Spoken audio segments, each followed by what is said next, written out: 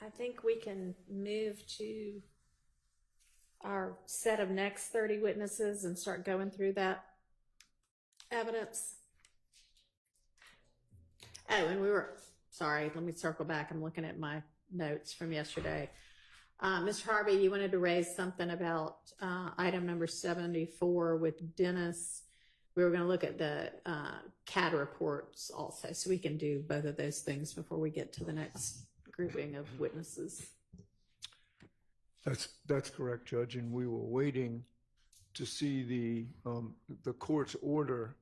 The court's order dealt with essentially the admission of lyrics. Our challenge to, it's number 26, Dennis, item number 74, right? Did the state find that order? We did. Okay.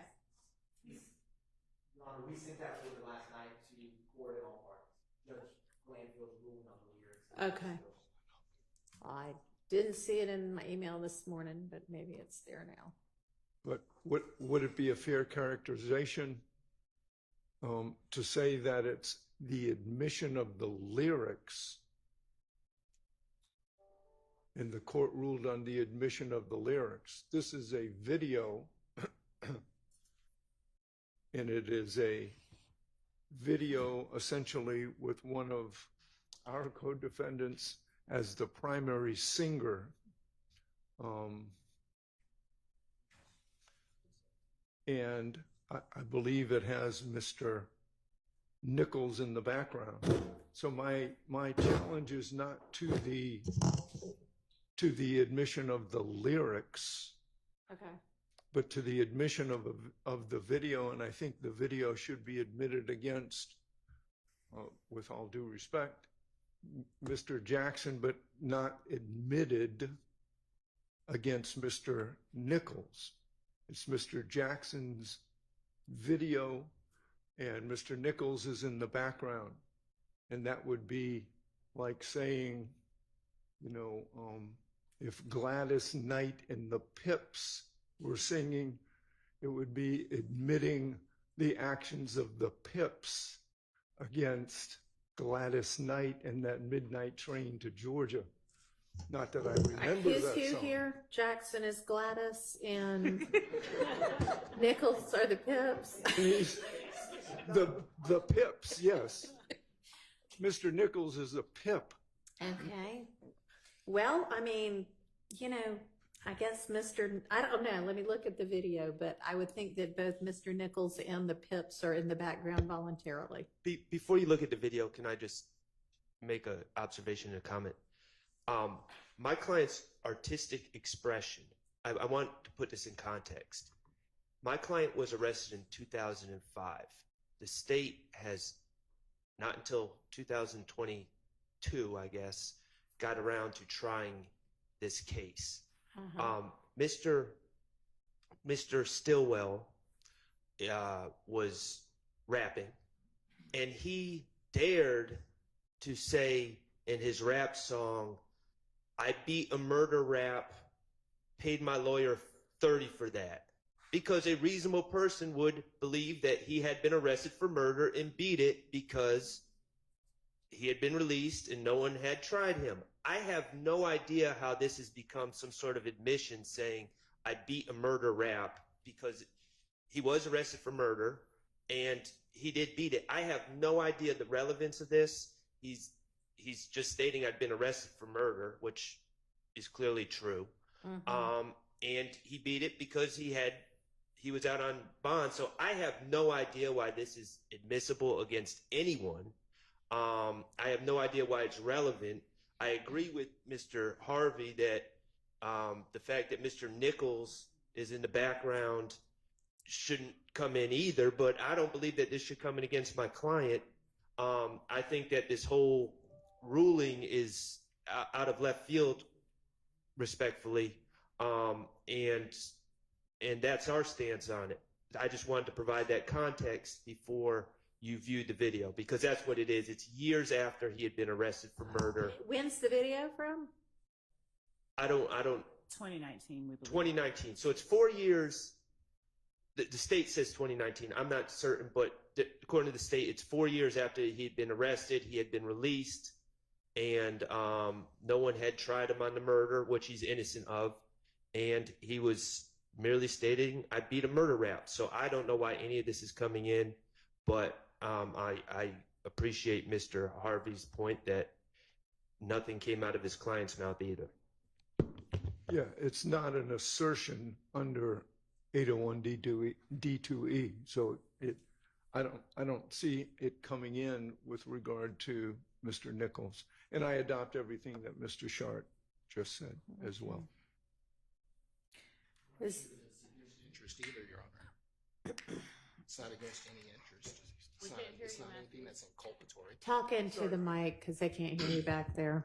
Good morning, Judge. Good morning. I'm not sure that it's against any interest. It's not anything that's inculpatory. I think that might just be a statement by a party opponent. All right, but my client made no assertion. No, I'm talking about as to Mr. Jackson himself. Your Honor, I would point the court's attention as well in response to Mr. Nichols' assertion to page 8 and 9 of the order. Okay, I still don't have the order in front of me, so Send it to Your Honor, I will resend it. It was sent at 4:47 okay. yesterday. I will resend it right now.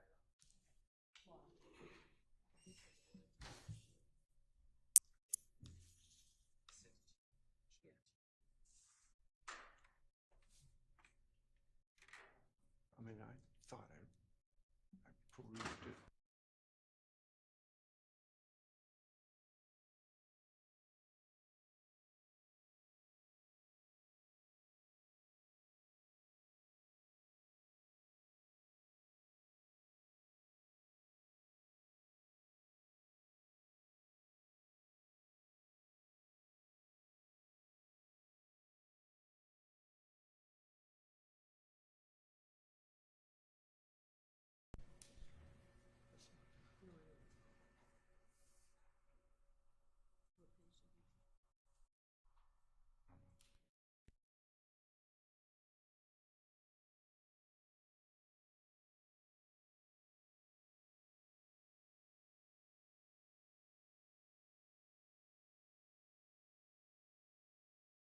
the court. Prefers still that we just send it to Ms. Percival. I've got it. Okay. She's sent it. Mr. Atkins, what page of the order are you referring the court to? No, it was Page this one. 8 and 9. All right, thank you. You're welcome.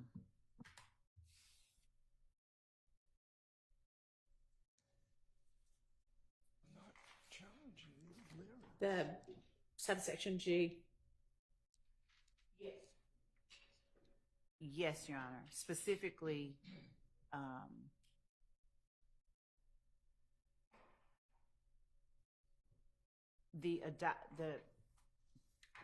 the court finds that contrary. Yeah. Oh, yes, I I'm can sorry. read it. Okay. That goes to the lyrics.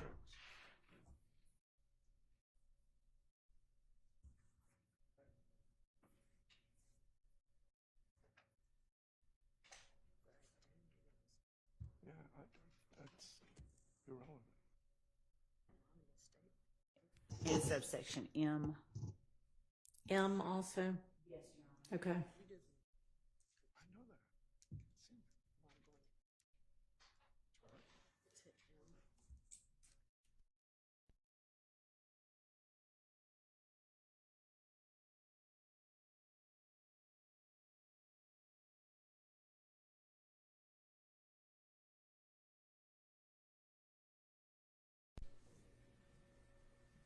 It starts on page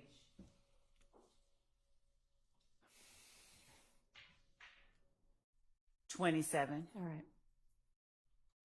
and then there's a section 9, Roman numeral 9.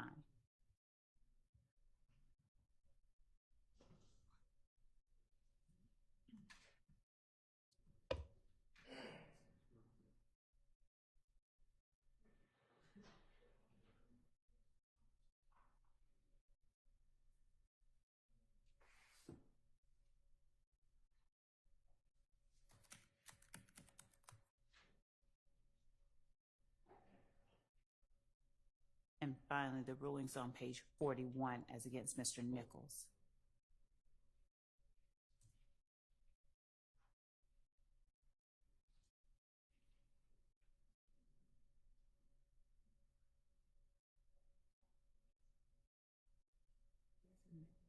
Right, the court rules, there's evidence referenced in 8.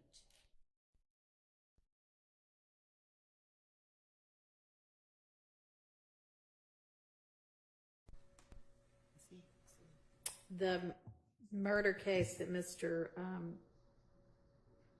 Stillwell Jackson was arrested on and then not tried on or whatever happened, is that asserted in this indictment as an overt act? It's count 2. And it's one of the overt acts. Oh, okay. So it's the Thomas murder. Yes. Okay.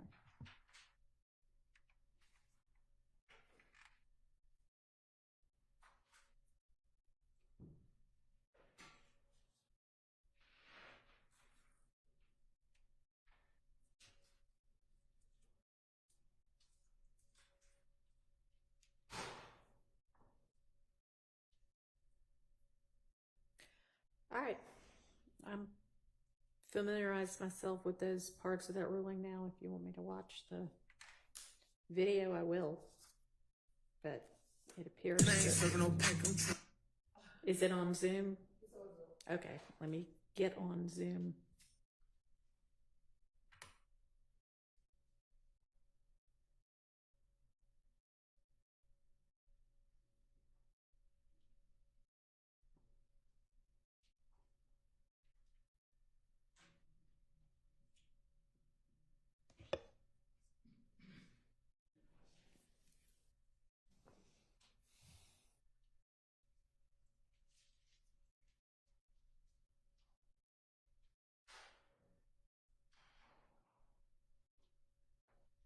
All right, go ahead. Trying to rob 'em for something, and I keep it strict. Ain't no avoiding no fuck. Drop top coupe, looking for who? Let it bang when you do it. That's safe for you. Get you flipped in the shit, I'm on rodeo. I'm that slime they always talk about. Hash they never touching now. I just beat a murderer. Pay my lawyer 30 for that. And my sounds a butter law. Ain't want no quitter. Slam me open the door for you. Y'all need to shake these bodies off. And I wipe your nose, sit in your family face and just smile it off.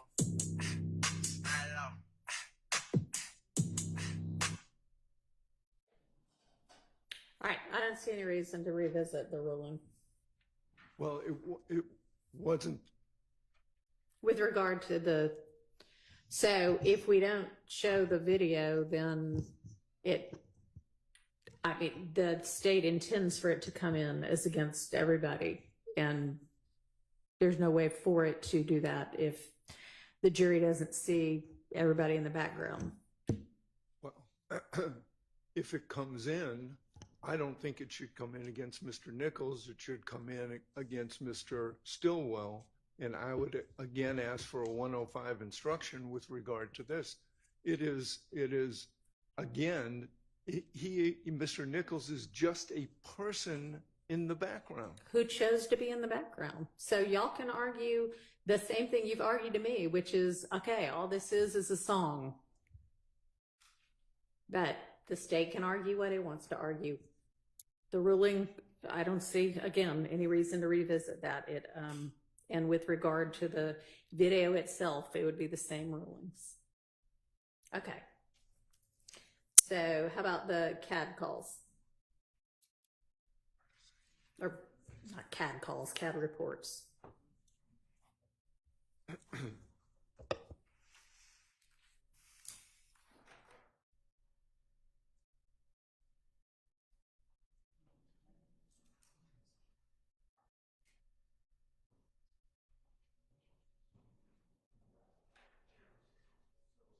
So I think we found these in,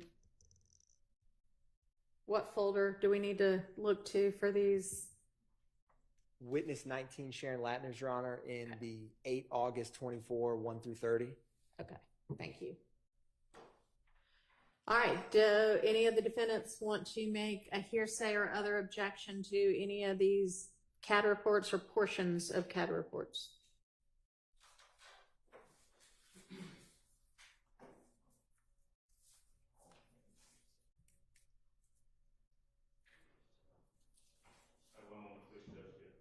Sure.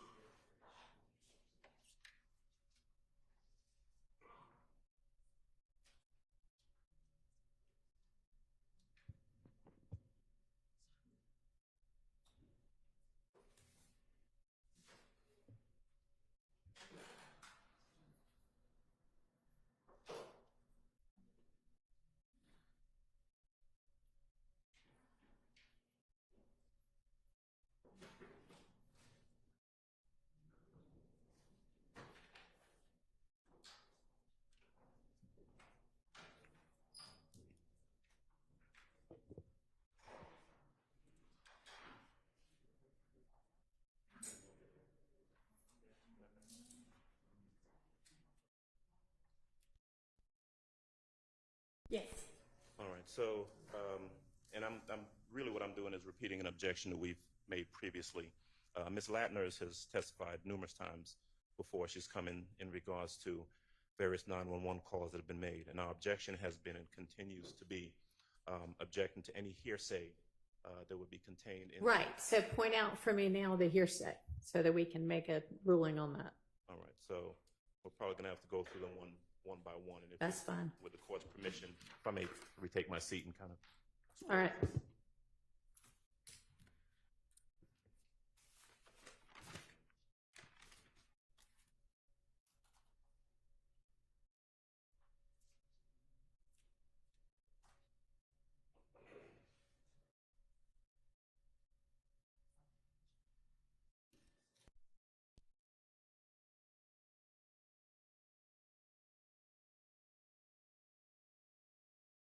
Under the Latner's file, the first CAD report, when you open it, it says page 4 of, 1JJ CAD report at the top.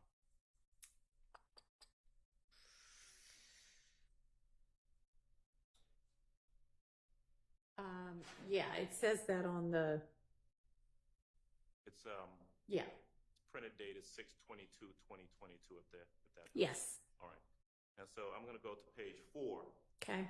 of that, page 4 of 4, where there's a statement under CAD narrative. Under remarks says number 78, shots on call, 6 to 7 vehicles shot up at location. My position is that that's going to be, I don't know who the. Talk into your mic a little bit better if you can. A little closer. Is that any better? Yeah. All right. So my position is going to be that that's going to be a hearsay statement. We don't know where that information comes from, the accuracy of that information, who it is that's speaking, and so we would object to that coming in and ask that be taken out from that particular CAD report. So, Your Honor, this is 1J is a self-initiated. It's an officer-initiated. There's not a 911 call for this specific 1JJ. There is for 1JJA. And so this is received at the top on page 1. It's received at 2:20:41, so 2:20 in the morning. Mm-hmm. And 2517 Donald Lee Hollowell is Club Crucial. And if you look at what Mr. Adams just annotated, that first, there's no 78, which means there's no suspect. Shots on call, 6 to 7 vehicles shot up. There was 6 or 7 vehicles parked in the parking lot of Club Crucial shot up. And that time hack is 2:20:41. So when the officer initiated this CAD, the state views this specific one as essentially a present sense impression of the officer who's trying to get help. He's literally there. This is all from radio traffic, and the computer aided dispatch CAD gets generated. So he is in real time stating there's 6 or 7 vehicles that are shot up and to get officers to come. So the state feels that that hearsay exception to this is appropriate. All right, I'm going to overrule the hearsay objection based on 803-1. What's next? Your Honor, the second one is 1JJA. All right. At the bottom in the narrative, at 2:21:28 a.m., says heard about 30 shots. I'm not sure who the declarant is. All right, state's response. I mean, I think everybody's probably going to concede all of this is hearsay. It's just a question of whether there is an applicable exception. Yes, Your Honor, and this comes from the 911 call that the state would also be playing. So this CAD report, unlike the one we just addressed, came from a citizen in a neighborhood like very close to Club Crucial, and she states on that 911 call that's pretty brief, just heard, she says, heard about, she's on Woods Drive, and she says, don't come to my address, but I just heard a lot of gunshots. I don't want to give my name. And so the state feels that, for one, her calling is an excited utterance from hearing gunshots in her neighborhood. And number two, this 911 call is very brief. She is not, there's not a confrontation clause with that statement because she's not making that call to prosecute someone. She doesn't even want to give her name nor know who did these gunshots in her neighborhood. So this CAD report is in conjunction with the 911 call that generated the CAD. All right. That would come under the 803-1 and 2 exceptions, so I'll overrule that objection. Judge, the next one we're going to skip because I believe the third one down is actually an actual 911 call. Okay. So if we look at the fourth one down, which is 1KK CAD report. Okay. When you open it, it's more than just a CAD report. It's a police report. But is the state's intending to put the police report in? Your Honor, that was a typographical error, and I can actually publish, when I uploaded these documents to the Dropbox, I had a version where that was just the PDF, and I removed everything to just include the single CAD. So for purposes of this, I meant to it's embedded in the 28-page PDF, but... Okay, you're just going to be using the CAD report part. Correct, and specifically the CAD that ends in 455, but for time's sake, I don't want the court or defense to look through those 28 pages. I'm happy to publish. Okay. Go ahead.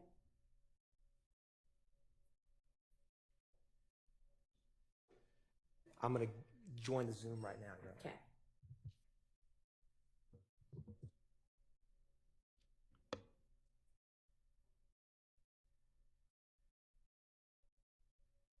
Mr. Atkins, is that the CAD report that, if I'm looking at 1KK, that starts at page 14 of 38? Is that right?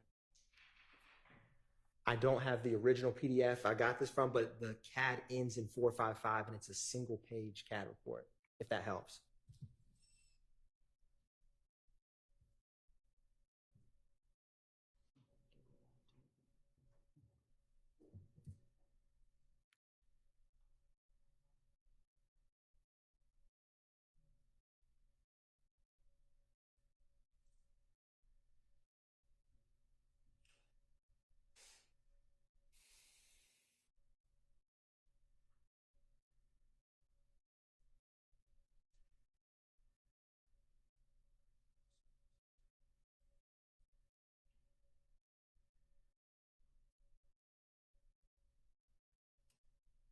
Okay, I see.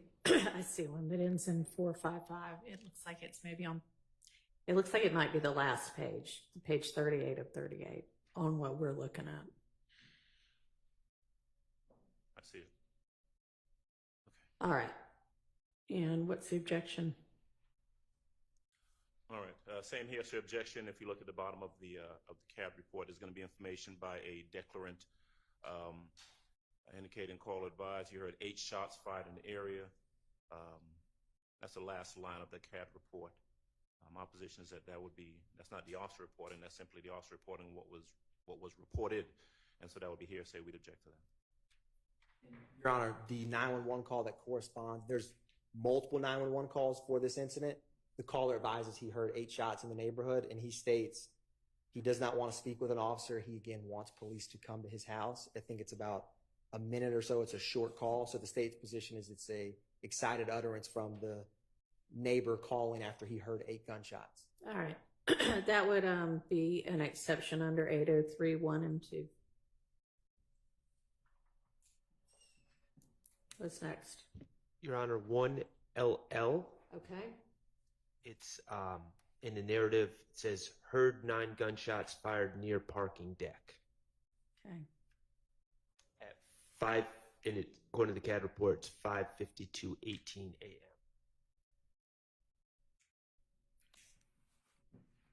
State's response.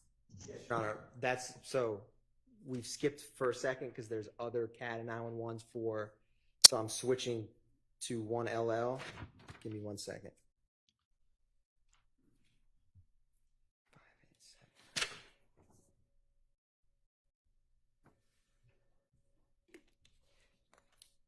Yeah, so this 911 call, the caller, so the incident happens at 1903 Drew Drive, and the 911 call that corresponds with 587, which is 1LL, she says, I just woke up and heard about 9 gunshots. It came from the parking deck. This is an apartment. She gives her phone number, the apartment, and the gate code so officers can get in. She does not see anyone. And then she says she does not have to speak with an officer, just heard a lot of gunshots. So the state's position, again, is excited utterance and not for the purposes of prosecution in terms of confrontation clause analysis, because that, my apologies, Madam Court Reporter, the heard 9 gunshots near parking deck is the CAD report automating what the 911 caller audio, which we have, states. All right. That would also fall under the 803(1) and 2 exceptions.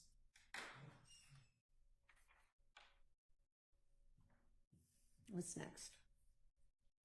I think we're going to have to jump down a bit to what looks to be 2LL CAD report. Okay. I believe that ends in incident number 588. Yeah. It's a 3-page CAD report. On page 2 of 3, there is at 4/28/2015, 5:52, there's an annotation that caller advised she heard banging on her window.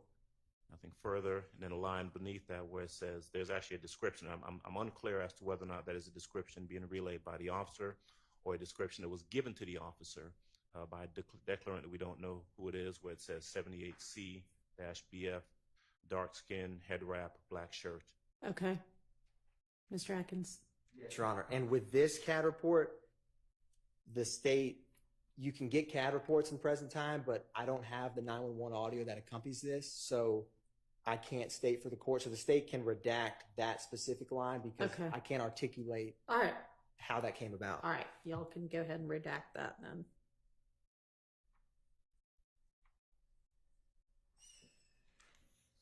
What's next? 3KK, 4/28/2015 at 4:05 a.m. There's a note: do not see CLR. I believe that might be caller. Yeah. Caller heard multiple gunshots in the area.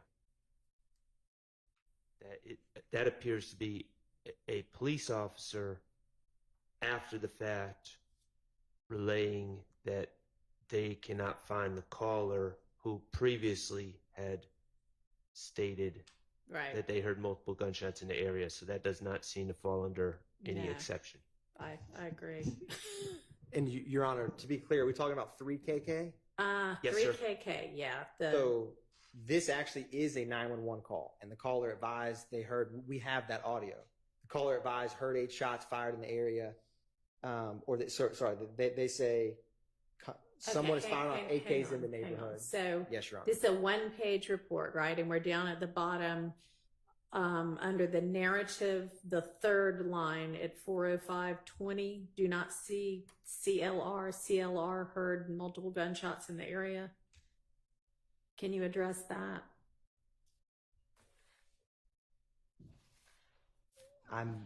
Give me 1 second, Your Honor. Sure. I may have misnumbered my 3, maybe. Let me see. Okay, my apologies. My numbers were 1 off. It's okay.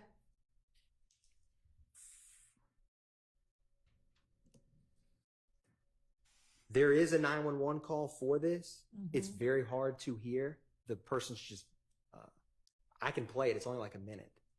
But essentially, that 911 call that accompanies this, and it says source E911 call. He's saying that he hears shots. It's hard to make out the totality of what he states because he's just not speaking into the cell phone very clearly. But my understanding is that comes from his call. All right, why don't we just listen to Okay. it? Yes, Your Honor.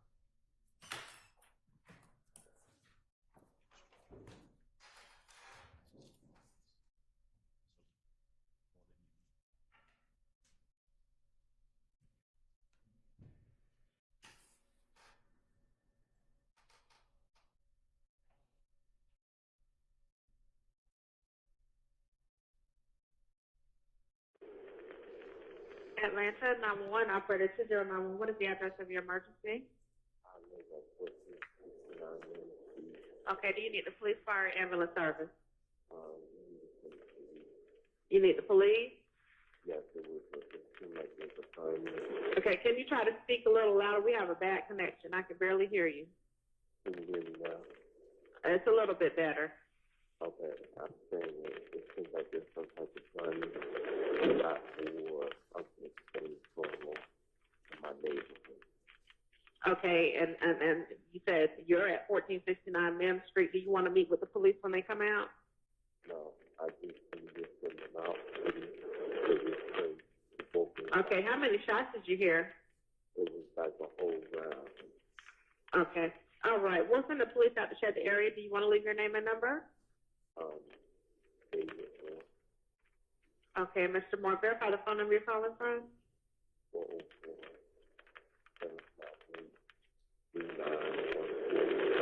404-758-3914. All right, we'll send the police out to check, okay? Thank you.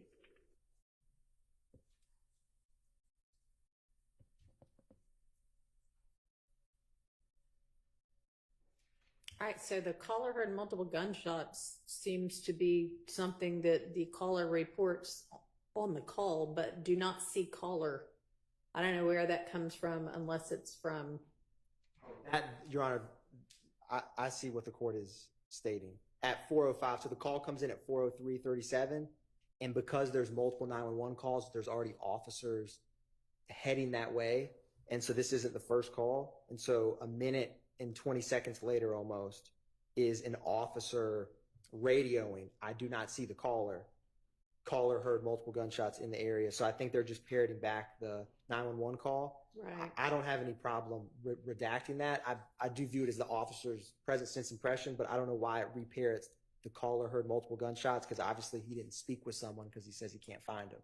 And that caller didn't want to come outside and speak. So I don't have any problem redacting that third line, Your Honor. Okay. Thank you. Yes, Your Honor. What's next? Yeah. All right. Your Honor, the next one is 4KK CAD report. It's second to the last entry. It is a two-page CAD report. On page 2 of the CAD report, towards the bottom under a CAD narrative, there is at 4/28/2015, 4:06:28 a.m. female shot. I concede I don't know what KF08 means. Yeah. Night commander copies female grazed by bullet. Caller stated someone shot up house. Looks like it says Supervisor Arnold and Denson, and I don't know what the rest means, but that's obviously, and it notates that there's a female caller.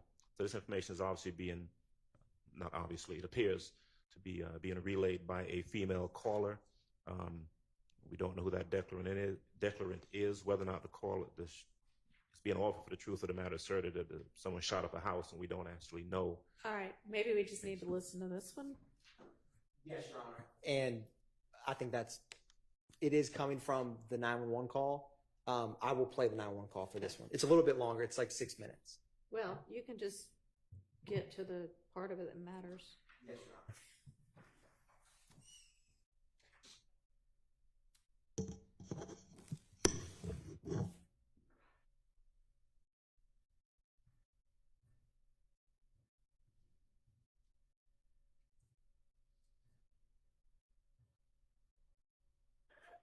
Put that weed out. I'm calling Atlanta 911, operator 6587. What is the address of your emergency?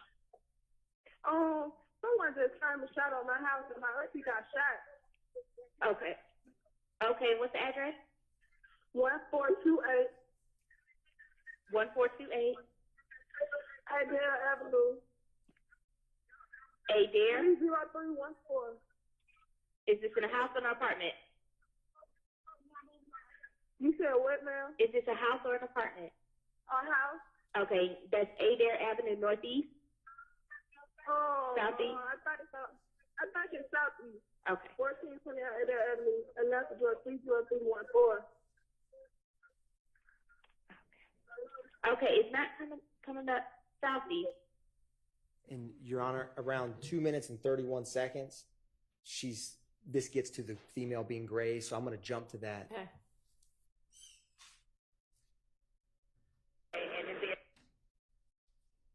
All right, and what's your name? Dominique. Okay, Dominique, tell me what happened. I was just, when I woke up to the gunshot, somebody just told me they were shooting up the house. Okay, was anyone shot? Yes, ma'am. Okay. Are you with the patient right now? She's laying in the bed. Okay. Are you with her right now? You said what, ma'am? Are you with her right now, Simon? Yes, ma'am. Okay, how old is she? She is. The bullet didn't go through. She got straight. But she is. And the reason I highlight that part, she says the bullet did not go straight, which is how the CAD report ends up reflecting female grazed by bullet because her aunt was shot. Okay. I mean, other than the night commander copies part of that, that's all the caller obviously relaying what just happened. So that would fall under the same exceptions as the others. Do you intend to, I mean, the night commander copies part, can you I can redact redact that, Your Honor. that out? Okay. Yes, Your Honor. All right, what's next? Is there anything else? I believe that's it. Okay. All right.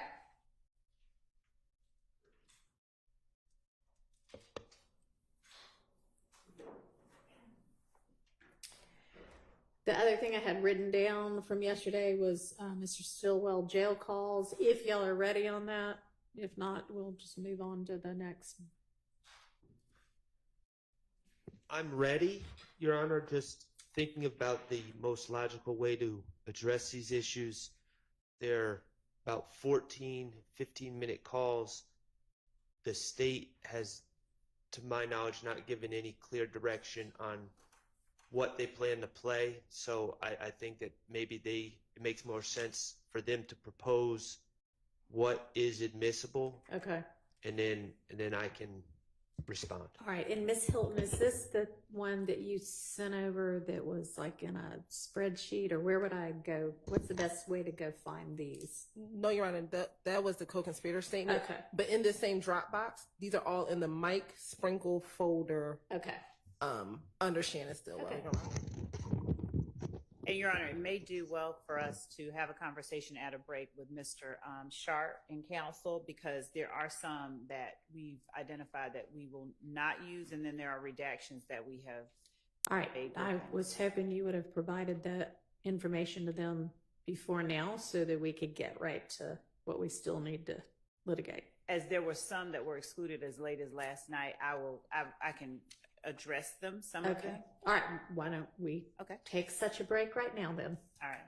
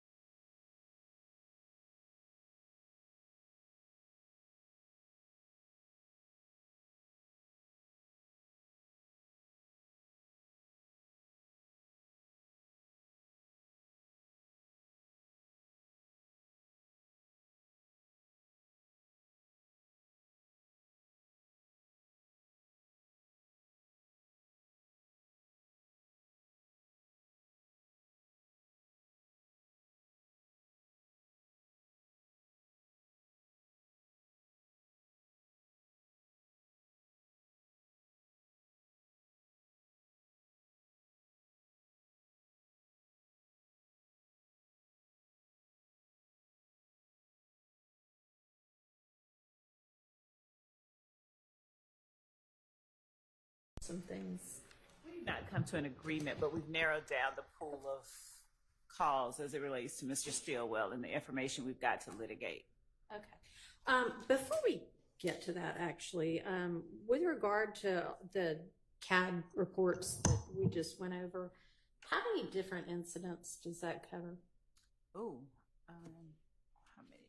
10?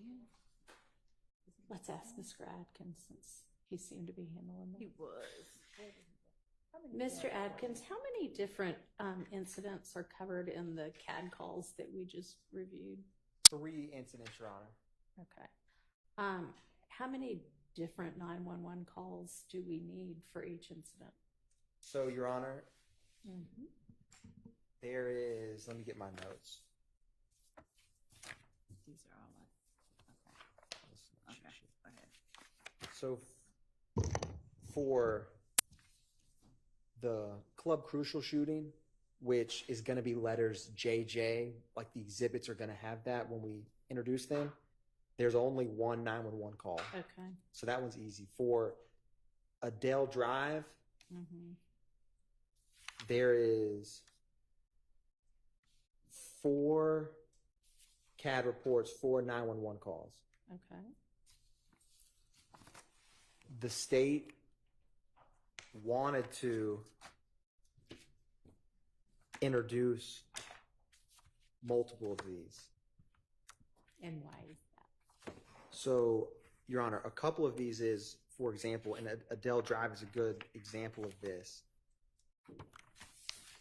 APD gets multiple calls from different neighbors. Right. And so, in the state's mind, there's some relevancy to kind of some initial chaos of when these, because some of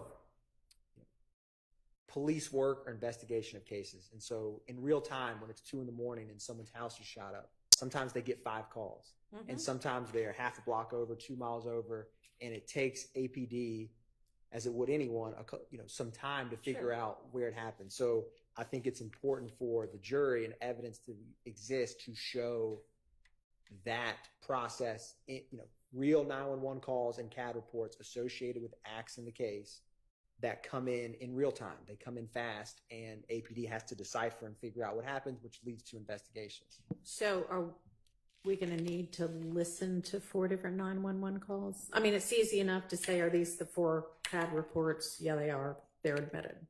Your Honor, specifically with the 911, we will not have to listen to 4 911 calls. Okay. And so there is specifically for at least Adele Avenue, the 462 911 audio, that is the, 1428 is the victim's address, and that's, Okay. that's the victim's, I believe, niece calling. All right. And so that a 911 call the state wants to play. Okay. And there was, of the 3 other calls, Mm-hmm.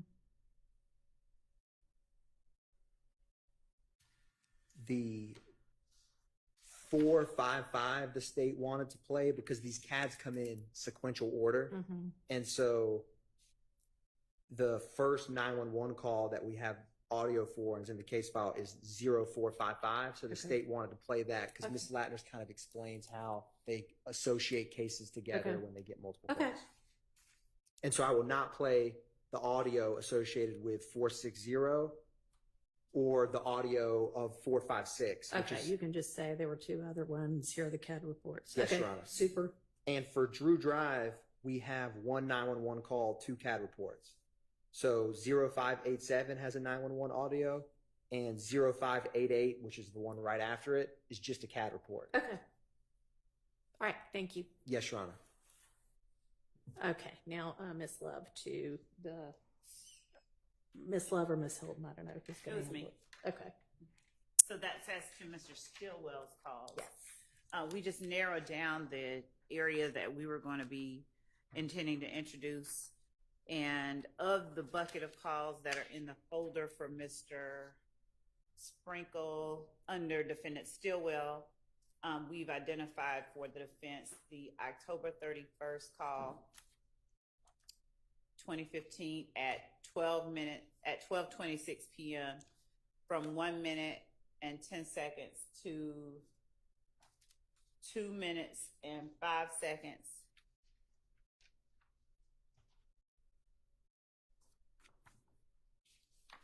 We have eliminated the November 9th, 2015 call at 12:04. We've discussed and do not agree on the November, well, we don't agree on any of them. Mr. Sharp wanted me to make sure that I was clear. We don't agree on, they don't concede any of these, but November 9th, 2015, 1627 and 1645, those are two different calls. We are keeping those. Mm-hmm. We have eliminated the November 9th, 2015 call at 10:57 p.m.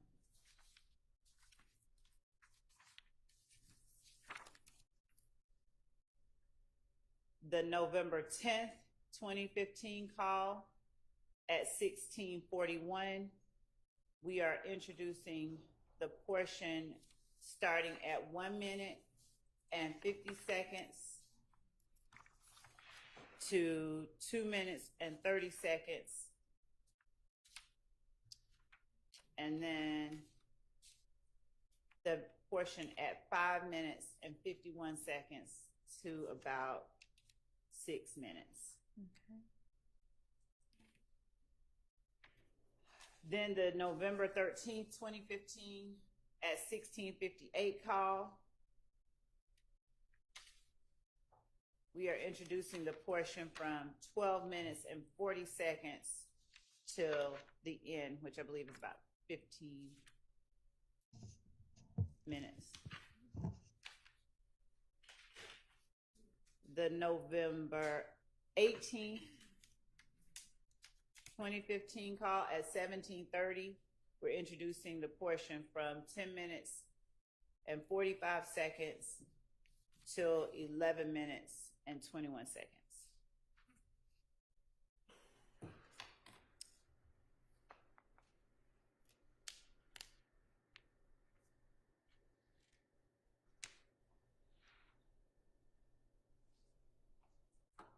See? You want me to continue? Yeah. The November 18th, 2015 call at 18:43. We are introducing 1 minute and 52 seconds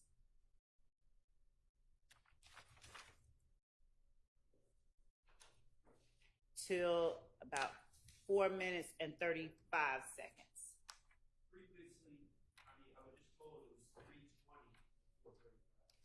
So 1:52, the call starts, and then 3:20 to 4:35 is a specific portion that we have identified to Mr. Sharp, but we may have to back it up a little from 3:20 just for context. But 3:20 to 4:35 is the portion that we identified. Is that all of them? No, there's a couple more. Okay, go ahead. So November 19th at 17:26 from 2 minutes and 15 seconds to 3 minutes and 50 seconds.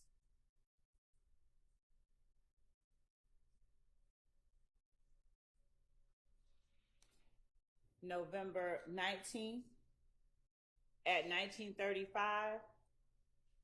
This is 1 minute and 27 seconds to 9 minutes and 20 seconds. November 19th, 2015 at 19:35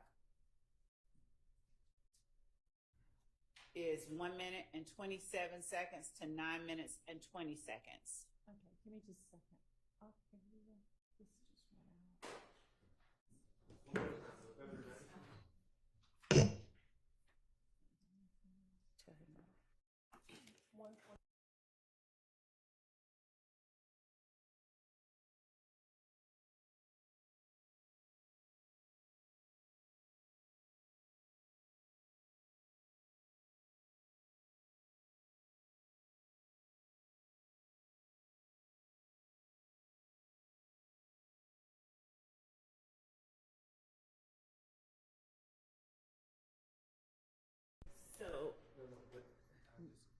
Okay, I'm going to repeat for Mr. Sharp. November 19th, 2015 at 19:35. We will play from 1 minute and 27 seconds to 9 minutes and 20 seconds.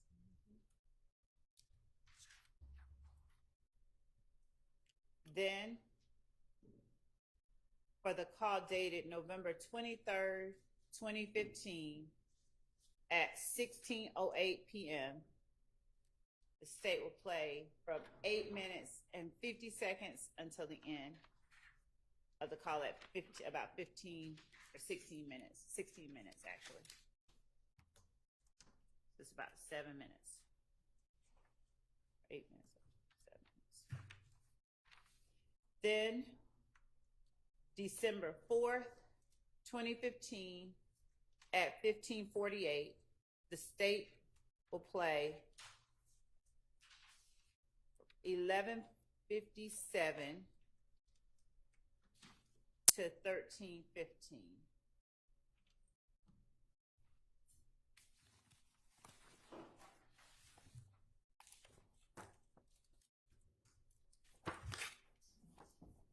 Then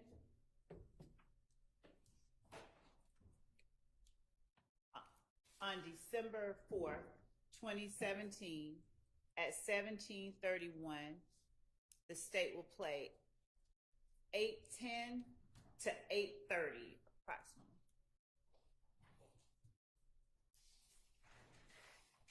And finally, on December 7th, 2015 at 16:55, the state will play from 13:50 to 1600.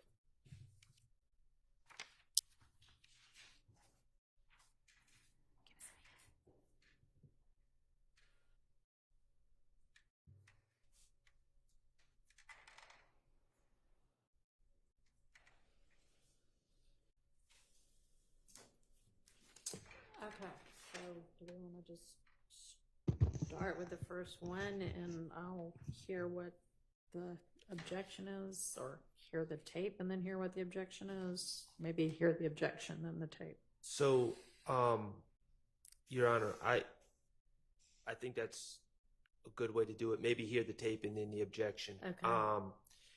The reality is, I've listened to all these calls, but I'm not going to be in an agreement with the state, so we're going to have to litigate it. So there's not really any sense in further negotiations, Sure. respectfully. I mean, we at least have the portion that they intend to play now. Yes. Okay.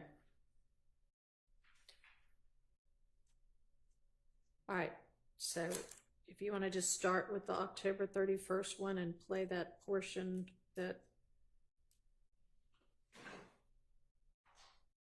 you intend to play, and if I need to hear, well, I assume if you intend to play it, it'll give the jury enough context also.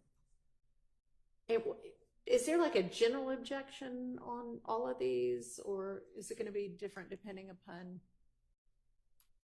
Well, I will note that several of these calls involve people threatening Mr. Stillwell and him reaching out for help to stay alive because the system has placed him in a cage with people who are potentially trying to kill him. I find something rather perverse about the system putting him in a cage in a situation where he needs to reach out to help to survive and avoid having a shank plunged into him, and then us using that against him. So that is my general objection to some of these quote-unquote gang-related statements. I think we all know about the danger risks and the deaths and stabbings that have occurred at 901 Rice Street. So he's really in a no-win situation there. And I don't know, that just does not, on policy grounds, that doesn't seem like something that should be held against him. He didn't ask to be put in that situation. But other than that, Your Honor, there's different topics, there's different objections. Okay.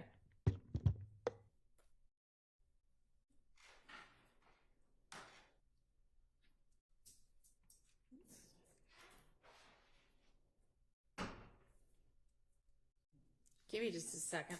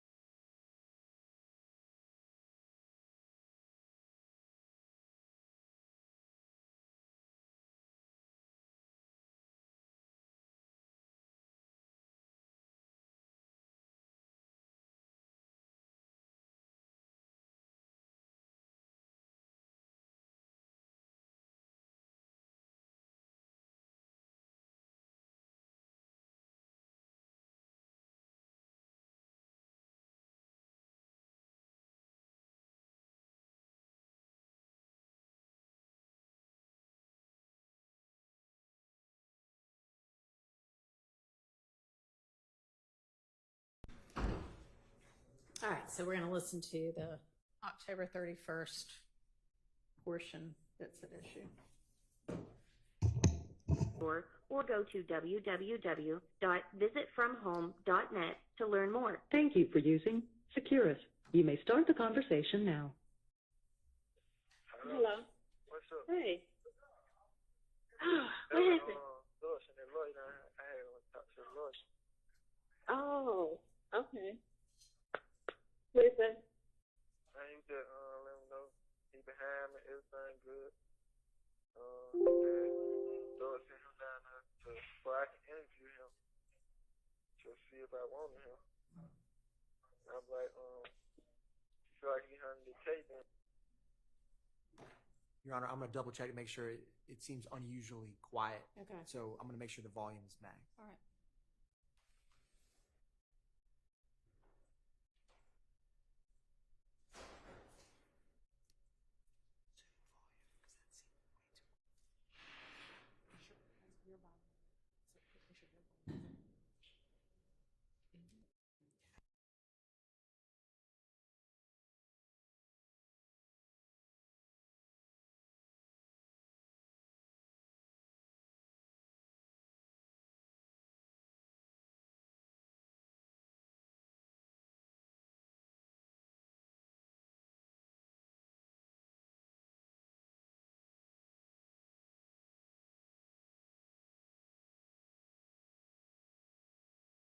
While we have a minute of downtime, I'm getting dispatches from colleagues that are not here. Okay. We wanted to make sure that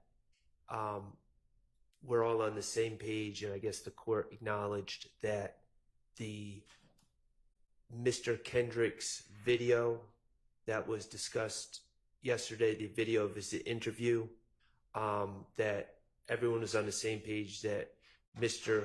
Kokomo and Mr. Steele were going to provide a copy of that video because it was not introduced at the time we were discussing it yesterday. Okay. And I think that everyone wants to make sure that you are on the same page that we will be supplementing the record with a copy of that video. Right. And I think didn't we talk about that yesterday, that would be Defense Exhibit 1 to that motion? Yeah. Yes, I thought we did, but yeah, we did. Okay. So it's admitted, and the court reporter will await receipt of it. yes, All thank right. you. Thank you.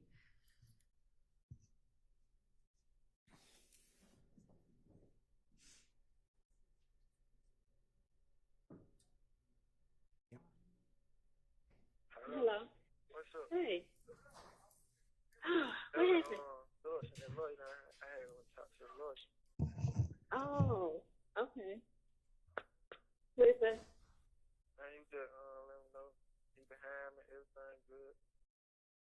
He said Lord sent him down there so I can interview him to see if I wanted him. And I'm like, feel like he hunting the cake, then I want him. If you feel like you can't, then don't waste my time. Oh, okay. You want him? But he talking like he can handle it, like everything. He can handle everything. He say he been working with all type of stars on all type of murder cases and all type of cases. I'm sorry. Okay. Can't hear that at all. Your Honor, we're bringing over a Bluetooth speaker. I'll give the court what is being said so that at least we can discuss it. Mr. Stillwell says, when asked how he's doing, that Thug sent the lawyer down for me. I went and talked to him. He let me know he's behind me. Everything's good. Thug sent him down there so I can interview him to see if I want him. I feel like he can handle the case.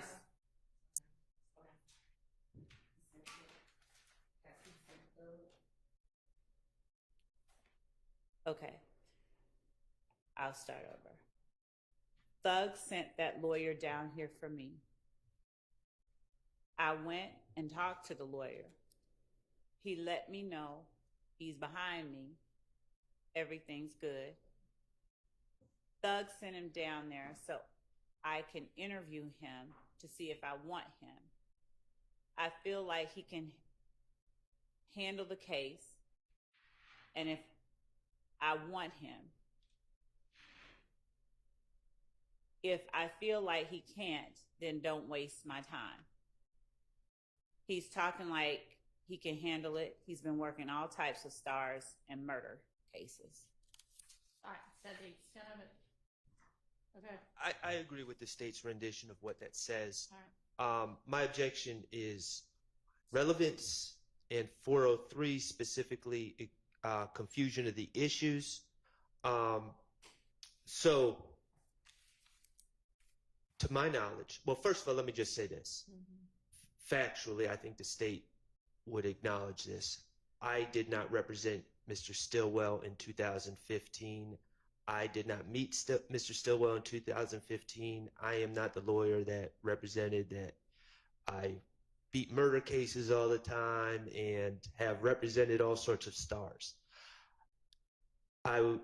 So, factually, this creates an impression to a jury that, and I know I'm not a party to this case, but I am linked inextricably with my client. This creates an impression to the jury. A reasonable deduction of the jury would be that he is talking about me, that Jeffrey Williams sent me, and let me just be clear, I have no information that Jeffrey Williams sent anyone, but Jeffrey Williams sent me to talk to Mr. Stillwell, and that this is just a continuation of Mr. Williams sent a lawyer. I'm here representing Shannon Stillwell in 2024, and all that is completely false. I know who represented Mr. Stillwell in 2015. I don't know if that's the individual that's being discussed, but it wasn't me. Furthermore, I don't know of any information or any evidence that Mr. Williams ever hired a lawyer on behalf of Mr. Stillwell or had any role in that. I don't believe that to be true, but the state has not provided any information. So this is misleading. It's confusing the issue. It creates the impression that Jeffrey Williams sent me, current counsel, and I'm continuing to work on behalf of Mr. Williams representing Mr. Stillwell. All that is false, and the state, I would hope, would agree that that any impression that it was me would be misleading to the jury. So I'm not sure what the relevance is, but certainly there's 403 issues that outweigh any probative value in this piece of information. And Your Honor, just to add a bit more context to that, certainly we agree with everything that Mr. Short has said. We're going to have an objection as well, of course. We don't believe that that conversation that you're about to hear is, number one, irrelevant, that it advances any issue specific in this case, but more importantly, and the state knows this, I'm sure they do, there is no indication, and there, in fact, was not any attorney hired by Mr. Williams for Mr. Stillwell, Mr. Jackson, and so any discussion that the court would hear, that the state would intend to introduce about Mr. Stillwell talking to someone else about Mr. Williams sending an attorney down, or whether he's going to hire an attorney, or the fact that he did not hire an attorney for him, I don't see the relevance. And so that's just adding a little bit more context for the court. All right, thank you. I'll hear from the state. Yes, Your Honor. As far as the relevance goes, the fact that the alleged leader of the gang that Mr. Stillwell is a member of is securing for him representation for a murder that is alleged on this indictment, that we allege that other members of this gang committed, and the fact that we allege that in part one of the ways that the gang protects its members is to pay bail for arrested gang members and enterprise members and to obtain and procure representation for them. The fact that Mr. Stillwell is relaying out of his own mouth that the alleged leader of YSL has sent someone down there, and the fact that this person has been, according to Mr. Stillwell, working with all types of stars and murder cases, and he is saying in one of his songs that he's talking about paying a lawyer, having beat a murder rap. I don't think anyone is going to get the impression that Mr. Shart is the person who represented him. And even if they did, it doesn't in any way impact the 403 analysis, which would Mr. Shart bears the burden of showing that this information somehow or another is so substantially more prejudicial than probative as to permit its exclusion on 403 grounds. And he hasn't done that except to say that they might think that I'm the one, but Mr. Shart's not the person or the proper inquiry around which to make that analysis. All right. I mean, it doesn't actually say anything bad about any lawyers.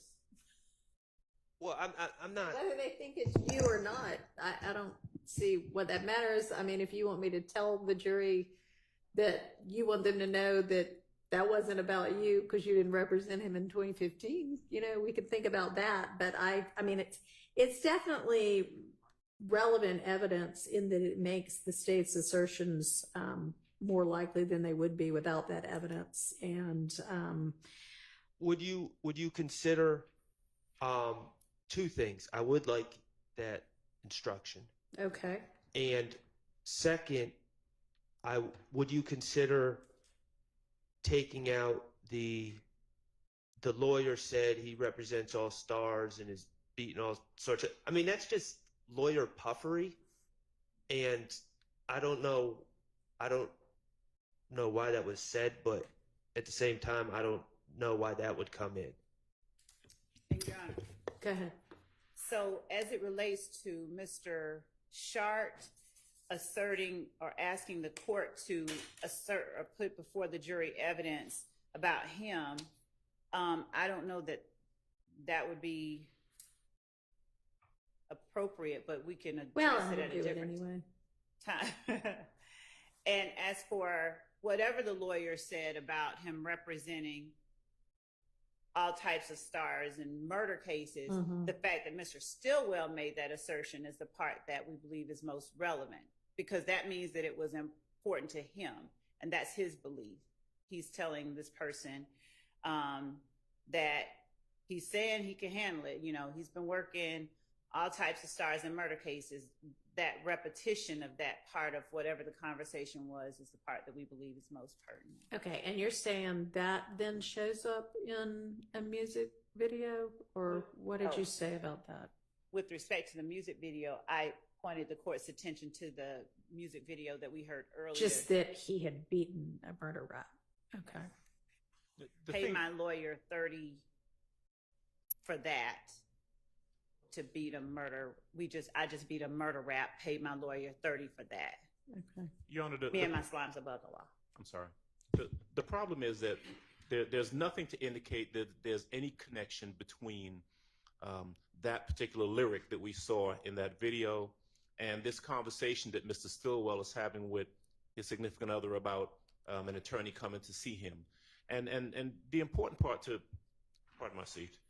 The important part, I think, to add into the analysis is that, Mr. Williams does not hire an attorney for Mr. Stillwell. And so there's been an association that's been shown already between Mr. Stillwell and Mr. Williams. And the fact of Mr. Stillwell having a conversation with his significant other, his girlfriend, about whether or not a friend of his or an associate of his is going to assist him in getting an attorney doesn't prove anything. I know they can argue whatever they want to argue, but there's got to be something to indicate that that's a reasonable argument that they're discussing this, or Mr. Stillwell is having this discussion in the context of the quote-unquote gang leader getting him an attorney as part of this overarching and ongoing conspiracy, and there's no evidence to indicate that. And then so for that reason, I would say that, again, I don't believe it's relevant at all. I think it does confuse the issue. Okay. I'd ask that you've got to hear it. I understand the objection. It is admitted. I will give the instruction that it wasn't Mr. Shard if you want to come up with something like that. And otherwise it comes in. What's the next one? To address my concerns about the idea that the jury would think that the lawyer in question is representing Mr. Stillwell currently, I'm probably going to include Mr. Botts in that too. It was neither Mr. Shard or Mr. Botts. Okay. I would also ask that in that instruction that it be added that it was not Mr. Steele who represented or who came down, quote unquote, to talk to Mr. How Stillwell. about it wasn't any of the, was it? I don't know who it was. Judge, I would. Mr. Steele. No. Or myself.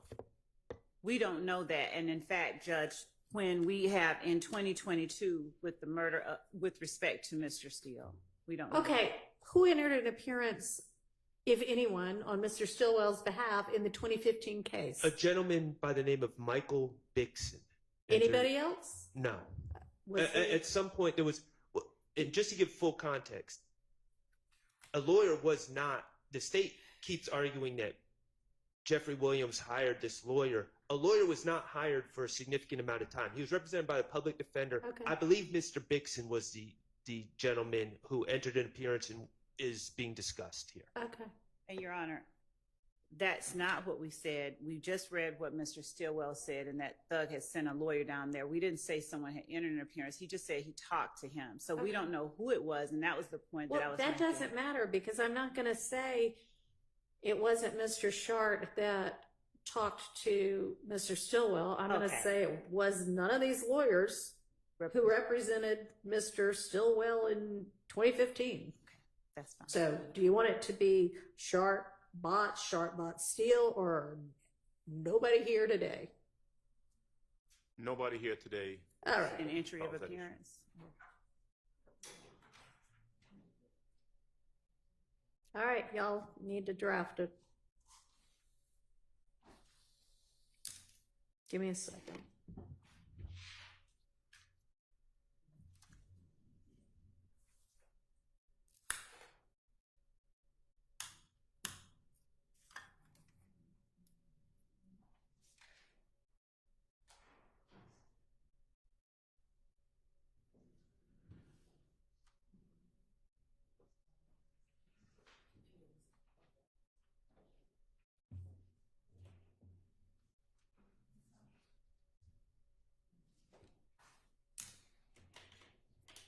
All right.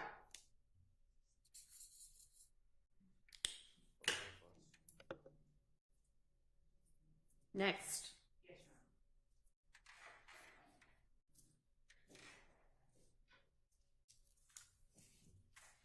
Judge, I'm going to try and play it through a Bluetooth speaker rather than play Okay. it through the.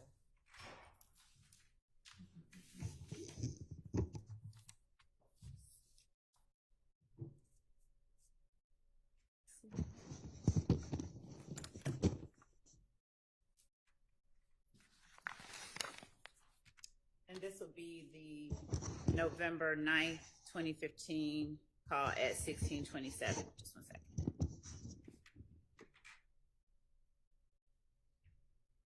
What time are we playing? I didn't give it's the call, the whole call. Whole thing.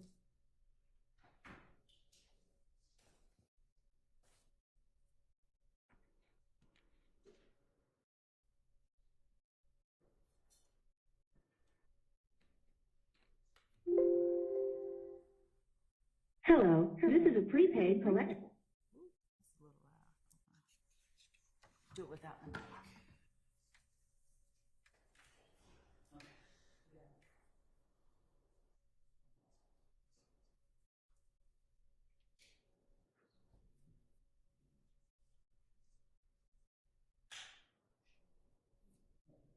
I'm going to start where the call.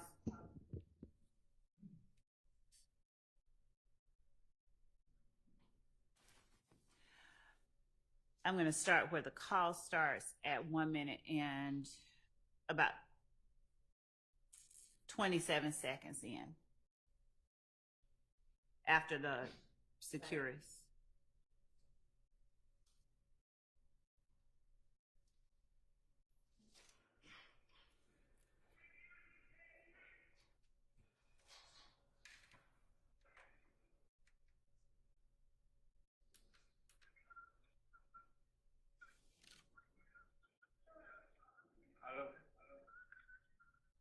What's up, bro? Hey, man, what's going on, man? It's fine. Someone with something like that. It is. Maybe it is better going through the microphone. I'm going to try one more time because we had a microphone on. If it does do that, I will play it. Okay.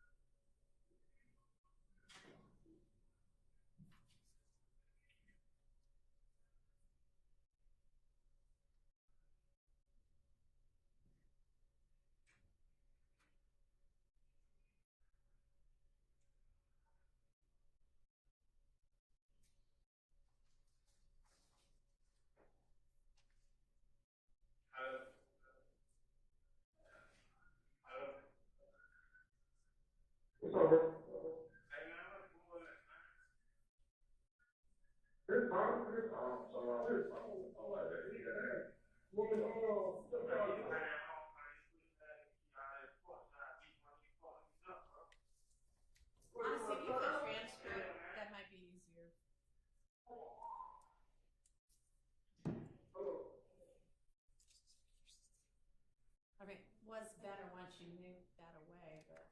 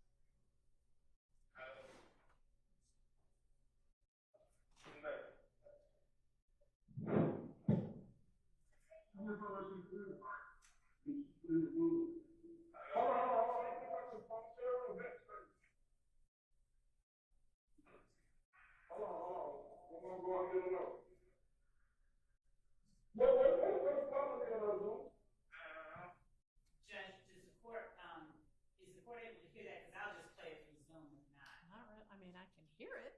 Can I discern what they're saying? No. I mean, some of it, but.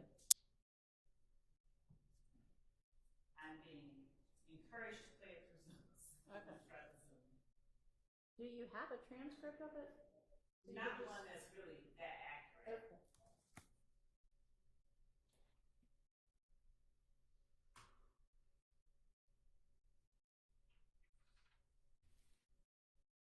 I don't know what paperwork got going on. These niggas tonight, you gonna hold and all that. Man, y'all just stop playing with me, bro. Cause I know how to fight, bro. Y'all fuck at me, y'all cap ass shit, bro. I ain't with all this suck shit, bro. All this fake ass gangsta shit. And I was just on the street, y'all niggas just talking about, bro, everything good, man. Come on, man. You need some hoes. Hello. And Judge, I'll point to the right of the screen where the court sees the lines indicating talk. That's the transcript that's coming up. It's sort of closed captioning. It's not the best, but that's what I was talking about. Hello. Boo. Junior, he on the phone, Junior. Hey, boo. What's up, little man? What up? Man, what's up, man? You fuck ass nigga telling all this suck ass shit, bro. You shine, nigga, bro. For real, huh? I don't know what paperboy had going on out there like he kicking like he's there with a lower or the fifth or whatever he's doing. Man, Who said that? Paperboy, these niggas they don't know nothing about paperboy, man. Who are they? They trying they shine. What's their name? Who they big bro? He's my hit big bro, Montana. Bro, Montana ain't got no wisdom. Hey, bro. Come here. My bro said Montana ain't got no rim. Montana your big bro. Hello? Let me holler at him. Hold on. Stay pause just a moment.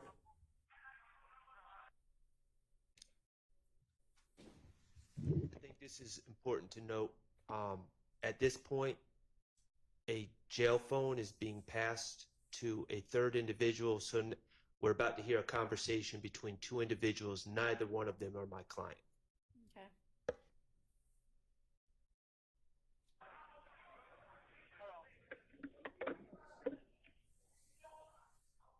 Hold on, boy. He trying to have that something near the door. Hold on.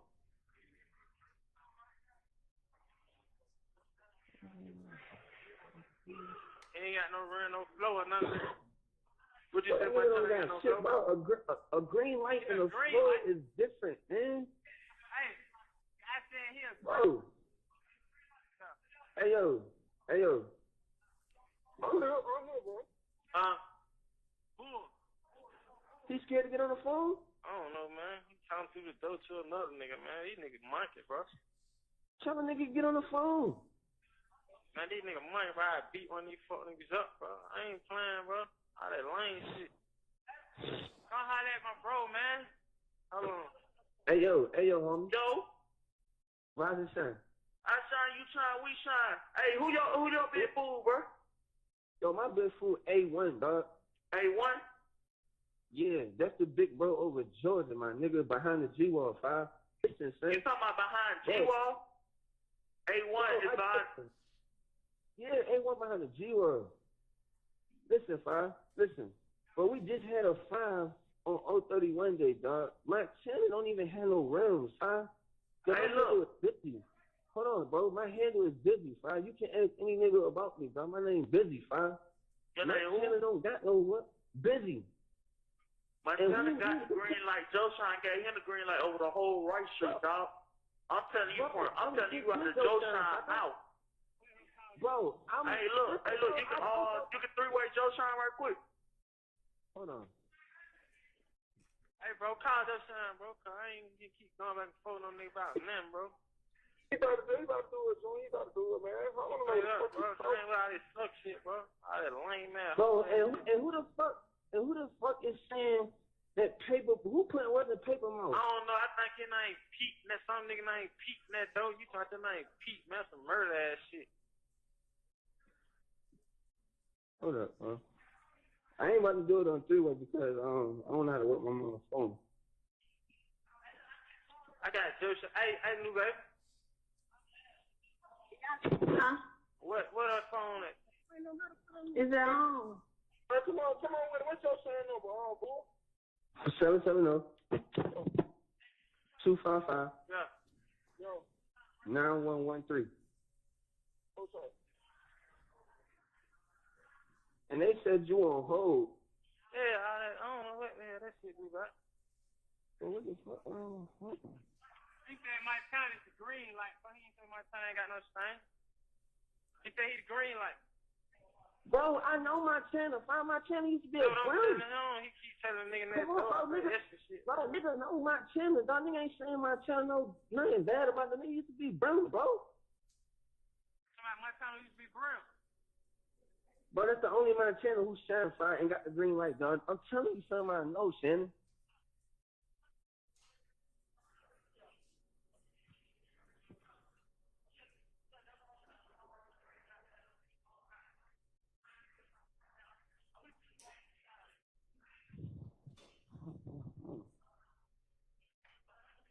Hey, boy, he ain't picking up. Where the other man? Where the straight now? hold on.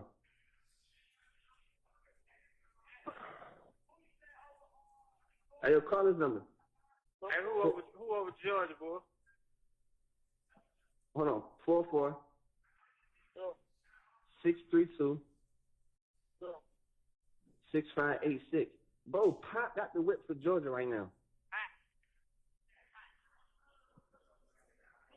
Bro, these niggas asking questions and they don't even fucking know who the fuck is these niggas that say niggas on hold and they don't even know shit. Don't know what's going on, man. You be fine. Hell nah, man. Fuck these niggas, bro. I don't know nothing. Who they saying got it? Joe Shine? Who got Georgia? Who y'all saying got Georgia? Who he saying got Hello? Georgia? Hold on. Hey, Paul. Hey, yo, Robin Shine, fine. I saw what's up. Bro, listen, you know Shannon and Rice Street, he just went upstairs, right? You know what? Listen, bro, these niggas talking about 5 is on hold and all that kind of shit. Who this is right here, boy? This buckshot. This buckshot. Hold on. Hey, yo. They talking about what? They saying that there's 5 is on hold and all this my channel shit. Bro, tell these niggas my channel don't even got no fucking room. My channel don't got no fucking rims, nigga. That nigga's a slap, nigga. That's what the fuck I just told these little niggas. These little niggas don't even know shit. What the fuck? What he saying? He got the same. Hey, he said his Bro. name. He said his name Finesse and another bro named Pete. Bro, and then on top of that, these niggas want to tell me that Pop not running the whip. Pop pushing the whip, nigga. That's what I'm telling them. He said Pop got Pop. the whip. Georgia. Pop, man. Pop. Yeah, he know Pop pushing. Bro, Bro, Pop That's what got the rims right now, G. This shit goes on. Hold on, like that, bro. Yo. Hey, yo, Yo. Hey, yo. Yo. Who is saying that Shannon is on hold? Huh? Who's saying Shannon on hold? My the green light over here, Lil Pete. Look, Cause look, let me tell you what the situation going on right now. Joe Shine gave him the green light over on 6th floor. Goddamn, Montana got the green light over the whole right street, right? Goddamn, the hood we pushing is living proof or no proof, right? Y'all say the high is hot. No, pop. The high is not pop, bro. The high is Doug, bro. Doug Ski, bro. Bro, Doug is he's inactive right now, five. It's a bunch of policies going on with Doug right now, G. But them niggas Hold on. See, look, we've been in Right Street for a good minute. See, we ain't been pulling up at no jewelry shop, you feel me? Wow. Yeah. But fine, look, yo, you right on paper. Dub is the high, but bro, this nigga is inactive right now, fine. You got a three-way with Joe Shine? Bro, call this nigga Joe, fine. So they just so fixed on this nigga Joe. I'm bar Joe right now. Tell Lil Pete they following Joe right now. Tell Lil Pete they following Joe right now.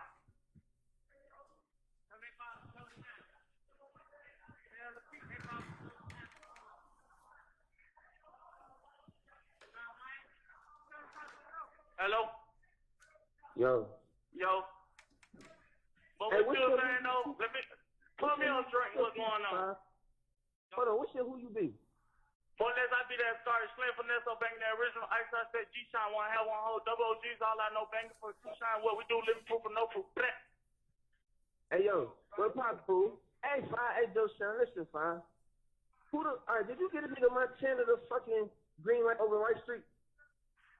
Montana, yeah. Alright. Okay, who the fuck is Pete? Pete? Yeah. Petey?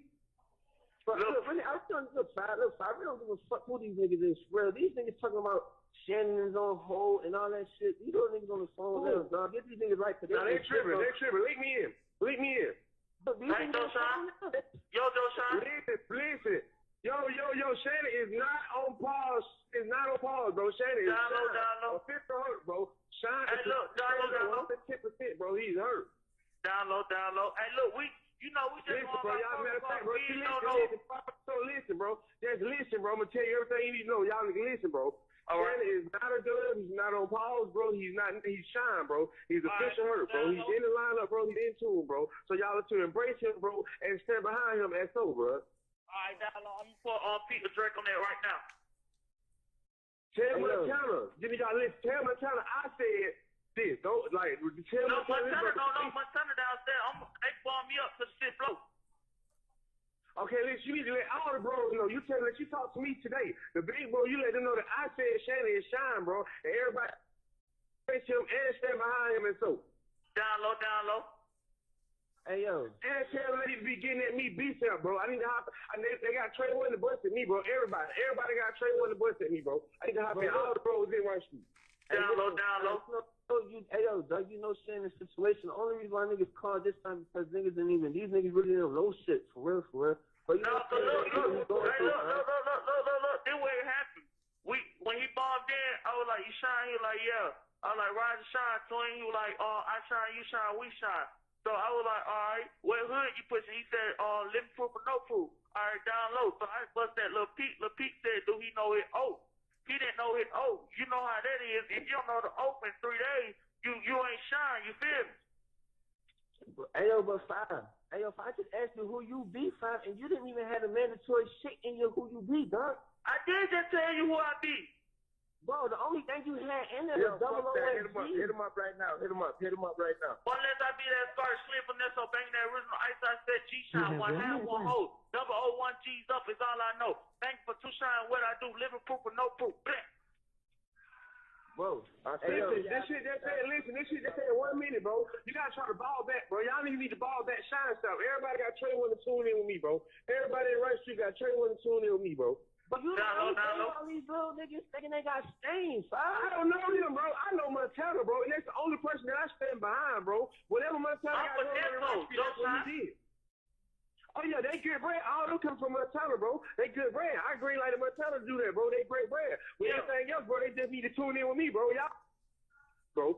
Everybody in Rice Street got to train to tune in with me. Hey, yo, part of my soul, who the Hearsay is that's on the line that's in Rice Street right now?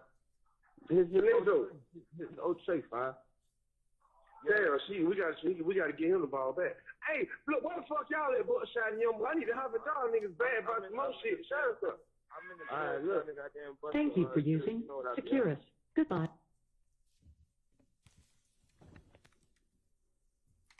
Okay. So, just before I get started with the facts, I do not accept Ms. Love's assertion that I bear the burden of proving that prejudice substantially outweighs probative value. I believe that they bear the burden that it doesn't. They're the proponent of the evidence. That being said, what we have here, just in context, Your Honor, in November of 2015, Shannon was in a car on University Avenue. People shot into the car, tragically shot a young lady in the face, causing the car to crash and flip over several times. Shannon and the mother of his child were sent to the hospital. Shannon had a collapsed lung, several broken bones. While at the hospital, Detective Thorpe took out a warrant for Shannon for the murder of Donovan Thomas. Once Shannon was finally medically cleared, he was brought directly to Rice Street and dropped into this environment where he is wounded, hurt, and apparently, from the context of this phone call, individuals who seem to be associated with the Bloods started threatening him. I believe the context of this call suggests, if I'm being candid, it suggests that Mr. Stillwell calls an individual and asks him to tell the people that are in jail with him to get off his back and stop threatening him. It's clear from the context, and that's why I said what I said before we started with this, is the idea that Shannon has to do this to survive his stay in Rice Street, and now it's being used against him. I don't particularly care for. From the context of the call, it appears that Shannon is associated with G-Shine, which are Bloods. It appears that this individual he called for help communicating that he should not be attacked is associated as well. And then an individual by the name of Busy, who is locked up and apparently has been coming at Shannon, takes the phone and talks to the individual that Shannon called. They have an argument over blood politics. Shannon, there's no indication, has any part in that argument. I don't know where Shannon is at that time, but they have an argument over blood politics, over who runs this, who runs that. One individual thinks a gentleman by the name of Montana is calling the shots. The other individual is saying Montana doesn't have the authority to call the shots. But either way, the message is sent. Shannon is hurt. Shannon is injured. Don't mess with Shannon. If this were a case about the G-Shine Bloods, my argument would be more difficult to make. This is a case allegedly about YSL and the alleged gang, criminal street gang YSL. Now, the state believes that they have this unbeatable argument, which they've brought out dozens of times already, and I'm sure they will again. Well, this is a hybrid gang, so therefore everything's relevant. No, it needs to be specific. They're saying that YSL is an entity, is a criminal street gang, and they're moving together to for a common purpose. This has nothing to do with YSL. This is internal blood politics, internal G-Shine politics, and quite frankly, my client just trying to survive in 901 Rice Street. Additionally, Your Honor, there's another concern that I have, and I would assume Mr. Adams has too. There's an individual, they're talking about who runs things. There's, and one individual thinks Montana runs things. And then there's talk, again, when Mr. Stillwell is not on the phone at all, that a gentleman, and what I believe is said, is Dub. A jury hearing that could quite possibly misinterpret that as Thug. I was concerned, I heard that at first, but that is not the case. So that's another wrinkle into this, but I don't believe any of this is relevant. I believe it's highly prejudicial. It's not relevant to this case, I should say. It's highly prejudicial. It confuses the issues. And for a substantial amount of time, I did not note the starting time, but from a time till 8 minutes, Shannon is not even a party to the conversation. A certain time, I'll say around 6 minutes, but I didn't note the exact time, to 8 minutes, Shannon is not part of the conversation. And from 10 minutes and 40 seconds onwards, Shannon is not a party to the conversation.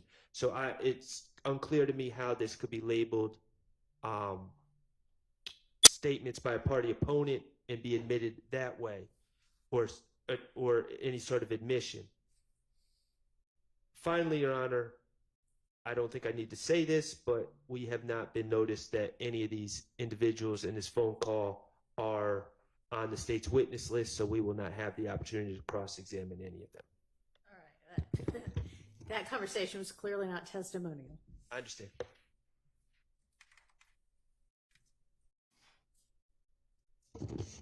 Your Honor, with the court's permission, I'll address the issue of burden in a moment, but I'd like to just start out by talking about the relevance. Mr. Shart's assertion regarding the fact that this case is against YSL is, and therefore any calls that defendant Stillwell makes to have someone verify his blood gang credentials are therefore not relevant, is belied by the part of the indictment wherein the state asserts YSL claims affiliation with the National Blood Gang, and that some associates also claim the blood subset gangs, Sex, Money, Murder, and 30 Deep. We also go on within the indictment to discuss that YSL, as Mr. Sharp correctly stated, is a hybrid gang, that they actually have members of both Bloods and Crips. But specifically, we also assert that YSL associates often use and write the word blacked, which some of our witnesses have come forth and said means other things than what our experts have said, which is blood love all the time. The court heard within the context of this call a reference to G-Shine and Shine. As Mr. Sharp correctly asserts, G-Shine is also a blood gang subset. And Mr. Stillwell did not call someone to have the authorities come and have these people get off his case. He called another blood gang member. He had one blood gang member get on the phone with another in order to verify and validate his credentials as a bona fide blood gang member. So we would argue that Mr. Stillwell's words are words of a party opponent, that the words of the person who spoke on his behalf when he gave him the phone is an adoptive admission. He's making these assertions on behalf of Mr. Stillwell. And regarding, so in terms of relevance, our argument is that it very easily passes the low hurdle of relevance. And under 402, it's therefore presumptively admissible. And under 403, Mr. Sharp has not made any showing that it is substantially more prejudicial to Mr. Stillwell, such that the evidence would create a risk that defendant Stillwell would be convicted on a ground different from proof specific to the offenses charged in the indictment. Regarding the objection burden, Your Honor, I'm citing a line from Carlson on Evidence 8th edition that, echoing federal authority, Georgia cases have placed the burden of demonstrating a violation of Rule 403 on the objecting party. But the case that I'll cite is State versus McPherson, 341 Georgia App, 871. And the pen site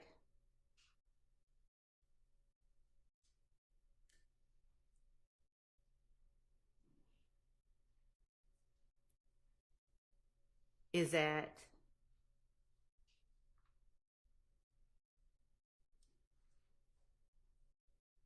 A74. Specifically, in discussing or analyzing whether or not there is a 403 reason to exclude the evidence, the court says that it finds no basis in the record to support the extraordinary remedy of excluding this evidence as unduly prejudicial, particularly given the strong statutory presumption of admissibility. There has been no showing that the evidence would confuse the issues, mislead the jury, waste time, or be cumulative of other evidence, or that the probative value of the evidence otherwise would be substantially outweighed by its prejudicial impact. And the fact that they're saying that there's been no showing. But it's that because at that point it's on appeal? When the court says... Are you talking about at the trial court level somebody didn't show, or here on appeal? Because that's different. I see what the court said. Okay. Yeah. I think it's... If the court would give me a moment to analyze that aspect of that case.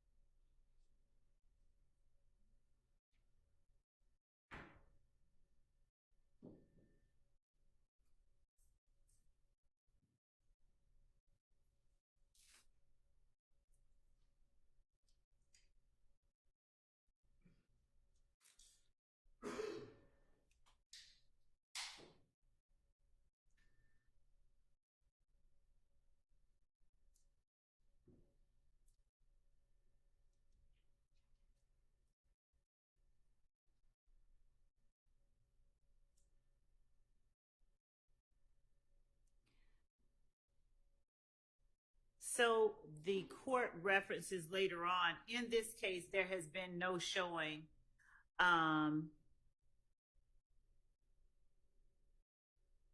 that the potential witness's memory about the alleged incidents is either impaired or patently unreliable.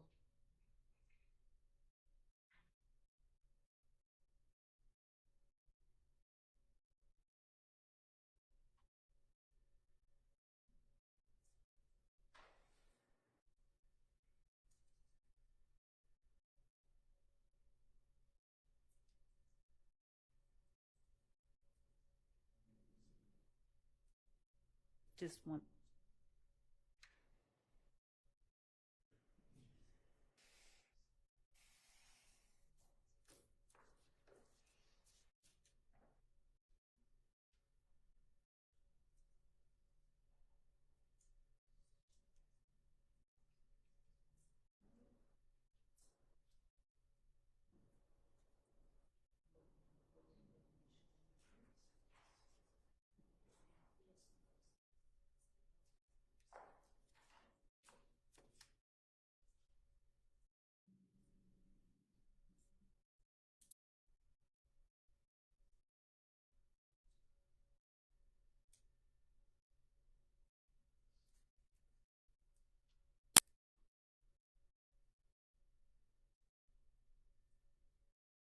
So, Your Honor,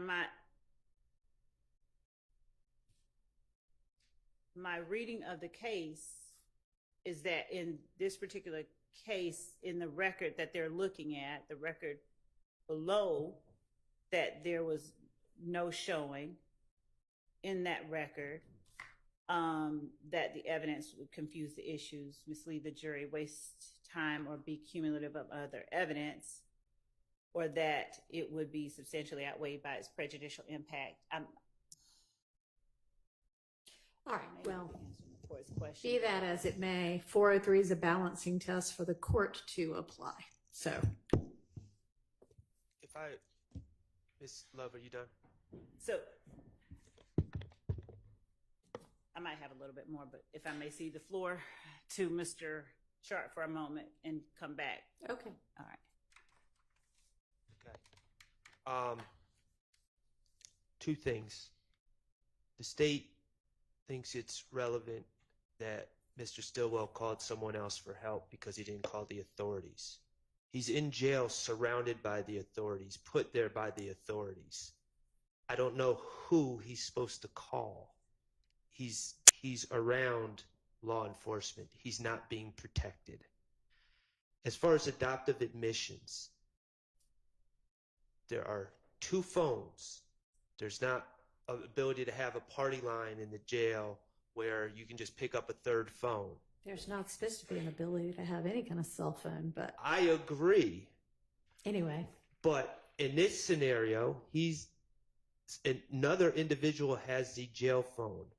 The idea that Mr. Stillwell has adopted what's being said because he doesn't pummel the man with the phone, retake the phone, and say, no, that's not true, when A, he's not hearing what's being said because he doesn't have said phone, B, we don't even know if he's next to that person, and C, there's not a phone for him to speak into to deny what's being said, is preposterous. So it's not an adoptive admission. So when does Mr. Stillwell, obviously Mr. Stillwell starts the conversation, he gets back on the phone 2 different times? No, he actually is on the phone. Where Mr. Sharp stood up and said that from here on out, this is not going to be him, you hear him throughout that portion. You hear Mr. Stillwell throughout that portion talking on the phone at various times. There is a point at which the talker on the person to whom he gives the phone says he went upstairs, but then you hear the person to whom he gave the phone to speak on his behalf continue to assert his credentials, and his being the person now talking, his own credentials to speak on behalf of Mr. Stillwell and to assert his validity as a blood gang member throughout the call. So it's at various points, and I could go back and, obviously I could sort of demarcate those specific times where you hear Mr. Stillwell's voice, but there is not a point at which you stop hearing his voice 3 minutes in, and now it's only these 2 people calling or talking. And it's certainly not a point at which you expect Mr. Stillwell to pummel this man because he's making these assertions, when Mr. Stillwell placed the phone in the man's hand precisely to make those assertions. It's almost like he's an agent for Mr. Stillwell at the time. Somebody speaking on his behalf. I mean, I am going to overrule the relevance and the 403 objection. I find these to be either admissions by a party opponent or adoptive admissions. And it also probably, to the extent neither of those covers it, I think both of those cover it. So. Your Honor, will you grant me, for all of these rulings that do not go my way, will you grant me a continuing objection? Yes. Thank you.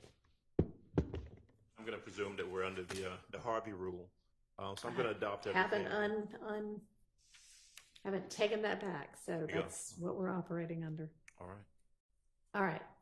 Let's move to the next one. Yes, Your Honor.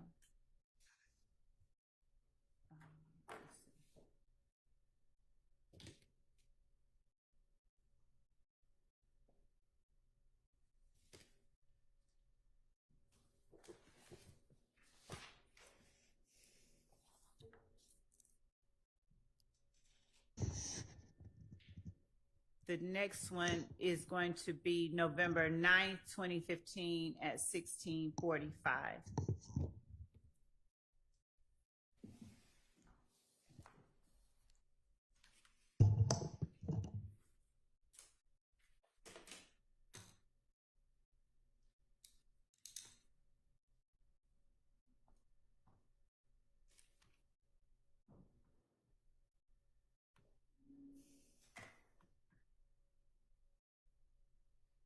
Hello, this is a prepaid collect call from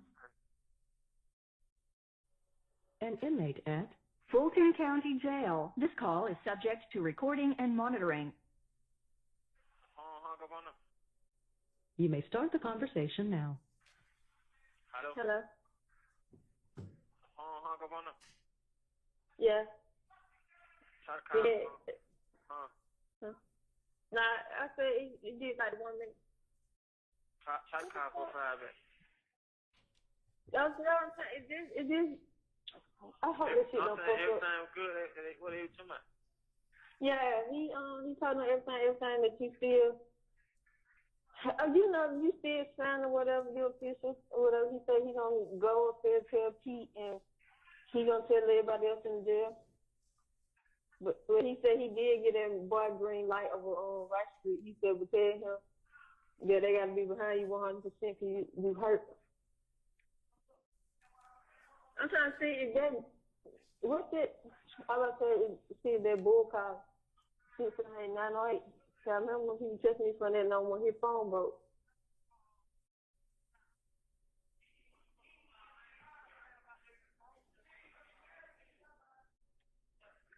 They just told you what was going on. They said nigga supposed to be behind you 100% of my situation.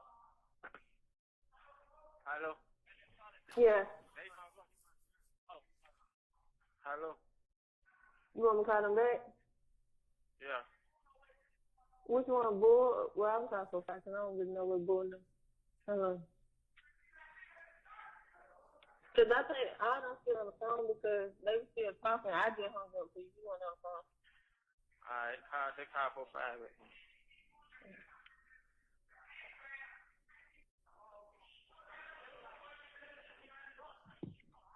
Joe. Yeah, but Joe. Yeah. Hello? Yo. Yeah. Yeah, but what's happening? What's up, bro? Why you niggas screaming this nigga my channel name like my channel just that type of nigga, bro? Exactly, bro. Come on, niggas know this man. That's why I joke, man. Niggas like, oh, this nigga just be giving niggas green lights and shit, and it's like, come on, son, you not even about that kind of shit. These niggas trick. Pete, the fuck, man, you really need to be a rolling.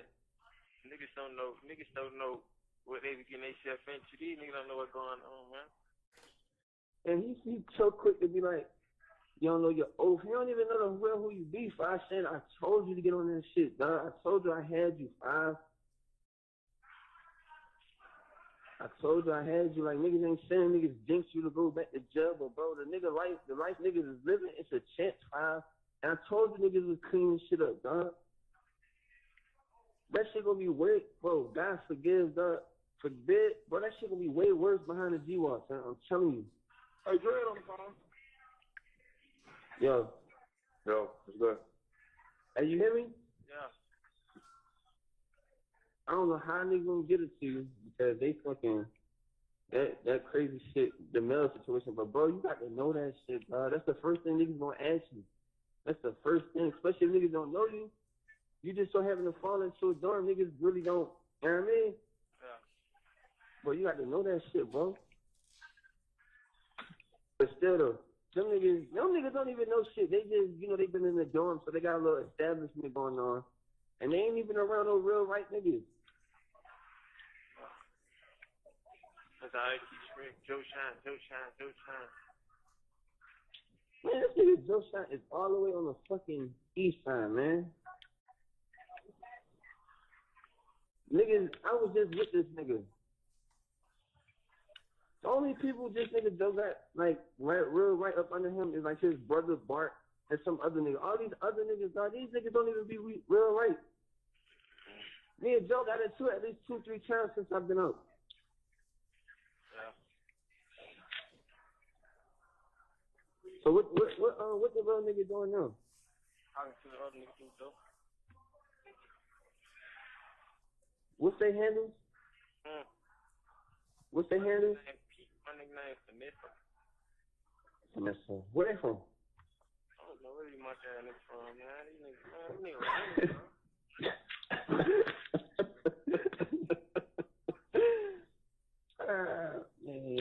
Man, you good though, bro. They so big on fucking hearing Joe. Nigga Joe say you good, so I mean, they too big on hearing Joe. That's why I know them niggas on those shit. And then I wish you was over here with me on this side. Man, fuck y'all nigga, bro. Straight up. And I'm with that same shit when I was well. I don't give a fuck about these niggas, bro. Straight up. These niggas know how to hit you on the phone. He just shake. I can hand just shake. Bitch ass nigga, you gotta stop playing, man. And then on top of that, who the fuck is y'all niggas to say niggas on pause and you gonna come out your mouth and say you ain't been in no jury shot? These niggas munch. Finesse me or whatever. Hey, so where my chin at? I don't know. I think he said my tongue downstairs. This nigga got the whole right street, not even on the 6th or 7th floor. So crazy, man.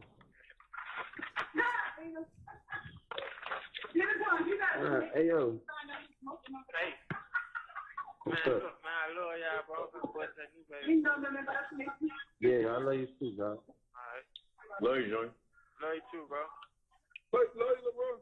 Alright, love you, bro. I'm calling y'all tomorrow. Alright. Hello? Yeah. Yeah.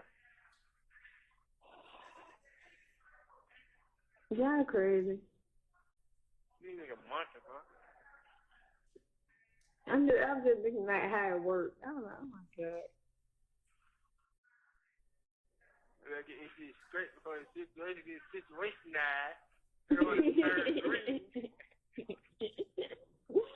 So stupid.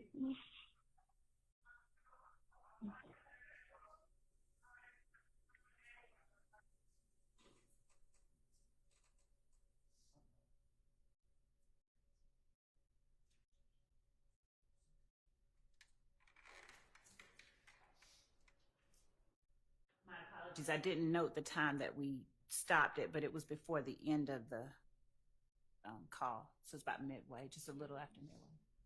Okay.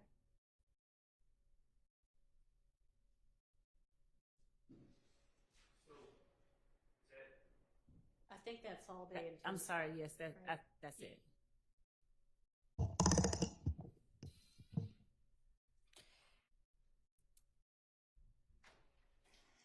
Obviously, Your Honor, I won't repeat myself, but I'll incorporate my argument from the previous call regarding this being evidence that Shannon is G-Shine, not YSL.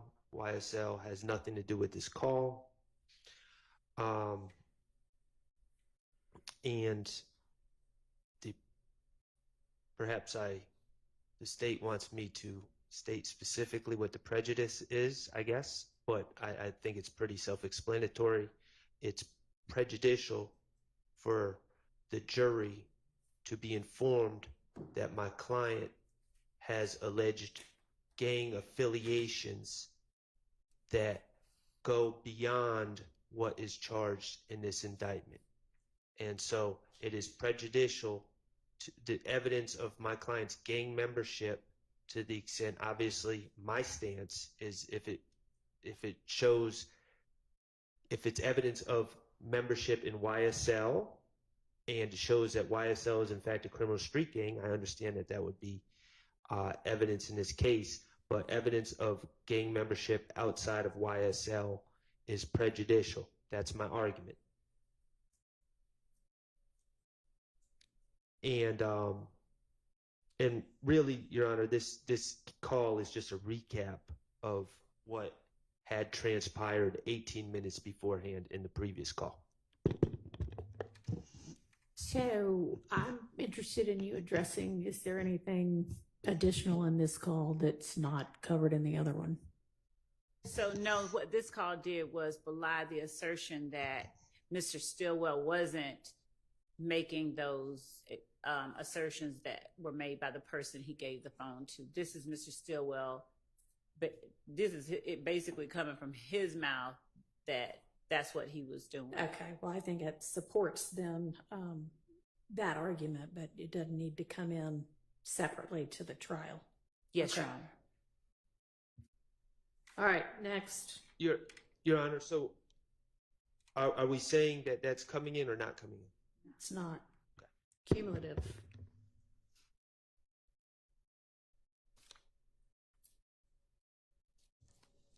The next one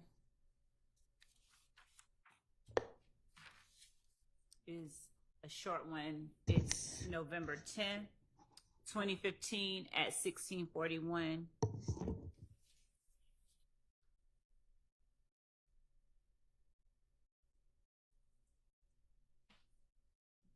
Maybe we'll do this, and then if lunches are ready, we'll break for lunch. Yes, Your Honor.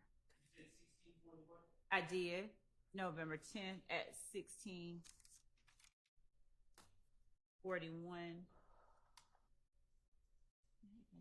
Twice.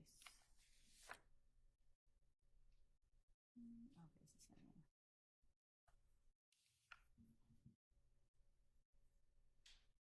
And I'm going to start, Your Honor, at around 1 minute and 30 seconds to about 2 minutes and 30 seconds, which is 1 minute. And then I'm going to go from 5 minutes and 51 seconds to 6 minutes, which is about 9 seconds.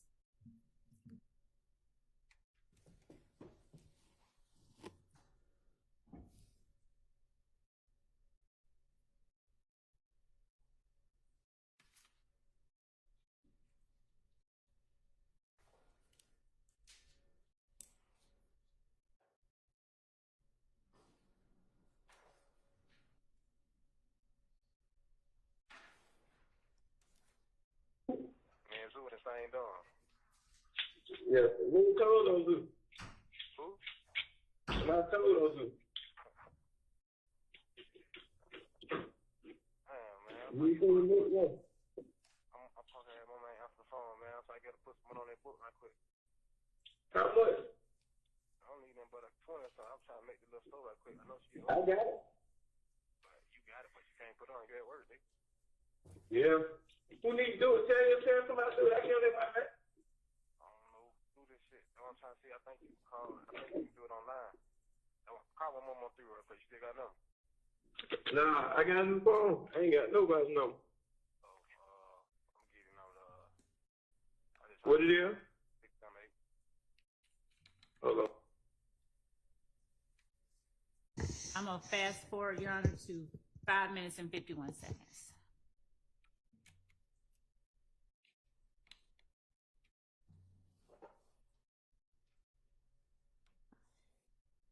Slug and DK on third floor. Yeah.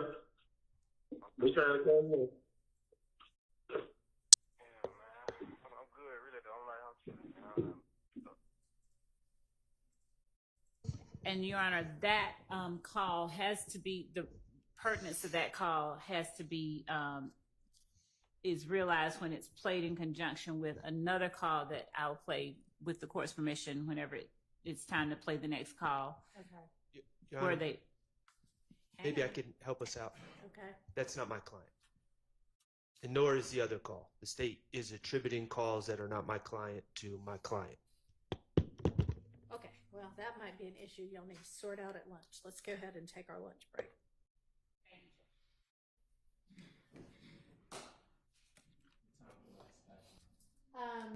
Let's do 1:15.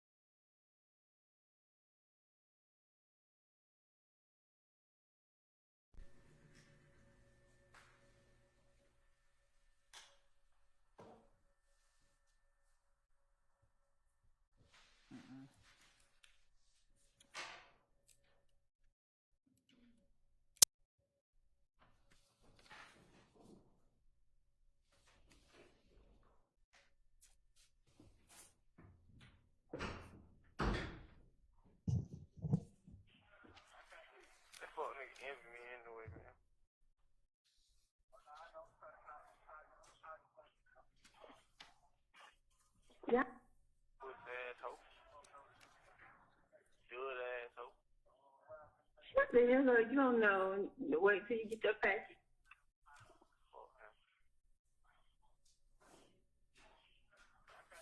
That fuck nigga envy me anyway, man.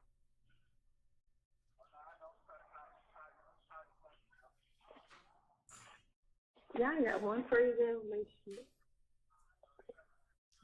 Fuck nigga envy me. He hate everything I had. Y'all be back rocking this all over. Crazy fuck. I don't know that bitch. I really gotta shoot myself in the face. Gotta go back right. I don't wanna fuck that nigga, man.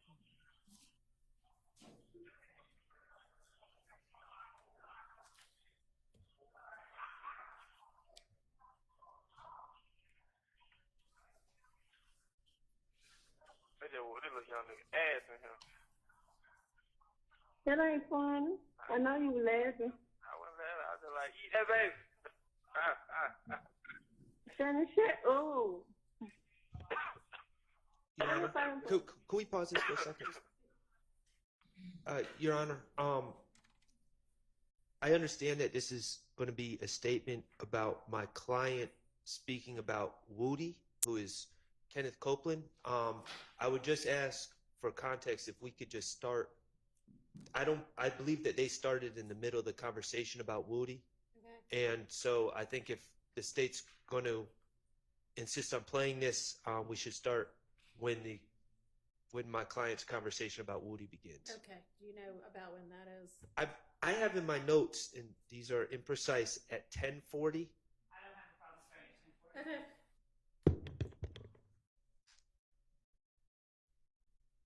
Today, that's I did see in 10 days. I might get about next Friday. Huh? I said I might get about next Friday. And we can talk. We can talk.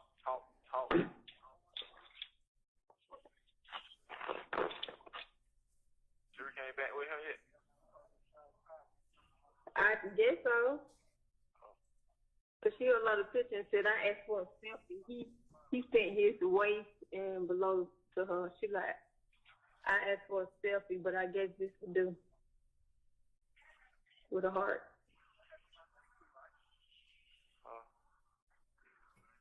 That's what the whole world backs. Yeah. Right. I go put my boot, I go to jail back. Yeah.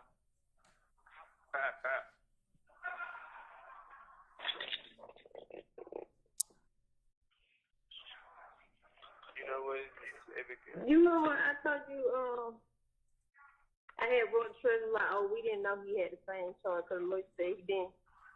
Yeah. They said gonna fix back. Lil Woody on the phone. He said, what did he say? I don't know. He said you told Trez they dropped the charges on him. He want to know what was said. I said, I never said they dropped the charges on him. I said, I didn't know they had the same charges. Oh, I guess that what Trez was talking about. Okay, thank you. But she. They trying to sit up, push that out for a nigga slap. I don't think it's this much. That was a lot. You and your pussy ass baby daddy got in there, fuck ass. Y'all both y'all on that lane, fuck ass, little boy ass shit. Pussy asshole. Good asshole. What the hell? You don't know. Wait till you get your package.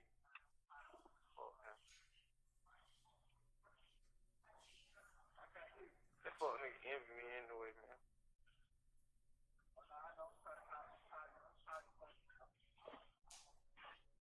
Yeah, I got one phrase in relationship. Fuck nigga envy me. You hate everything I had. Y'all be back rocking this all over. Crazy fuck. I don't know that bitch. I really gotta shoot myself in the face. Gotta go back right. I don't wanna fuck that nigga, man.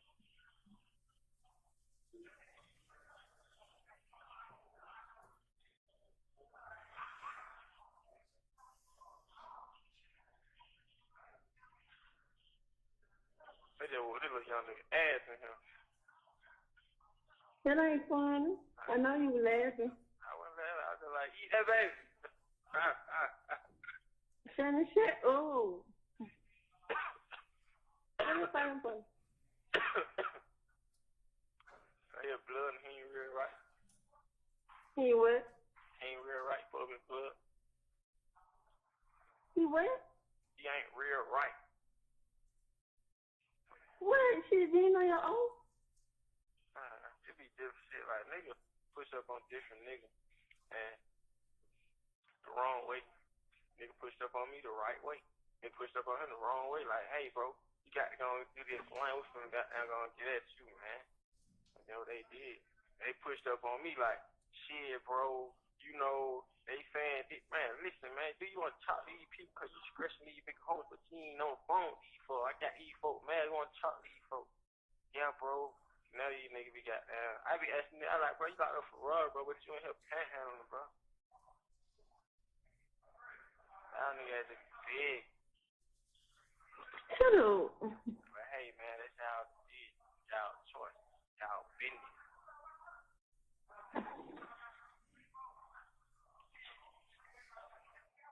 I feel like I'm wild the clock.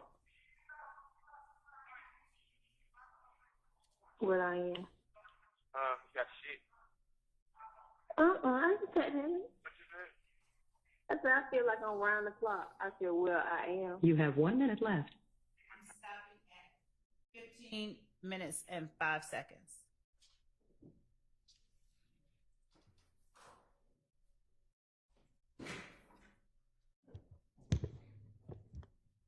Okay. Your Honor, from 11:25 to 13:30, there is discussion about Woody, Kenneth Copeland, lying on my client, and having my client falsely accused of these charges. That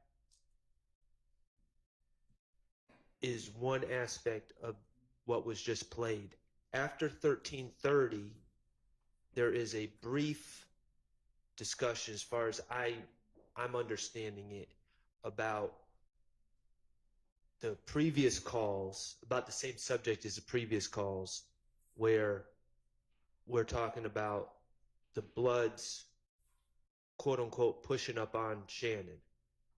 Very brief discussion. And then we get into stuff that, quite honestly, I'm not tracking or following, but I don't believe it has any relevance to this case. To the extent that 11:25 to 13:30, I would object. For the record, I don't think it paints my client in the best light, but if I'm forced to deal with that, I'll deal with it. That's 11:25 to 13:30, but I think that's the extent of what is admissible, or what is relevant at all in this case. All right.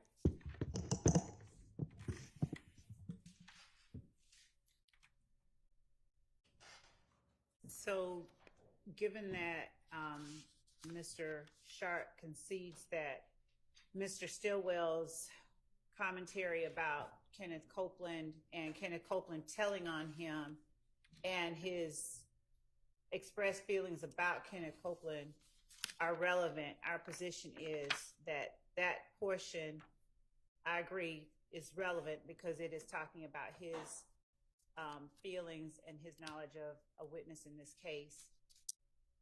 And the fact that the witness is telling on him about things that have to do with this case, we would argue as well that that is relevant and therefore admissible, and there's nothing that is substantially more prejudicial about that information than probative.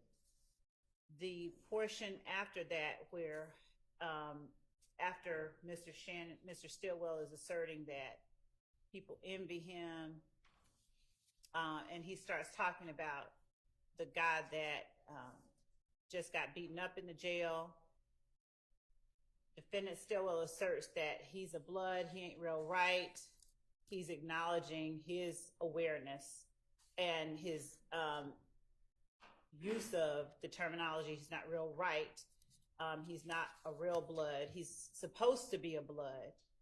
And I believe that the female asks him, does he know his oath? If that's not what he's saying, that's what I heard, and that would make that relevant to us. Mr. Stillwell then starts talking about, I believe, the way that law enforcement spoke to him, or how he was approached about talking, and how law enforcement, how other people were approached about talking about the facts of their case. And that colloquy is relevant. He's particularly as well for what he's not saying, as well as for the fact that he's aware that he is being asked to talk about things and how he's dealing with that. So our position is that it's not substantially more probative. There's nothing in that span of the call that is substantially more prejudicial than probative. Okay. Honestly, that was the way I took that last part about getting pushed up on the right way or the wrong way. My impression was he was talking about law enforcement as well, wanting to have him say whatever he was going to say about the case. So I think that would be relevant. And I mean, if you can shed more light on it, go ahead. But that appears to be the topic of it. I mean, the only thing I can do is ask everyone to listen to it again. I mean, we might just have a difference of opinion, but when I've listened to these calls, I'm of the belief that, I mean, all this has been discussed in the previous calls, but he's talking about people pushing up on him, which in the jail. In the jail. Is that what you think? Yes, it means? I mean, that's what I believe it to be. And so I understand that Your Honor has already ruled one call in. I think at this point it's becoming cumulative. I didn't hear the thing about the oath, but to the extent that the young lady is talking about Shannon needs to know his oath, which I didn't hear, but to the extent that that was said, I mean, that was said in the previous call. So to me, the talk about Woody, I believe it's fair and accurate to say that it appears that Shannon's talking about Woody when he says he envies me, he always envied me, but that ends at 1330. So that's my stance, is any relevance, which I know that the state's arguing it's relevant and it passes the 403 test, ends at 1330. All right, well, can you start from 1330 again? Yes.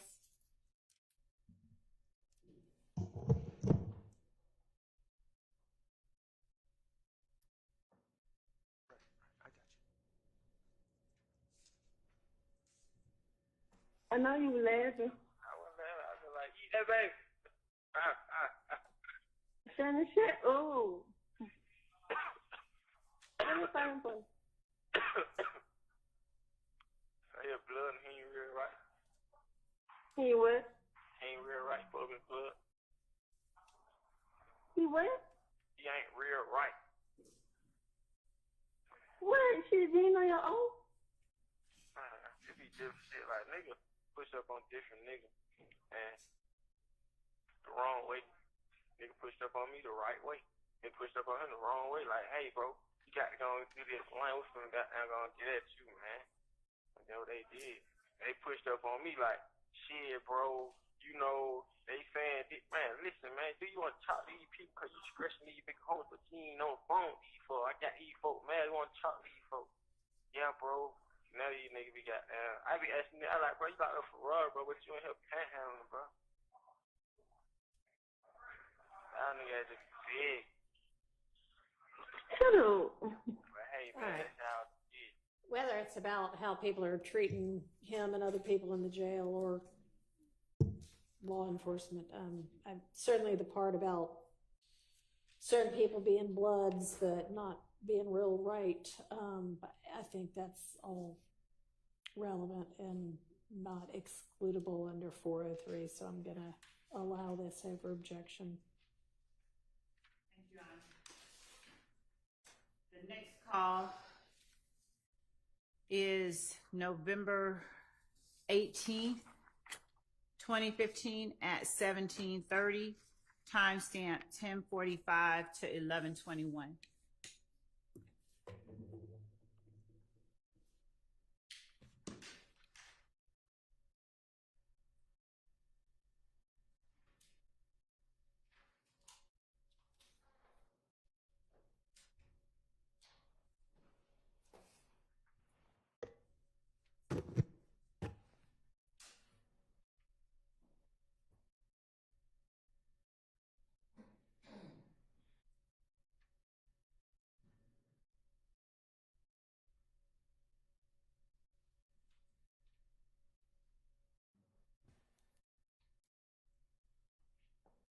Nigga, hey, what my good call that? You been a hole, man. Yeah, nah. What the hell wrong? Shit, man.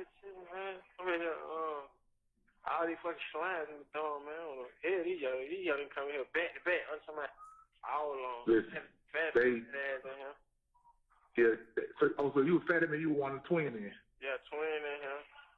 Fat in here. I got the same dog. Yeah. Oh man, you ain't seen none of them suckers. Man, oh no, I ain't seen nothing in here. Yeah, it's funny, man. Thread don't come upstairs. I say, I know this nigga. I told him the same thing. You know, you might be going there now. I know you go with the other. I had them for, I said, shit, how long for stay out here? They like, shit, we finna see you upstairs today. I like, shit, yeah, what's it? Yeah. Well, so what you don't heard? You ain't heard nothing? I mean, you ain't talking to nobody like no now one of them damn detectives I can't talk to you now. I don't went no, I think for the court tomorrow. Yeah, I heard it was on Thursday. I think, yeah, somebody said Thursday. Yeah. You just went on that. So that would be your first time saying move to all of them. Nah, I seen most of them last week on the 12th. Yeah, well? On the 12th. We went to court on the 12th. We've been to court like 2 times, 3rd and on the 12th. Oh, but y'all were put together, right? Yeah. Me and Monson been there together, but Lil D, they got that nigga ass, I don't know. They be having him separate.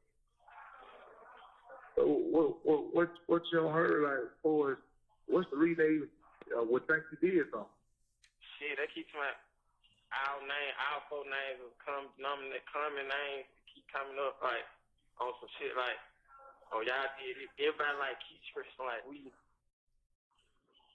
crazy. They keep saying like we crazy, like we just unruly. Oh, that's so true. Oh, that got a name on some crazy shit. Like nigga just That's all that is. So we been like I just explained them struggles. You know, they were just doing a lot of extra talking. You know, I had got there, got to throw a lot on. So I'm like, I can't just vouch and say that a nigga ain't been beefing. But I said everybody had eyes on everybody when it was time when they said the boy got killed. Nigga had eyes on these folks. These folks was, you know what I'm saying, around a nigga. You know what I mean? Yeah. So how the hell they can leave in 10 seconds and go do shit like that and be like that around us all? You know what I mean? I'm like, shit. It is what it is. What the police do their job, man. You know what I mean? Yeah, I mean, just saying it because it was on some shit. Well, I told nigga y'all outside something to do with it. Whoop. You know what I mean?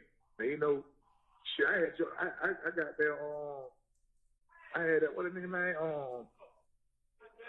I don't even know that name. He a lawyer. I had him just looking into it, just through the head going on. He like, man, so much shit just going on. He said, man, that shit real. He say, she say. Yeah. Yeah. So I was like, man, these folks, they'll be back. What a nigga soon, man. You know what I mean? Fuck these niggas. Yeah, the nigga thug shit down here. He was just like, he was just telling me, he was like, the shit that they saying, it like, oh shit, like, yeah, I can go for it. I can say he had something to do with that. I can say I can say that, this and that. You feel me? But he said, motherfucker not saying I seen home do this. You feel me? So they can't say that anyway because, come on, bro, look at the name they saying. Look at these there. I ain't never see these. You gotta see these feds, boy. Huh? Say that? No, look, boy. I'm past the federal penitentiary. Yeah. Man, like 18 marked out car, like he didn't go bust them out of they just hit, man, and never like man explode. Man, them folks deep as a motherfucker. They been go hit somebody jail, hit somebody. They leaving out the federal penitentiary. You have 1 minute left. Man, they need to be hearing me, let me know what's going on, man. I be and that word about you, they be asking me about the shit I don't know, man. Yeah, I be chatting. New baby tell me she be talking shit. I just be like, man, I be so down, bro. I be like, man, I don't want to talk no. I just be. I know, but I be you know, down, like I told a nigga, man, it's a process. Man, y'all coming home, man, y'all ain't did shit. That shit dead, man. And the niggas just so long. I said, yeah, man, I mean, you should have seen the date that they hit all y'all with. All the suckers come out to my they were there having it. Next thing you know, that next goddamn week, they picked their ass up. Hey, New Baby, somebody go to my shit. I was waiting on Santa to get locked up. They try to go on New Baby. I can't wait to get New Baby. I was waiting on Santa to get locked up. This nigga suck. They came out, leave about 30 beat that day they hit y'all with that shit. All the brothers and all. Thank you for using Securus. Goodbye. And Your Honor, I want to make that correction. It was 10:45 until the end of the call at 16:05 instead of at 11:21.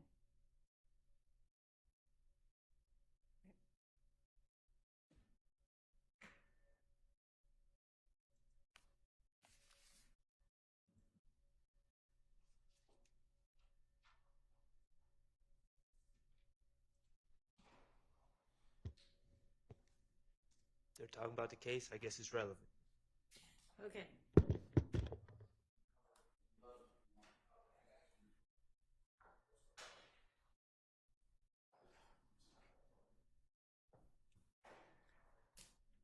So the next call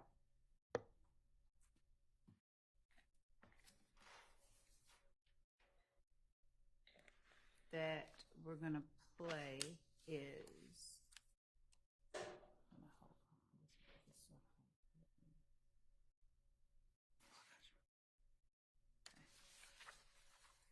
November 19, 2015 at 19:35.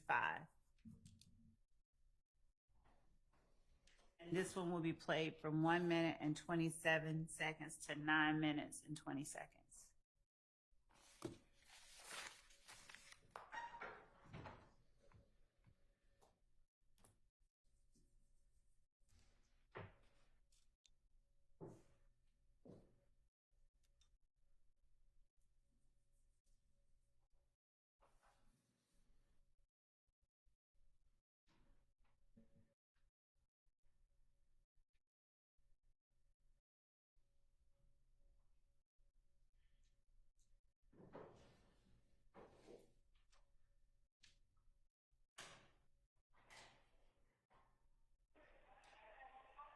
Yeah, I'm gonna just wrote me said D said what's your number. Man, fuck D, bro. Fuck them nigga, bro. Oh, just like that, bro. Fuck you. Straight up, huh? All that fake friend shit, but fuck you, folks.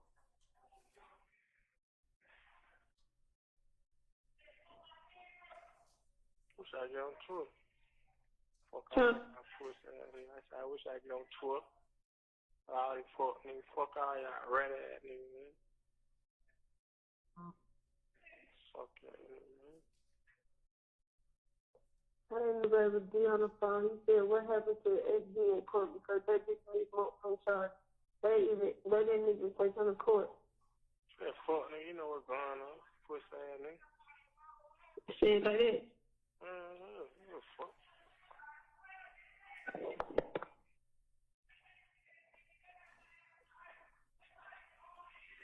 Let's see.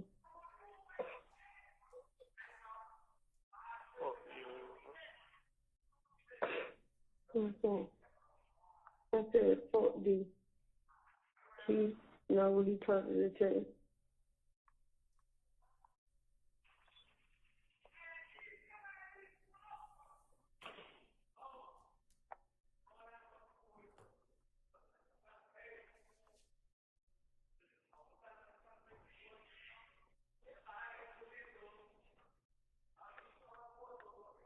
I just said,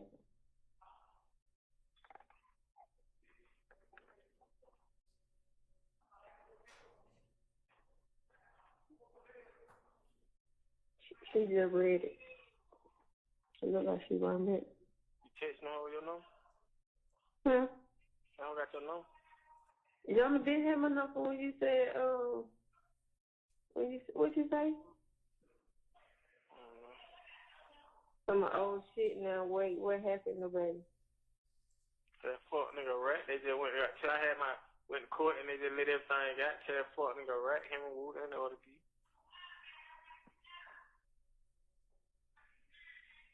I don't keep going with folks. That fuck nigga know what's going on. Bitch, you in love with a rat hoe.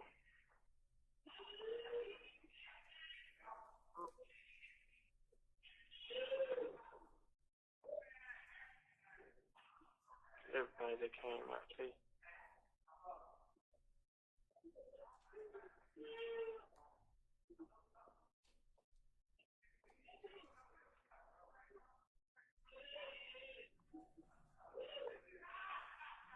So I don't even qualify for that house arrest, 24-hour house arrest. Hearsay. They say I don't qualify for a fucking bond. Huh? Say I don't even qualify for a bond. I can't even get a bond. They said it in court. Yeah. So I can't even get on house arrest. I asked for 24-hour house arrest. They still tell me no. So my record, my history, bad. Your Honor, just so that I can ease the court's likely concern about this portion from about 450 on, we're not going to include any part about his bond and house arrest. But we're going to keep playing it just to get beyond that point.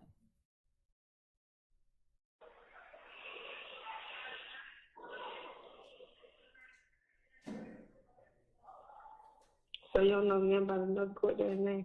That has to be up to you when you get a lawyer. Get on the 18th. December 18th.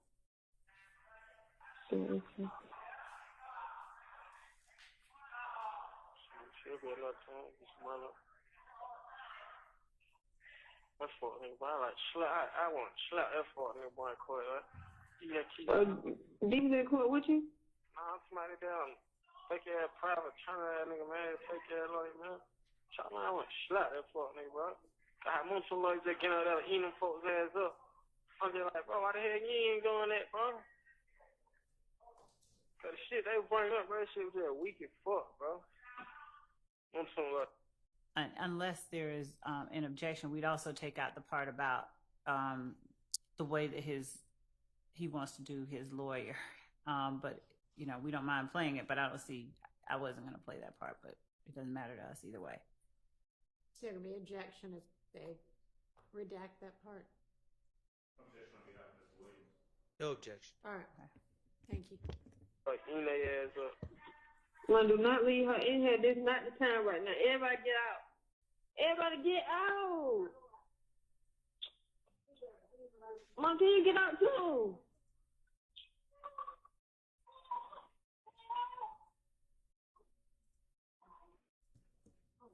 Shut up. I don't know how to call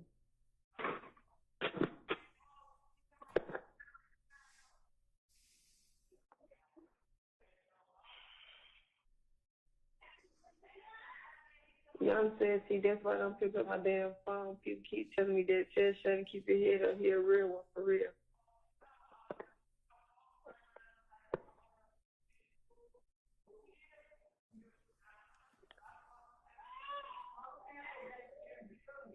That's all you hear.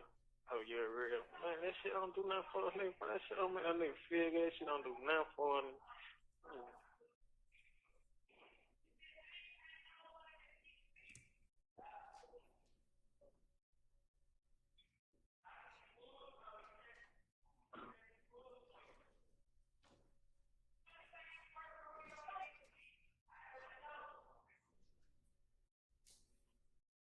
I really get out this house.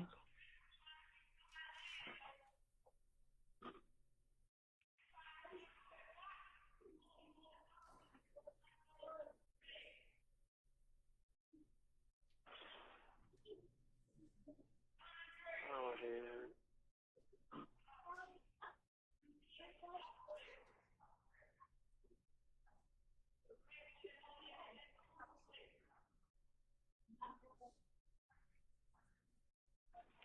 court done brought up Duwop name, Nud name, Yak name.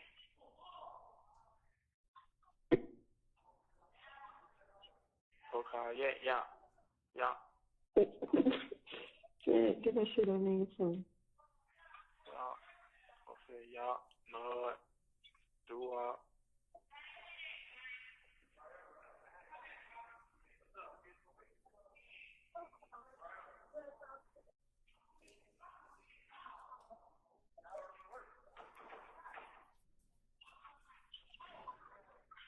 Oh, man. My head hurts, man.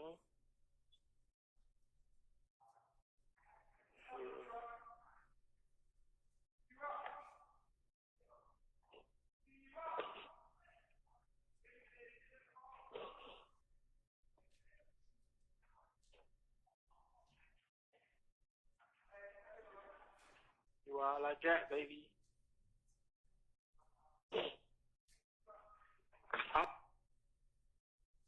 I'm stopping at 9 minutes and 5 seconds instead of 9:20. All right.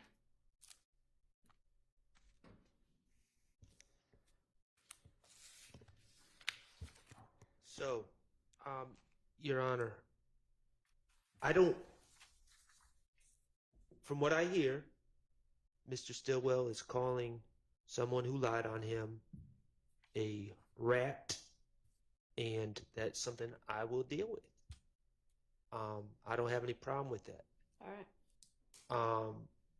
As far as 640, we have a complicated situation. I don't know how the state is going to try to play this, but there's a way to try to play this that would likely mislead the jury. I would hope that the state wouldn't do that. In 640, factually, Your Honor, Mr. Stillwell had been charged with this murder with Mr. Copeland and others. Mr. Stillwell brings up Yak and Duwop. The reality, as people in the criminal justice system and are familiar with Fulton County know, that you have a prelim. And at the prelim, Yak and Duwop came up in the statement, in the testimony about what other people were saying. So it is completely logical that he brought up Yak and Duwop there. However, if the state wanted to mislead the jury and not tell them about a prelim and not tell them about how Yak and Duwop were brought up in the prelim, they could try to twist this into something like Shannon's bringing up people that weren't even charged. But, I mean, we're going to, if we need to have 3 days educating the jury about how the criminal process works in Fulton County and preliminary hearings and all the rest to really complicate matters, to explain that to them, I guess we can. I prefer not to. But he's just recounting what was said at the prelim. So I would object. It seems like a simpler solution is just to take out where he's talking about Yak and Duwop at that time. Judge, June 10th, I believe we are midway, if not further along in the Copeland interview. I believe that it's Mr. Copeland who is bringing up these names that Mr. Shard is talking about. I don't hear Mr. Stillwell talk about a preliminary hearing. I hear him say they're bringing up. So this conversation is November 19th of 2015, right? Yes. All right. What you said something about June 10th. What are you? Just that prior to that time that Mr. Copeland was the one who was bringing up these names. Did anybody have a prelim? They all did. On a couple of days before? They did. And Mr. Sledge, as the state is very aware, in these other phone calls, there's discussion about the prelim, and Mr. Sledge's case was dismissed for lack of probable cause at the prelim, and the testimony or the statements made by other witnesses, including Mr. Copeland, was discussed at the prelim. Okay, well, I mean, I don't know that you can tell from here what he's saying is somebody else let these names out. Somebody else is throwing these names about, and your client seems concerned about that, and that's relevant. I don't know that it's relevant how he heard that was going on, but it doesn't sound like, I mean, it sounds like as long as they play the whole thing, he's saying, you know, whoever this is throwing these names around. It doesn't sound like he comes up with that on his own. He's talking about this other person is saying these names. Right, but here's the dilemma. It's an unindicted case at this time. He doesn't have discovery. And what I am concerned of is the state saying, oh, wow, probably in closing, when I don't have a chance to respond anymore. Oh, wow, what a coincidence. Shannon Stillwell in that jail call is saying yak and doo-wop, even though they weren't charged at this time. That just proves everything. And the reality is, those names were thrown around in the prelim days before.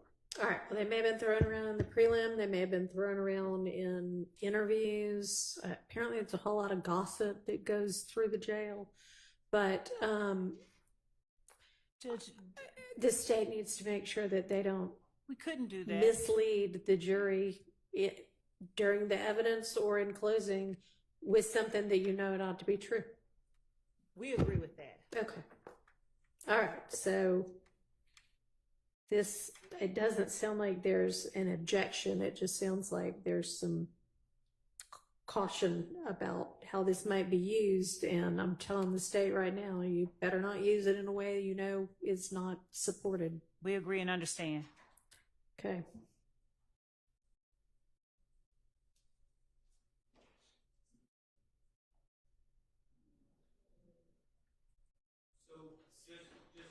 My notes are clear. To recap, November 19th, the state is planning on playing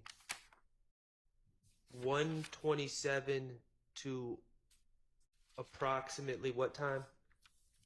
That was, Your Honor, 1:27 to 9:05. 9:05 minus reference to The bond and bond, criminal yeah. history and minus reference to wanting to slap an attorney. That is correct. Who is not me. Who, once again, is not you. All right.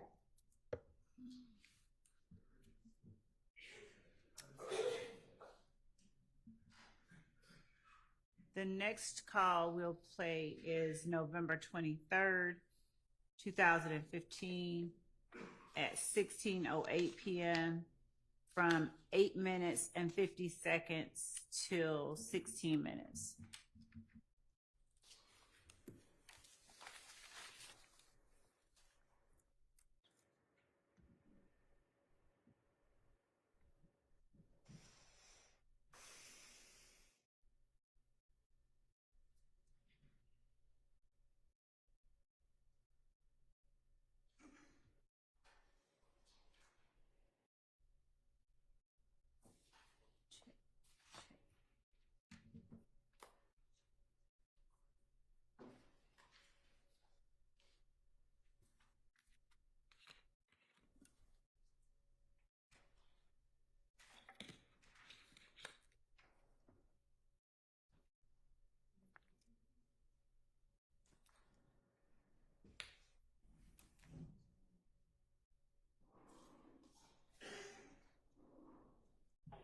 What your book look like? You straight? Shit, I'm gonna have $6 on them.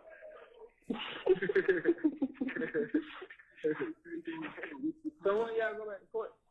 On the 18th. And what they say, a hearing? Nah, I just did the preliminary hearing.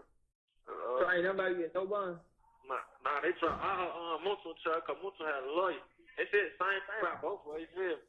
They try all multiple trial. They did only thing different was the little nigga's name, Deep Cleveland. He told me, I told him I did it. So they was, yeah, he said that's the only different thing. Then he just wrote multiple to my, man, oh God, bro, I ain't say that, bro. I go to court before no police lying on me, did that third.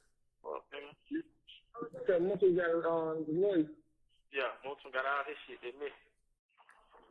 So if you would have had a little, you would have got your own than me. Hell yeah. How much shit? How much? What he paid on? I called my man. Huh? I called my man and see what's going on. You ain't got nobody else who you think give you nothing on lawyer. Shit, I ain't called. But Kim just telling me got down to cop on my knees on and shit. Who? Kim. I ain't calling it though. Who? Kente. Kente? Yeah. Man, them niggas that be talking, bro. Yeah. That's what I be saying. That's why I ain't really just put no effort. Like that fucking stuff was been sent the lawyer down here. That nigga, he keep coming down here, but he just like, shit, Doug keep telling me he ain't got all the money yet. Now fuck you, the money yet. Who's saying that? Oh, that was the lawyer. Like, the lawyer keep coming down here though, but he just like, yeah, shit, I won't go and represent you, but he keep saying Doug saying he ain't got all the money together yet. How much they charge? This nigga, he ain't telling me the price. He just like, I told young Thor he gotta give me everything or nothing. It's everything or nothing. That's all he kept saying. So he want all his money at one time. He don't I want believe down. he's doing that. He doing that because of Thor. You feel me? Cause he know home got money, so hey man, I want all my money. You ready? Yeah, that's what I'm saying. Cause most lawyers they do a payment plan, bro. Yeah, exactly. Knew that top son lady, and she was like 4,000 some shit. She was 4,000 for it. Start. Man, that nigga I had, he want that money, bro. Yeah, now nigga who beat my brother murder case. You know, I'm cool with him. He don't even want that much. 4,000 start, that's too much. Yeah. I probably give him about 2,500. He probably put me on a payment plan like every 2 weeks. Probably pay like $350. Right, what? That's cool, man. Mm-hmm. Hold on, bro. Yo, shit. Well, so what you got out of here? What you got now? What you got now? Most of they got now, they got all them aggravated assault shit that they had. Aggravated assault, aggravated battery, all this shit, them gun charges. No, they had. So what part of that truck? That murder charge? Yeah, they just dropped the murder charge out of them.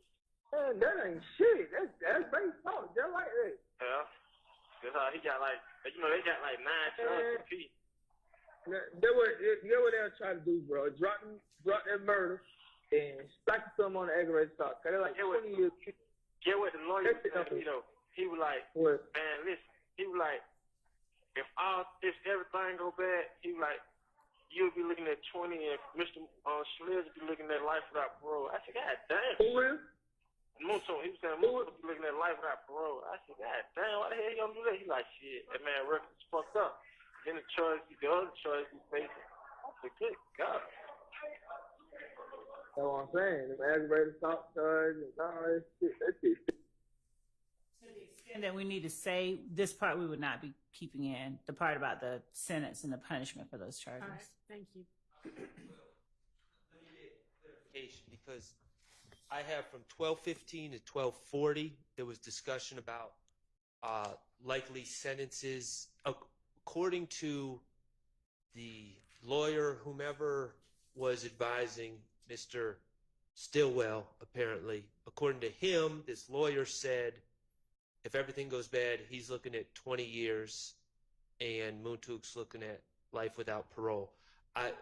When you say we're not getting into the sentencing, we're including what Mr. Stillwell is facing, correct? All of the sentencing for all of the charges, this portion that mentions sentencing, we would redact.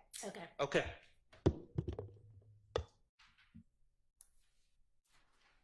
Still the same thing. Yeah. The murder, they just make niggas say, woof, these ain't got this. They got to fight that red stuff.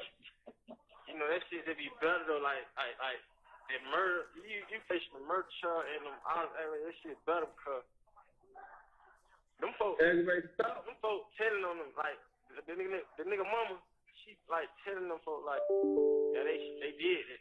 And then Lil D telling them folks, like, yeah, home with me that night. And they said, Lil D already told him folks he did it. And, Lil D told him he did it when he left the club. Lil D? Yeah, he told him he did it. And he told them that Monson was with him when he left the club. So they like, shit, if he with you, then he had to do that too. I don't even want to talk about that. Yeah. All right.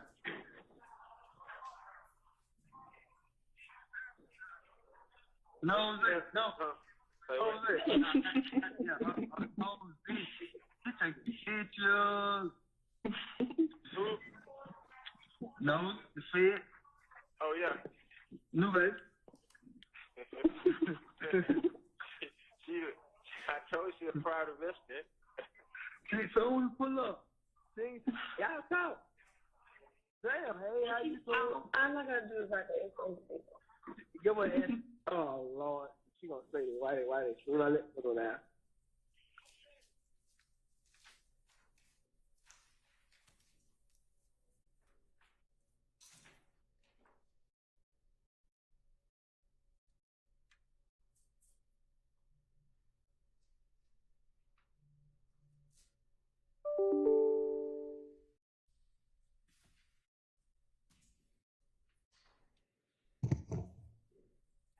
What you say? Y'all talk. Pulled up. She said, oh, Lord. Cause she once told me there was new baby number. I'm like, I don't know that number. She said, that new baby, what you gonna call your phone? I'm like, Michelle? She checking. Look. You thought she checking.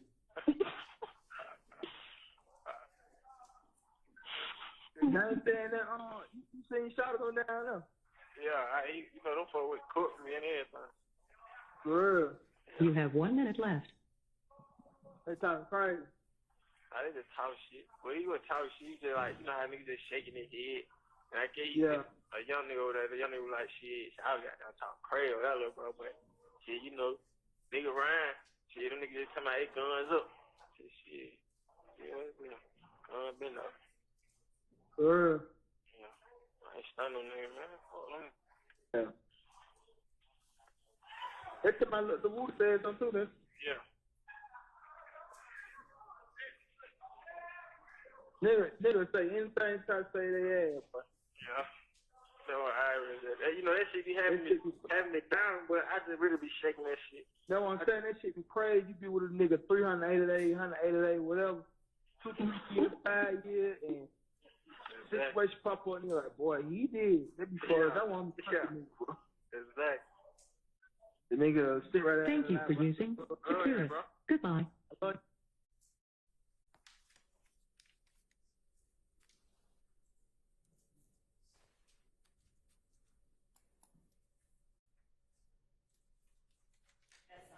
Call.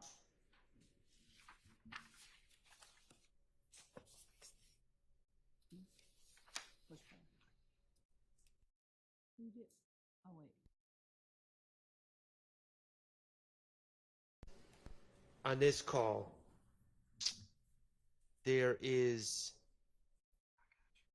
extensive discussion about the issues Mr. Stillwell is facing hiring an attorney. I don't believe that that should be relevant. That's A. Regarding 1315, approximately at 1315, as I hear it, Mr. Stillwell is saying that Mr. Sledge told him that someone, and I think it was Lil D, said that he being Sledge was with him during a separate incident, which I believe to be the 428 incident shooting up houses. But in that segment that starts at approximately 1315, we have Mr. Stillwell passing on hearsay from Sledge about what Lil D supposedly said about Sledge in a, I'm not going to say non-related because it is on the indictment, but non-related to, it seems, the Donovan Thomas case situation. So that seems to be hearsay wrapped into a statement by my client, I don't believe that that should be admissible. And that's 1315. I don't have an end time. And then, quite frankly, after 1315, there seems to be a lot of kind of laughing and giggling that don't really have a lot of relevance to anything that I can ascertain. Okay. So we've got the discussion of the lawyer, the kind of hearsay from what Lil D said, and then the sort of end of the call. Sorry. Yep. I just was summarizing what Mr. Sharp said. Okay. What I heard in the court summary was the discussion of the lawyer, the summary of what Woody said, and then the end of the call. Right. Okay. So in terms of the lawyer, as I said earlier, with respect to what the lawyer is saying about sentencing and all that. Yeah, no, I know. We all know that's out before that. But the part about defendant William, or Thug, as he puts it in the call, getting him a lawyer, I'll point the court's attention to over Act number 97, wherein there is in the lyric of the song Just How It Is, the assertion gave the lawyer close to $2 million. He handles all the killings. We don't speak about shit on wax. It's all my business. We know how to kill the biggest cats of all kittens. And so our assertion would be, considering that Mr. Stillwell is discussing a lawyer who has been sent down there to talk to him by defendant Williams, and that he wants all his money up front, that could be, their inference could be made by a jury reasonably assessing the evidence that this is part of the proof for that particular overt act. It's not just in a vacuum discussion or negotiation with the lawyer. It's who's providing him the lawyer, what it is the lawyer is asserting that he wants. Okay. So that's our basis for the relevance of the portion about the lawyer. All right. I agree that's relevant, and I don't see a 403 issue with that. All right. What about the kind of hearsay reporting that Lil D says, or kind of admits to have done it, and that Montauk was with him for one of these other? It goes to show the level of awareness within the jail by defendant Stillwell of what other people were saying, and the fact that Lil D swore to God the police lied on him. It would help explain. I don't know what, and I think he's actually talking about Garlington, but it was Quindarius Zachary was one of the people that told that he and Mr. Sledge committed the April the 28th shooting on Adele and Drew Drive. And to the extent that either one of YSL members, Shannon Stillwell himself or anyone else, confronted him about telling, the fact that he's asserting, I don't know what the police are talking about, they're lying. It speaks to this culture of you're not supposed to snitch, and the fact that they know that they're snitching. If they are changing stories, it would help the jury understand why stories get changed when witnesses take the stand, in particular the witnesses that we expect will be called, and frankly, one of the witnesses that's already on the stand now. All right. I don't believe that what Ms. Love is using to defend that portion is not in the portion that I'm seeking to omit. There's a discussion about Lil D told, and then he swore to Sledge that he didn't tell and the police are lying. Okay, that's not what I'm talking about. At 1315, there's a discussion about Sledge saying that Lil D told on the 4/28/15 shooting, told on Sledge. It seems to me that's a co-conspirator statement. Sledge telling him, or if he's discussing that Antonio Sledge is bemoaning the fact that Lil D told, he's apprising him of the fact that someone's snitching, on a member of YSL. Well, we just changed the verb. He was bemoaning, and now he's apprising. The bottom line is he was bemoaning, it sounds like to me. He was bemoaning the fact that Lil D told on him on something that Mr. Stillwell is not charged with. So I don't know how that's relevant. The fact that the information is getting passed along through members of the gang to other members of the gang is what we believe is the most relevant part of it. And it explains, it's defendant Stillwell's assertion, his asserted knowledge, and it explains people's behavior when they get in the courtroom and tell God's honest truth. Okay. Mr. Stillwell in these calls makes it clear that he's being transported to all his court dates with Mr. Sledge. That's not a mystery. The state puts him in the same bus, and apparently, I'm not denying that Mr. Sledge would have probably talked about things going on in his life to Mr. Stillwell, but this is a completely unrelated incident that Mr. Stillwell's not charged with. So, well, he sort of is based on the RICO count. I mean, I don't know that he knew he was going to get charged with RICO at the time, but let me just add this, just for the court's understanding where I'm coming from.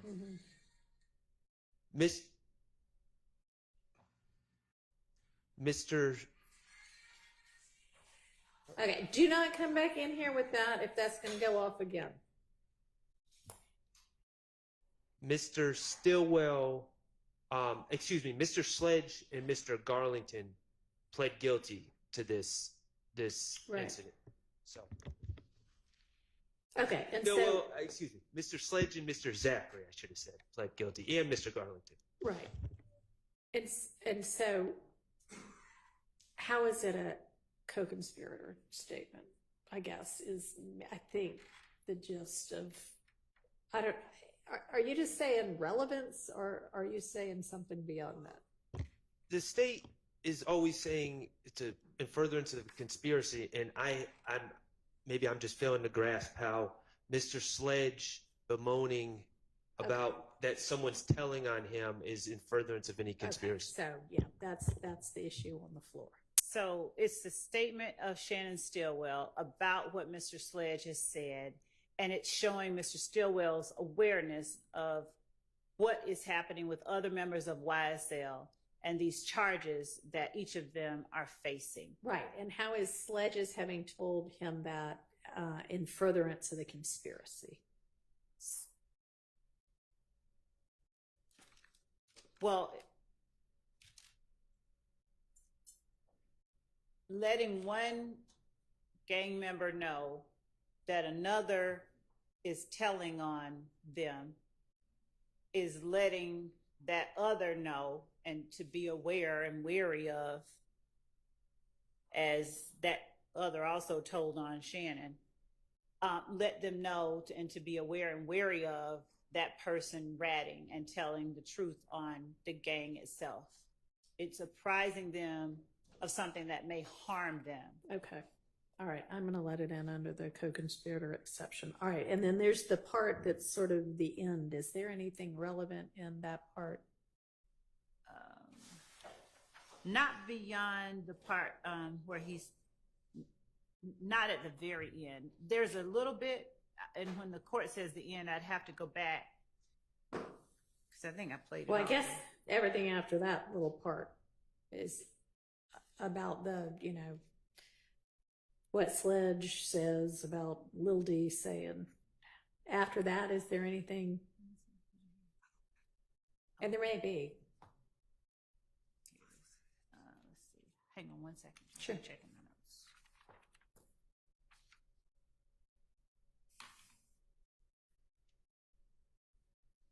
This is it right here.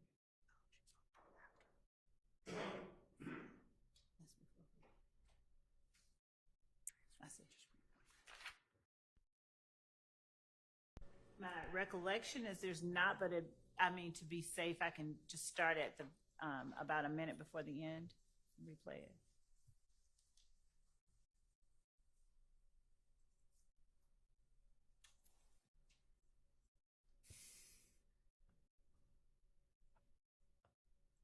I would ask if we could start at 14 minutes because I believe there may be something.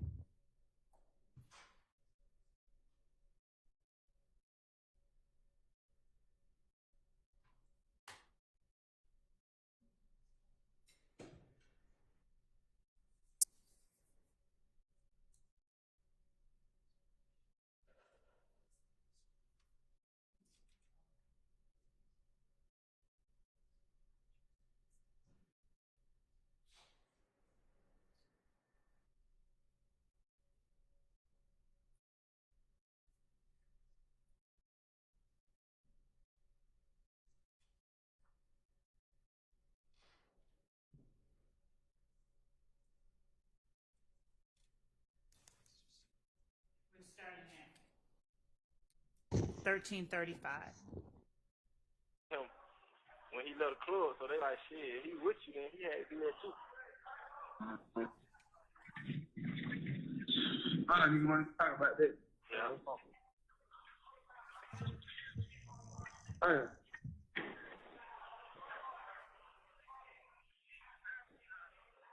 No, no. Jose. Yeah, Jose. He take pictures. Who? No, the Fed. Oh yeah. New baby. I told you a proud investment. See, so when you pull up, see, y'all talk. Damn, hey, how you doing? All I gotta do is like ask. Give her an oh, Lord. She gonna say, why they should I let her down? What'd you say? Y'all talk. Oh, we pulled up.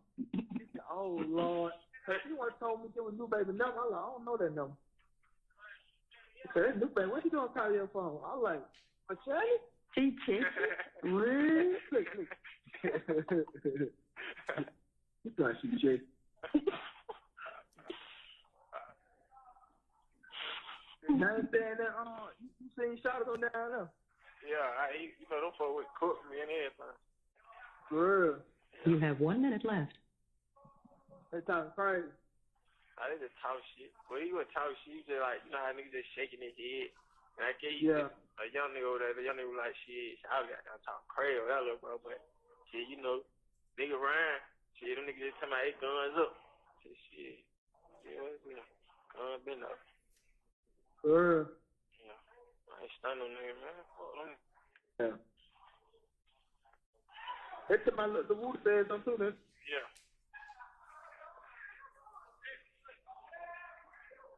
Nigga say anything, try to say they ass, but. Yeah. So you know, that shit be having me down, but I just really be shaking that shit. That's what I'm saying, that shit be crazy. You be with a nigga 380 days, 180 days, whatever. 2 years, 5 years, and situation pop up and you're like, boy, he did. That be fun. That's why I'm touching nigga, bro. Exactly. The nigga sit right there. Thank you for using Securus. Goodbye. Hello, this is a prepaid collect call. So to answer the court's question regarding the portion after that snippet, there's a minute of between 14 minutes and 15 seconds and 15 minutes and 15 seconds that we do not need to play. Starting at about 15:15 and going down, we think that that portion is necessary to play. It entails a couple of things. They're talking about Woody telling, they're talking about,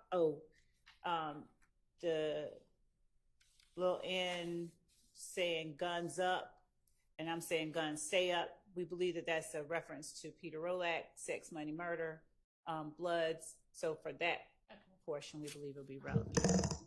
I mean, those seem relevant. That other part in between, you can redact out. Yeah, I don't know what the state's talking about with the guns way up thing, but I would ask that the last minute be played.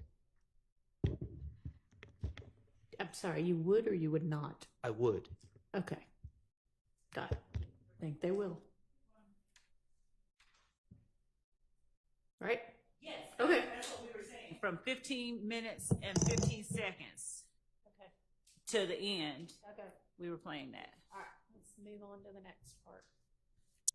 The next call.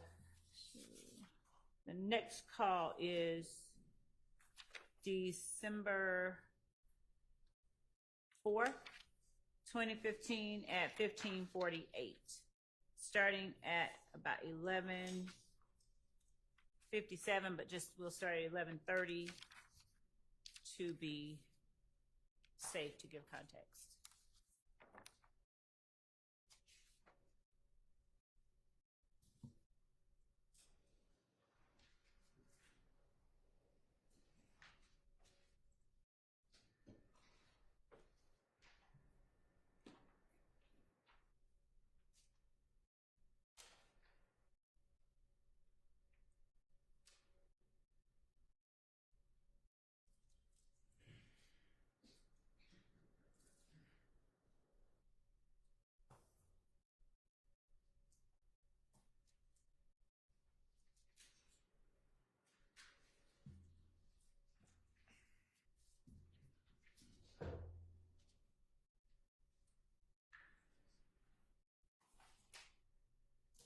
But saying no 2 weeks, we don't wait on no $300, man.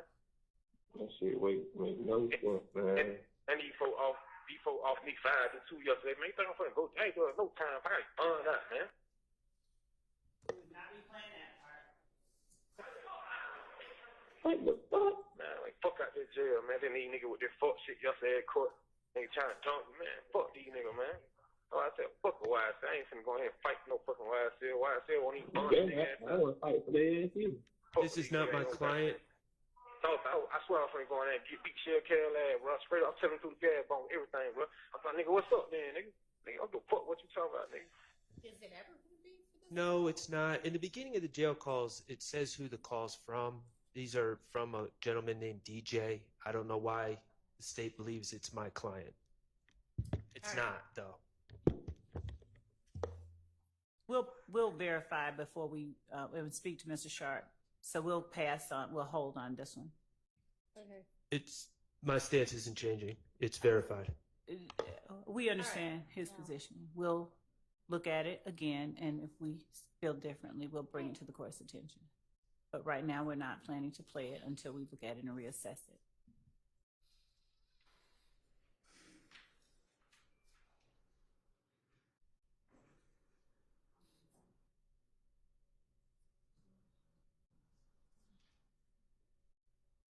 All right, was there another one? There it is. This would be December 4th, 2017 at 17:31. Do you mean 2015? No. You said that before. Is there one of them that's from 2017? Yes. Okay.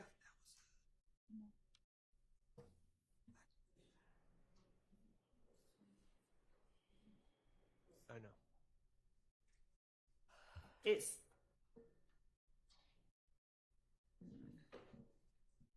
Let me make sure we didn't label that wrong.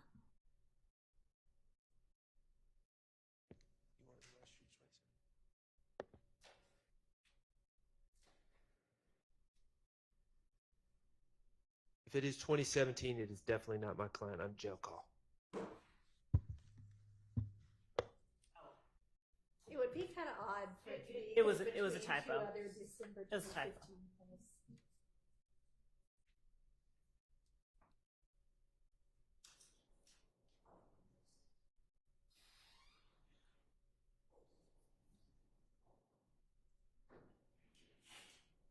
It was. I'm sorry. It was a Okay. typo. 2015. Yes. And we're gonna go from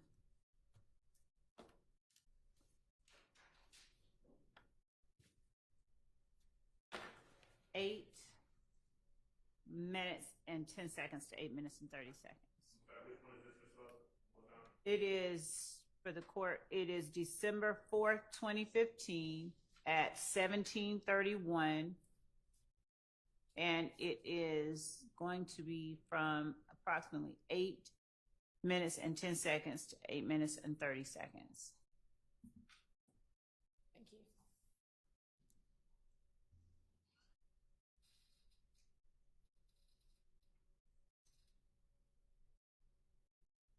this shit go, man. Stop, shit. Yeah. But I still want to add one question though, babe. Is y'all fucking with Who? you? You know what I'm talking about. For me, baby? No. Who? Oh. You talking about, him? Mm-hmm. Yeah, he want to pay for everything. Oh, okay. You're right. Judge, that's a short snippet of the call. We believe that the him that he's referring to is the same person that he referred to as providing or sending down the lawyer earlier. That would be our argument for it. If there's an argument that we need to play additional portions of the conversation by Mr. Sharp. I mean, is there some context either within this call or what's going on that day or something that leads y'all to believe that? The only context, Your Honor, is that prior to that exchange, and I'm not representing that it's immediately prior, but it is prior in the fact that my notes, one note before this is Shannon says he had talked to Kente. Kente, as it has come out, I believe it's come out in this case, is the owner of Club Lacura, Lacura, which is on Metropolitan Avenue. So that was, I'm just saying, on my notes, that's the note right before they say, is Shorty effing with you? So I know what the state's trying to insinuate, that Shorty is Jeffrey Williams, but no, there's no context that suggests it's Jeffrey Williams. And what I'm saying is, according to my notes, there is some context that suggests it is someone else. I'd like to play 7 minutes and 29 seconds.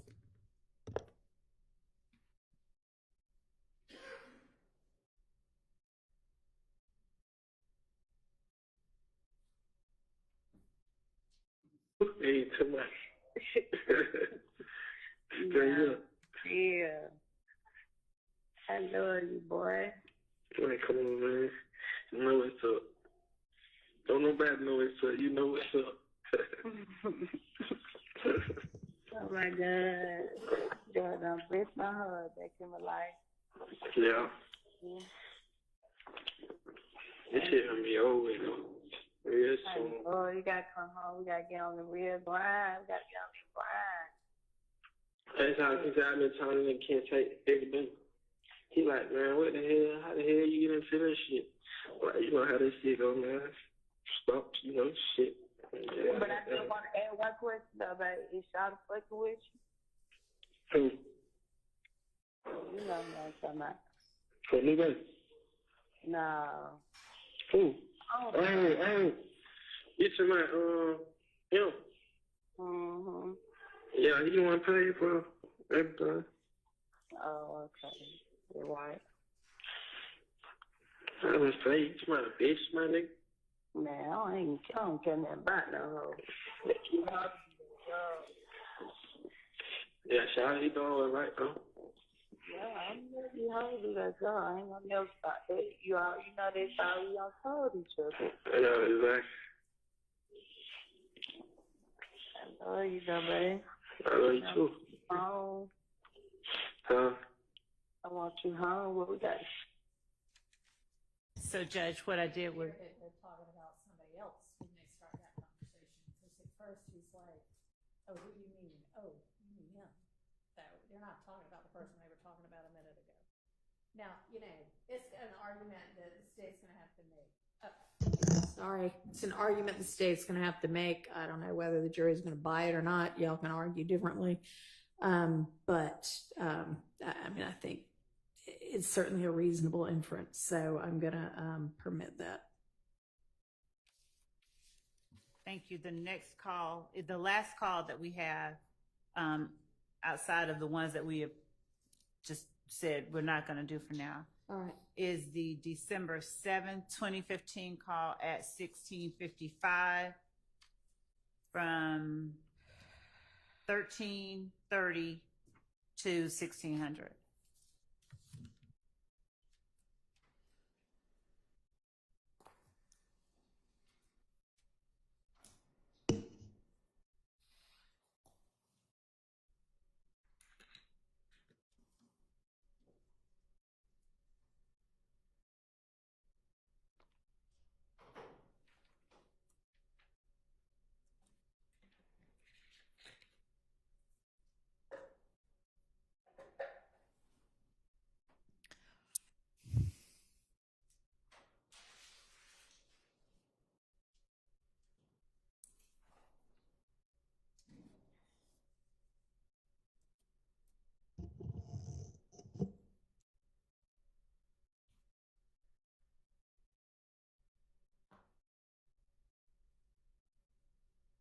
I already know fuck nigga money. They be having their pick.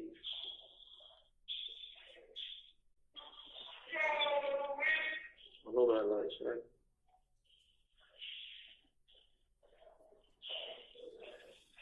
I had an ear hustle yesterday, right? So you remember when the nigga got on the phone? The blood nigga got on the phone. You remember when the blood nigga got on the phone? He was when we called Bull, Joe Shot, all them niggas. Oh, I think must be yesterday shit, yeah. Alright, so you remember when he was like his big home name Montana? You might don't, but he was just like his big home name Montana. And you run Rushby. Yeah. I'm not thinking this nigga Montana is the same house I rolled with, like you ask Bull, who just at Willow with me, like, that Bull just be like, Bull, what the hell? Like, anyway, he was just like running behind me at Willow, like, you feel me? Like, I had, like, and I just, when he came in here, he was like, hey, yo, HB, why who the hell that is? Like, it's Montana, bro. He ran from the door, showed his face, and ran back to his room, because they were telling him to go in his room. I was like, swear Montana, these young niggas up on you. He was like, You have yeah. 1 minute left. He was like, yeah. I said, man, you got these, I said, you got these little ass niggas pushing up on me like that, bro? He like, man, look, bro, I heard about that shit. I was telling niggas like, you my personal, this, that. I'm like, yeah. But this shit crazy. But like, okay, but I was ill hustling yesterday, and the nigga who I was telling who was slick, Hank, downstairs, he pushed up. When I was like, man, these niggas being like fit, these niggas some hate, these niggas hate, these niggas be throwing YSL pointing at my door. Oh, yeah. Alright, he walked over there to my town, though I didn't know each other on the street. So I guess he was just talking. And I just heard my name. Now I just heard Lil Bro. And I heard my town say, man, that's my personal part. Anything went home, I'm going to hate shit about it. So he like, yeah, I fuck with bro. He here real right nigga, but I be sick. Thank you for using Securus. Goodbye.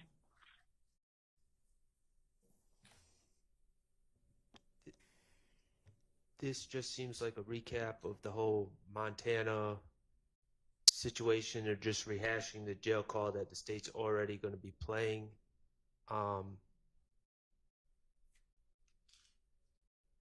If Your Honor is going to allow this in over my relevance and cumulative objection, there is a point where Mr. Stillwell says something to the effect of, I knew him from when we were down the road. That is common parlance and for being in prison, and so that reflects on my client's character. Okay. We agree that will come out, the part about prison or being down the road. And with respect to the remaining portion of the call, is the reference to throwing up YSL in the context of that similar call as the other one. That makes it different and a little bit more. I mean, there's a specific mention of YSL, so I don't think that is cumulative based on that. So I'll admit that. And Judge, there was one more call. I said this was the last one, but there was one that we passed over. Okay. It is the November 18th, 2015 call at 1843. I don't believe that we played it. I think we referenced it. Okay. We gated that yet. Okay.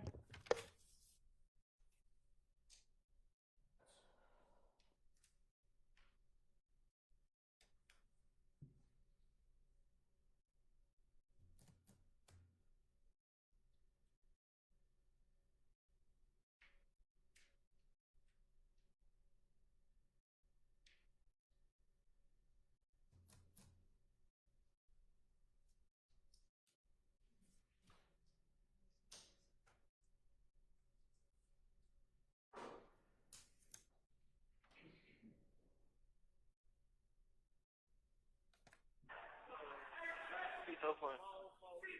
You. Your neighborhood rolling 60 cars?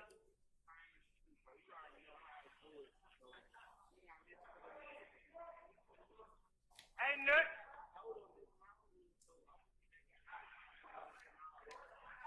You rolling 60 neighborhood? Your neighborhood rolling 60 crib cars? Huh? You what? What is she like? Hello? You need to stop playing with people. What? I said you need to stop playing with people. Neighborhood rolling 60 cars? What? Yeah, right. We the second fish. We the first. They work. Yeah. Sunny side the fuck up, son. Shine up and line up. Straight up and lay up. Yeah. You know, it's always a shine to the nine, though, you know? Shine to the nine, my dude. Yeah, me shit. Oh.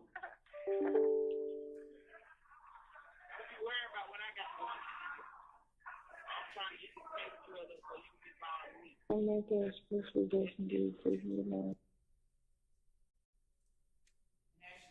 We went to 434, but it was really 428 that the call stopped at, and that was just from about 320 to 428.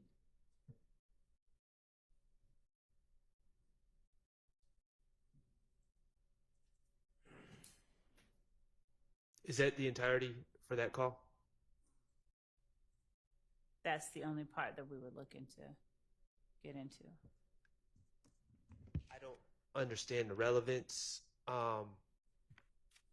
If it, yeah. What's the relevance and how is it not cumulative? The first call with respect to Shines and G Shine and the defendant Stillwell was dealing with his blood credentials. This call shows him interacting with who he believes is a Rolling 60s Crip. Martinez Arnold is a Rolling 60s Crip who we also allege is a member and who has pled to being a member of YSL, the criminal street gang. During the course of this trial, there have been repeated efforts on cross-examination to disprove the state's assertion that YSL is a criminal street gang. And that it's hybrid? Yes. Okay, so this goes to that? Yes. Okay, and I will allow it. All right, that's it for these. Sorry, Mr. Harvey, that's it for these this set of jail calls? Yes, for Mr. Stillwell. Okay, for Mr. Stillwell. All right, let's take a break. Not quite sure what we're going to tackle next, but something. All right, let's take 15 minutes.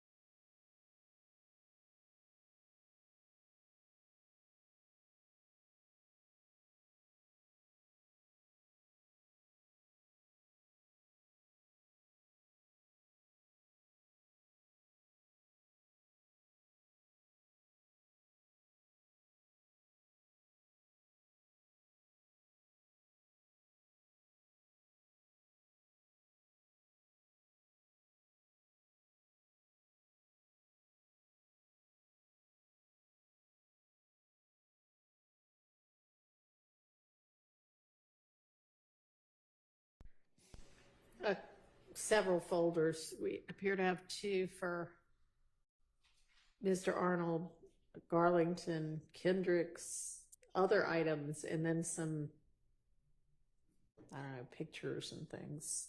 So can we move through them methodically? There's a recording in Mr. Arnold's. Is that what we've already gone over? Is there anything we need to take up that we haven't already dealt with on that? Okay. Not with that I've. Okay. How about in Mr. Garlington's folder? Is that his statement?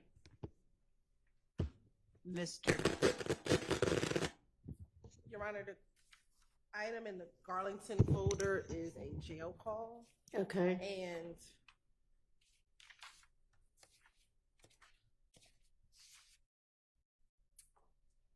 I should make sure.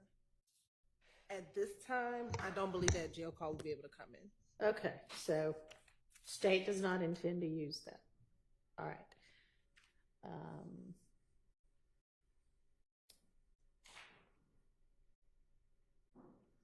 And now I've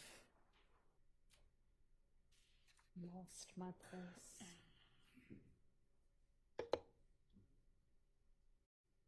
Well, what was next? Because I have no idea where I was just looking at has gone to on this computer. So I think the next folder, Your Honor, is the folder that says Diamante Kendricks. Okay. And there's 3 jail calls in that folder, Your Honor. Can you give me a minute, Your Honor, because the Wi-Fi is Maybe that's what happened to me too. It just went poof.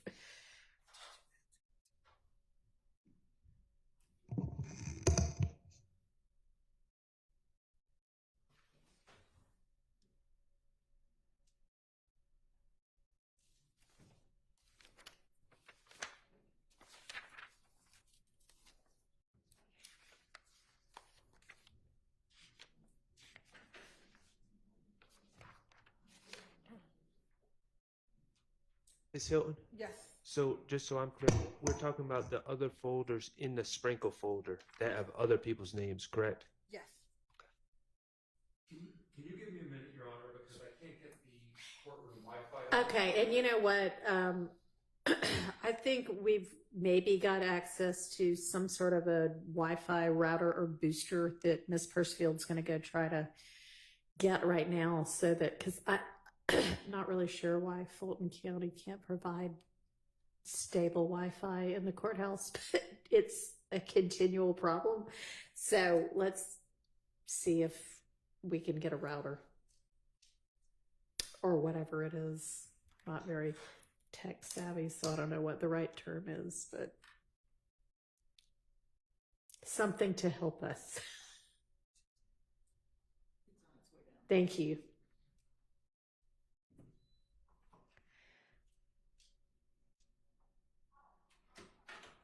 All right. Now, there are 2 different Arnold folders. Do they contain 2 different things? Yes, Your Honor. Okay. So one folder is the interview that we talked about a couple of days ago. Right. Okay. And then the other interview are 4 jail calls. Okay. All right. That will more than likely he is expected to testify, Your Honor, and so we would use these primarily for impeachment purposes. Okay. All right. So we probably don't need to take those up right now.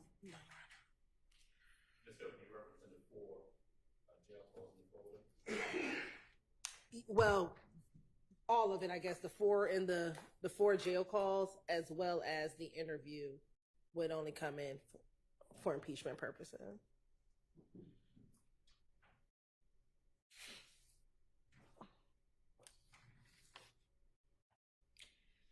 All right. What's in the other items folder?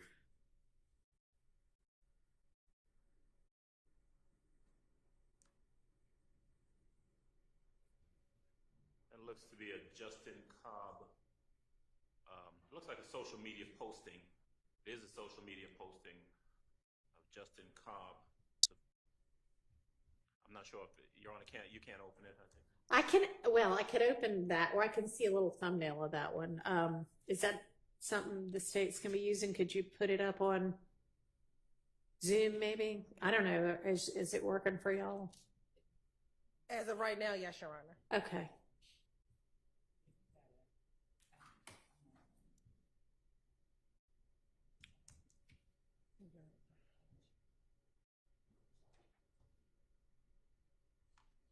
I'm not sure if you have access, Your Honor, to let me in the Zoom room.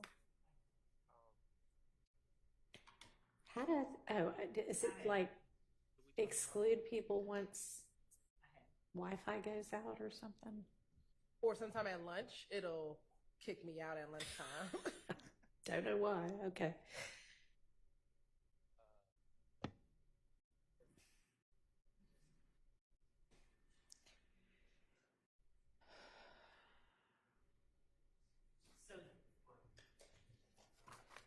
Judge, this is on the screen. If you have, Mhm. can you see it? Yes. So that is the posting that is in the other items folder in Right. Mr. Sprinkle's folder, and the purpose of it primarily is to show the phone number that Mr. Cobb uses at that time. Okay.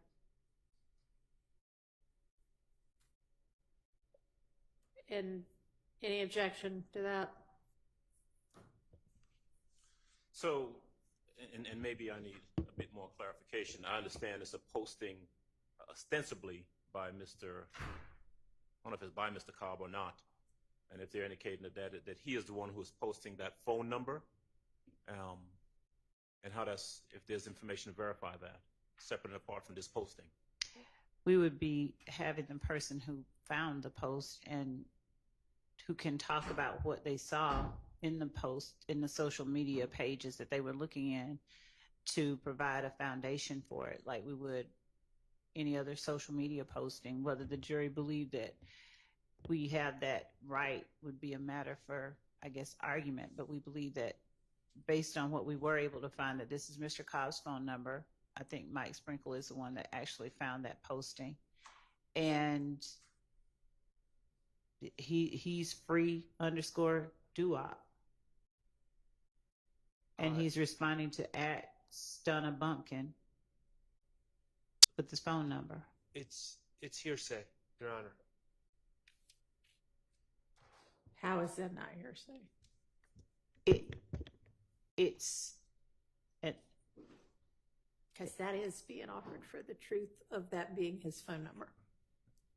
It's how we were able to. Are you offering it to establish that 678 number is the phone number that Justin Cobb /doo-wop was using at the time? Yes, and we would not need to put that particular picture up as long as the witness is testifying how, he The came witness about it. being Mr. Sprinkle? 88 Sprinkle. So he wouldn't just have that showing that it was his phone number. He would have other items of evidence to show that lead us to believe that it's his All phone right, number. what would those other items of evidence be? I believe that we got his records, his phone records, so who the other Well, then calls. That would be the way to show it then, through his phone records. Right. So when he's doing the deep dive into who did what and how we are able to find out who is where, he starts out trying to get phone numbers for people.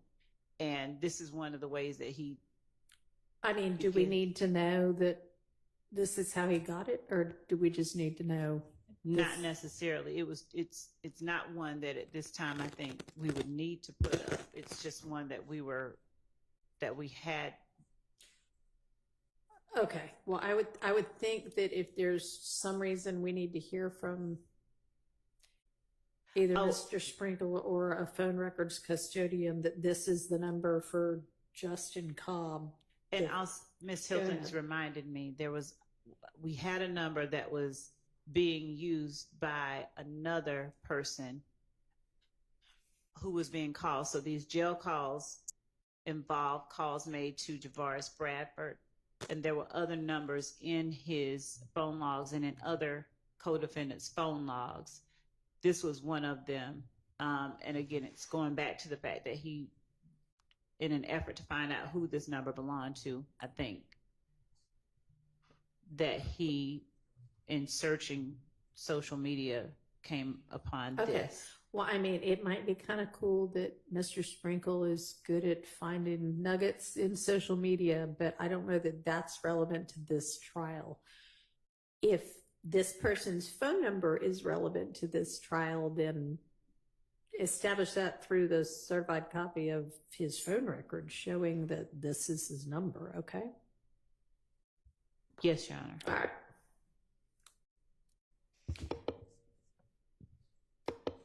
All right, Mr. Weinstein, were you able to do what you needed so that we can go over Mr. Kendrick's jail calls? Yeah, I'm just using my phone because I can't get on the Wi-Fi here and it's a little funky, but Okay. I'm almost there. Okay. Give me a 5 minutes. Okay, no problem.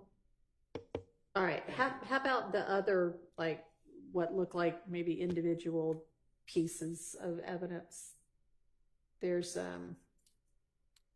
don't know, the one that's labeled CKNQKS, whatever, that's a picture of somebody standing by a car.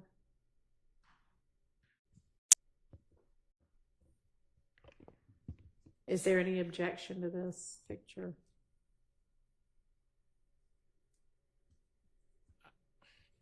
I think first we'd like to know from the state what it is they believe it purports to show, how it's relevant, and Okay. we can respond. Your Honor, I believe this is a picture of Javoris Bradford, who is one of the individuals that we've alleged had a part as a party to a crime in the murder of Donovan Thomas. And specifically, Your Honor, we believe he's the driver of the Bonneville vehicle initially while they were at the Texaco gas station. And this is a picture of Mr. Bradford in front of what we believe to be that same Bonneville. Okay. At a different time. At a different time. Okay, that seems relevant. All right, let's move on to the next. Color copy of Sprinkle report.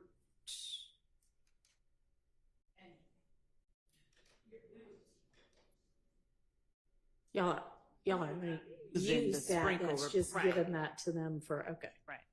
Very good. All right. Then I guess we've got some more images, maybe? The next few are again of Mr. Bradford at different times with that same Bonneville, just in case there was. Okay. Is that what all four of those next ones are? Except for IMG_03901, that is not. Okay. That one is the Infinity after it was sold at auction to the person, Okay. the next owner of it. All right. And then is the last thing just a duplicate of that? One's a distant shot and one's a close up, Your Honor. Okay. All right. Any objection to any of those? I don't believe on behalf of Mr. Williams here. All right. No, Your Honor. Okay. And of course, for the record, Your Honor, we would take off the comments off of. Thank you.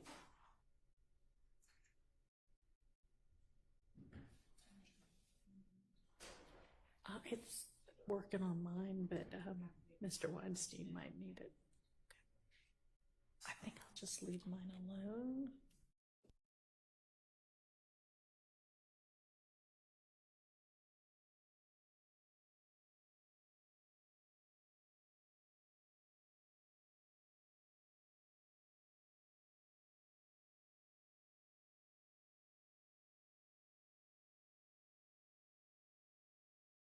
Our new Wi-Fi router passcode, just let Ms. Persfield know.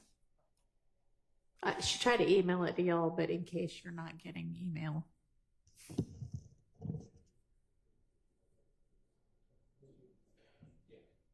Okay. Your Honor, we're ready, but I believe the issue with Mr. Kendrick's jail calls, it's only the first call, and Mr. Adams is going to speak to that. Okay, perfect. Thank you, Judge. So we've got what appears to be three calls jail calls here for Mr. Kendrick. The first one is a call that occurs on October the 4th, 2015. I'll just go ahead and set it up because it's an issue that's similar to the issue we dealt with Mrs. Stilwell earlier. On that phone call at about the 2-minute and 50-second mark, there's a conversation between Mr. Kendrick and his significant other, someone named Tasha. His mom, well, yeah, she's significant to him. His mom, Tasha, is a conversation about an attorney. I believe my recollection, if my recollection is correct, Mr. Kendrick says something to the effect of, I've got a lawyer or getting a lawyer, and Tasha says something to the effect of, Thug is working on an attorney for you. So, number one, same objection as before. I don't believe it's particularly relevant. There has been an association shown between Mr. Kendrick and Mr. Williams.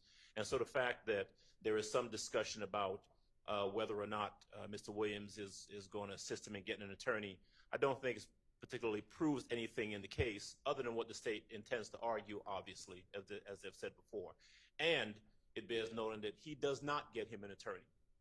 There's no evidence, there's no factually, it doesn't happen. He never maintains and gets an attorney for him. No attorney ever comes to see him at the behest of Mr. Williams. So I just don't think it's helpful to the jury in any form or fashion in regards to these charges. All right. Ms. Hilton. Yes, Your Honor. I think for the same reasons, Your Honor, it is our contention that when Mr. Kendrick is in jail following a fleeing and attempting elude, but when they are actually intending on going up to shoot up the opposition's home, they get stopped at a roadblock, but they were on their way to shoot at the opposition with a number of guns in the car. They then take the police on a high-speed chase, and he's subsequently arrested at that point in time. This call is important for that reason. Is the state's contention that when YSL members get in trouble, they reach out to Mr. Williams, and he provides attorneys. Whether or not the attorney comes or not, it is the fact that they believe he's going to provide them assistance. But what is more important in this call is what happens after that. So Ms. Tasha on the call says, Thug is going to work on getting you a lawyer. And Mr. Kendrick says to his mother, don't say his name, say bro. And what we have found consistently throughout this case, and we'll believe the evidence will continue to show, is there is an effort to conceal his identity, conceal Mr. Williams and who he is. And so they never reference him as Thug, oftentimes on jail calls, but it's bro, slime, or different other terminologies. And so that is also what is important with this call, Your Honor. All right. Thank you. I'm going to admit it over objection. And obviously, if y'all want to cross-examine the right person or put somebody on the stand to say he never got him a lawyer, that's up to y'all. All right. So was that the only of the jail calls? Yes, Your Honor. Okay. Of those three. Yes. All right. Thank you. So then I think we've taken care of everything in the sprinkle folder at this point. Yes, I believe so, Your Honor. Great. Okay. So then I think that also means we've taken care of everything in that whole entire 1 through 30 witnesses. Yes. Let's pat ourselves on the back. All right. We can move next to, don't we have this same thing for 31 through 60? We can move to that, or we can move to the wiretaps, or if there's something more pressing, y'all tell me. But we're not going to waste this time we have without the jury getting stuff done. 31 through 60 would be more pressing before the wiretaps, Okay. Your Honor. All right, let's all find that one. And is that a different Dropbox link? Can you remind us what the email would be for that one? Yes, Your Honor. Thank you.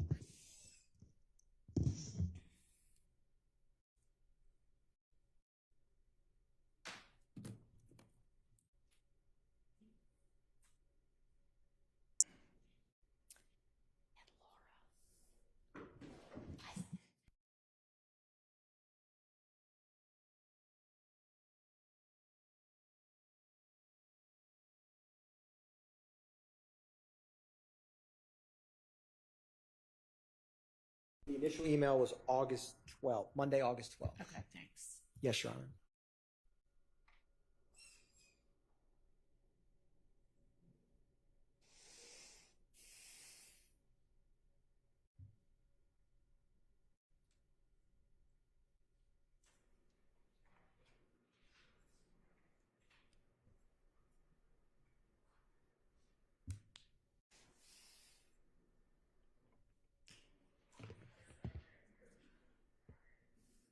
Your Honor, for the box 31 through 60, Mr. Ryan has 31 through 35, and that's the one we're discussing with the state in the background. Okay. So we're still working on that. Okay, so 31 through 35 set aside for now. Okay. Working on that. All right, that's fine. Okay, thank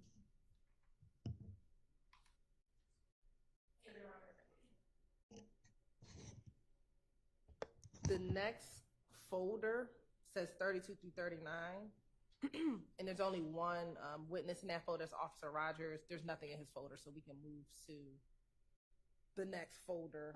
Okay, I don't actually. I'm still waiting on the email, but So am I.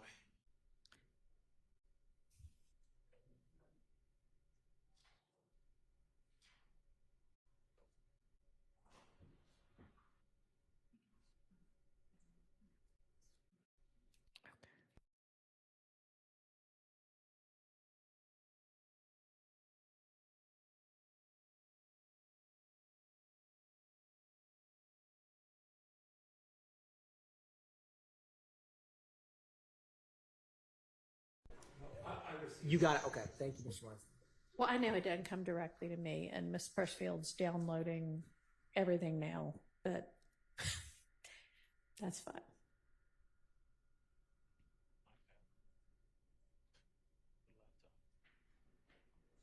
August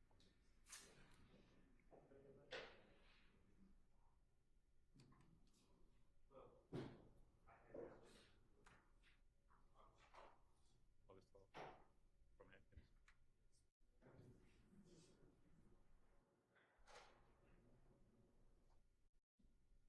from Hampkins.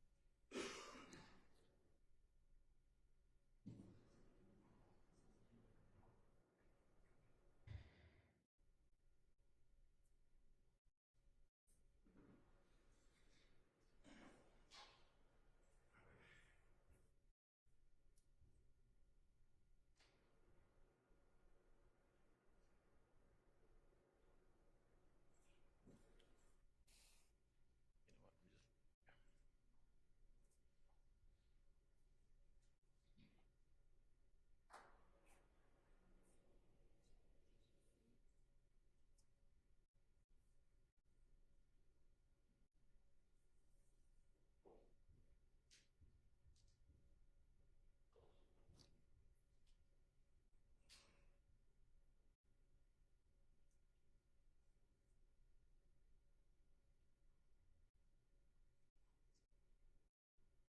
to me either. All right.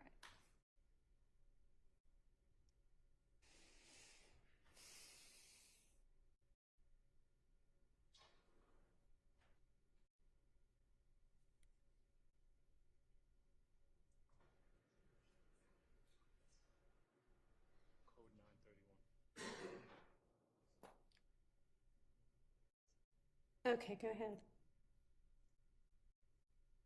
So we can start where it says counts 3 through 7, Your Honor. That folder, Acts 88 through 90, armed robbery, Dewan Maynard.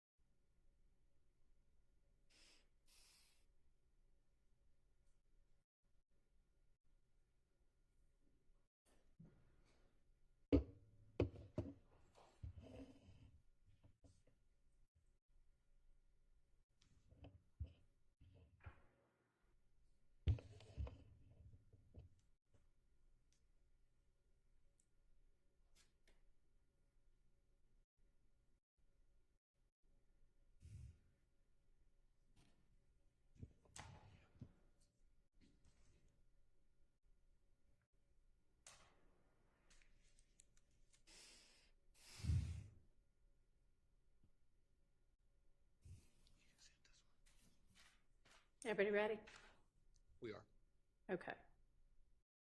We're gonna just start with the Colin Russell folder that's in there.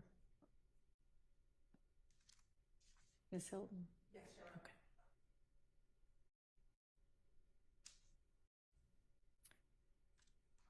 And are these videos or just images? There are videos. There's portions of surveillance video from the night of the armed robbery. All right. And does anybody have objection to any of these 3 videos?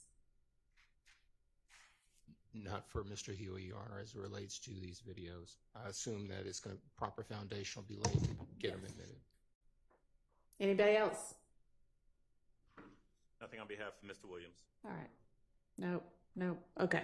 And then that last one looks like it's maybe a cell phone. Is that a video of something being shown on a cell phone, or what's that? Yeah, let's look at that.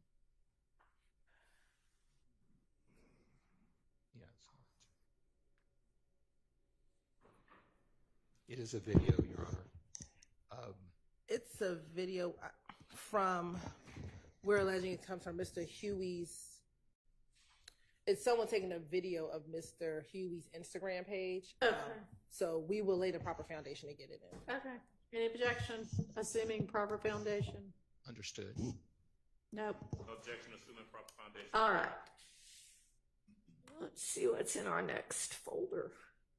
Joel Hines. There's nothing in his folder. Oh, you already said that, didn't you?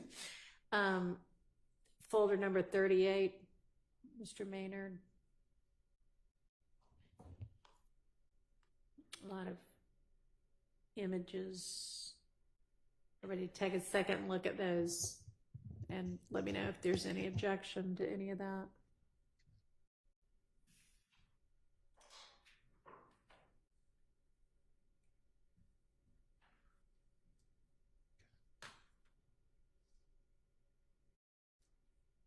Your Honor, with respect to the second photograph on the first category, on the first line of photographs at the top, the second photograph to the It's right. like the hand and arm. Yes, Your Honor. Okay. I'm not sure. The Instagram says Hunchoke K, HUNCHOKAE. Maybe the state can talk to us about foundation for that. Yes, Your Honor. That is the picture of the victim in his hand. That's the picture that the victim provided to us to show that those are his items that were stolen from him during the armed robbery. Okay. With that information, any objection? So just so that I'm clear, my understanding, Your Honor, is that this is not the alleged victim's Instagram account, so I guess they'll have to deal with that if they call them. I mean, not really, because what they're offering it for is to show that these were the victim's items that got stolen. Yeah. During So the armed it robbery, doesn't really yes. matter where the picture came from if he can say that's my arm and that was my ring and my bracelet. We believe we have a different understanding of who the Okay. photograph that is, and we'll deal with that at trial. Oh, you think that's not his arm? Is this victim going to testify? Yes. All right, well, we'll see what he testifies to. But it doesn't matter whose Instagram it came from. If he is going to testify that those are his items, I assume, on his arm. I don't know. We'll see. Okay.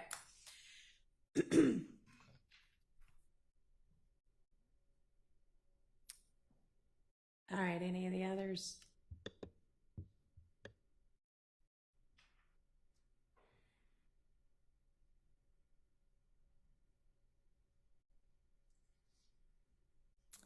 We have lots of pictures of,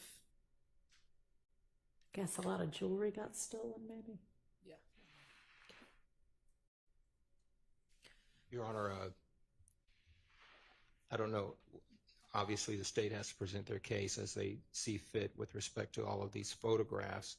However, I do think a proper foundation would need to be laid for several of these photographs. So there may be some real-time objections as it relates to them, Judge. Okay. Understood. Okay.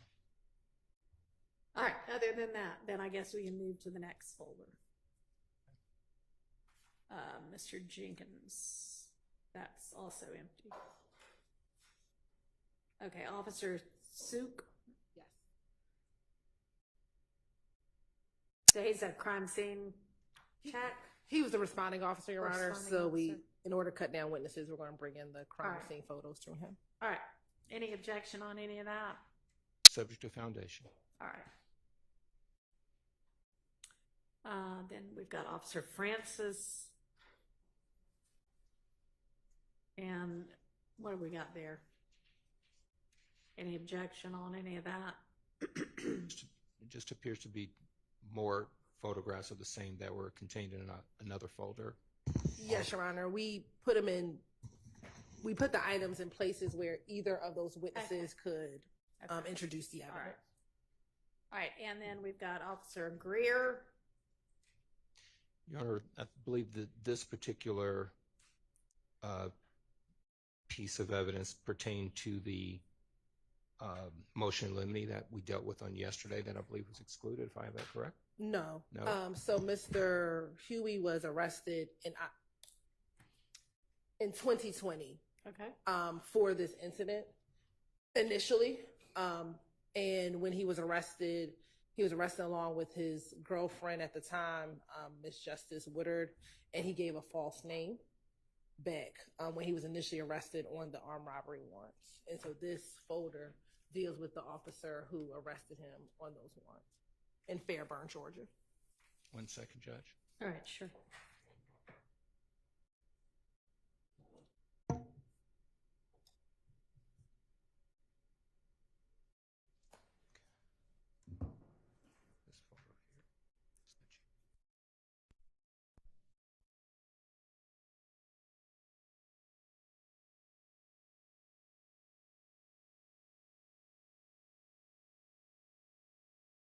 folder here.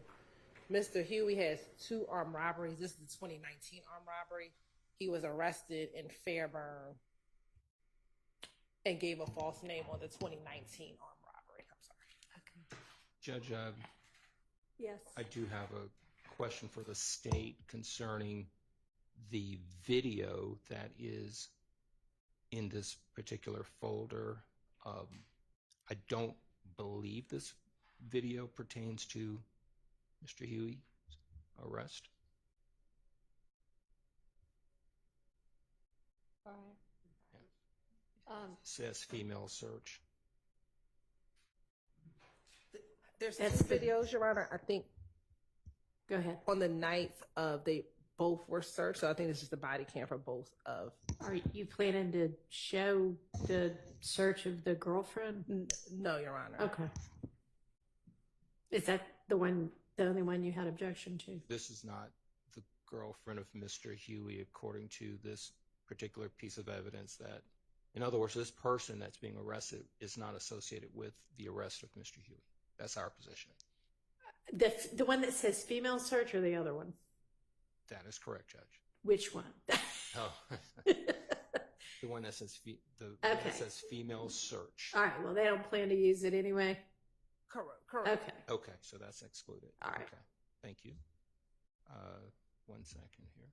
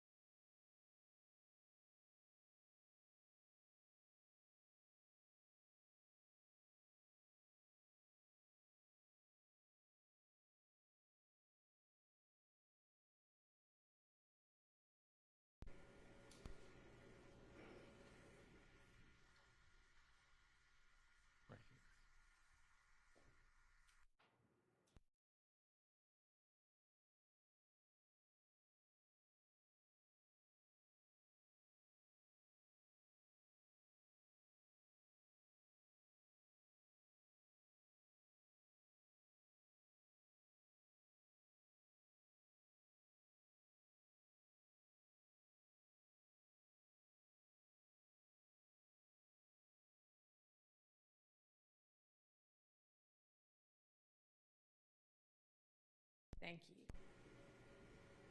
All right. So then we've got the AT&T records custodian. There gonna be any issues for that witness? Just subject to the foundation, Judge. All right.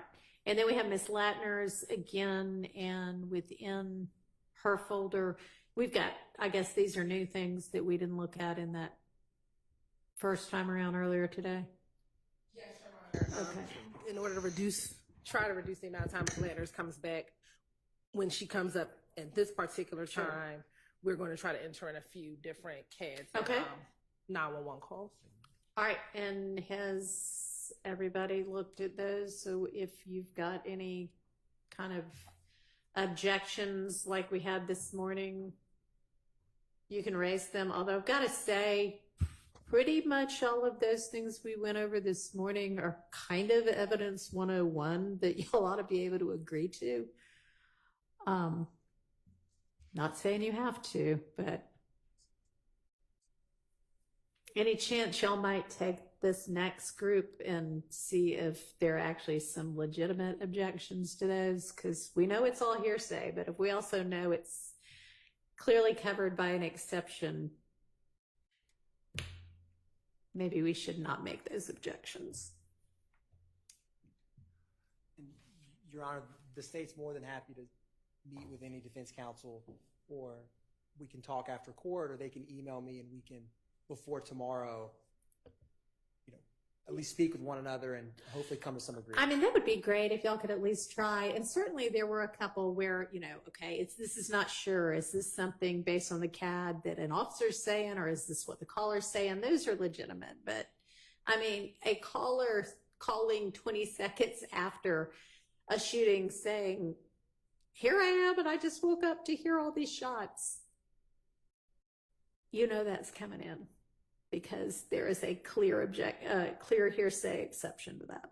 So just see what y'all can do on that. And if you feel the need to go ahead and put forth the objection to each of them, then that's fine. We'll go through it. But, I know everybody's talking about how long this case has taken, and we could cut it a little bit shorter if we didn't do things like that.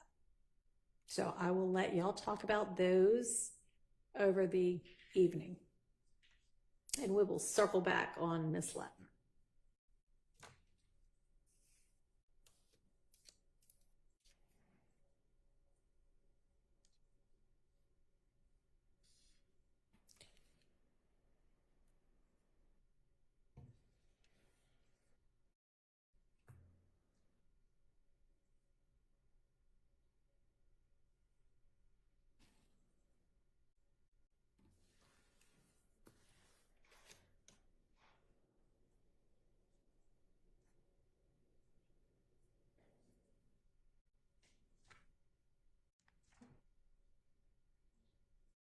So does that cover everything that was in the counts 3 through 7 folder? Yes, Your Honor. All right.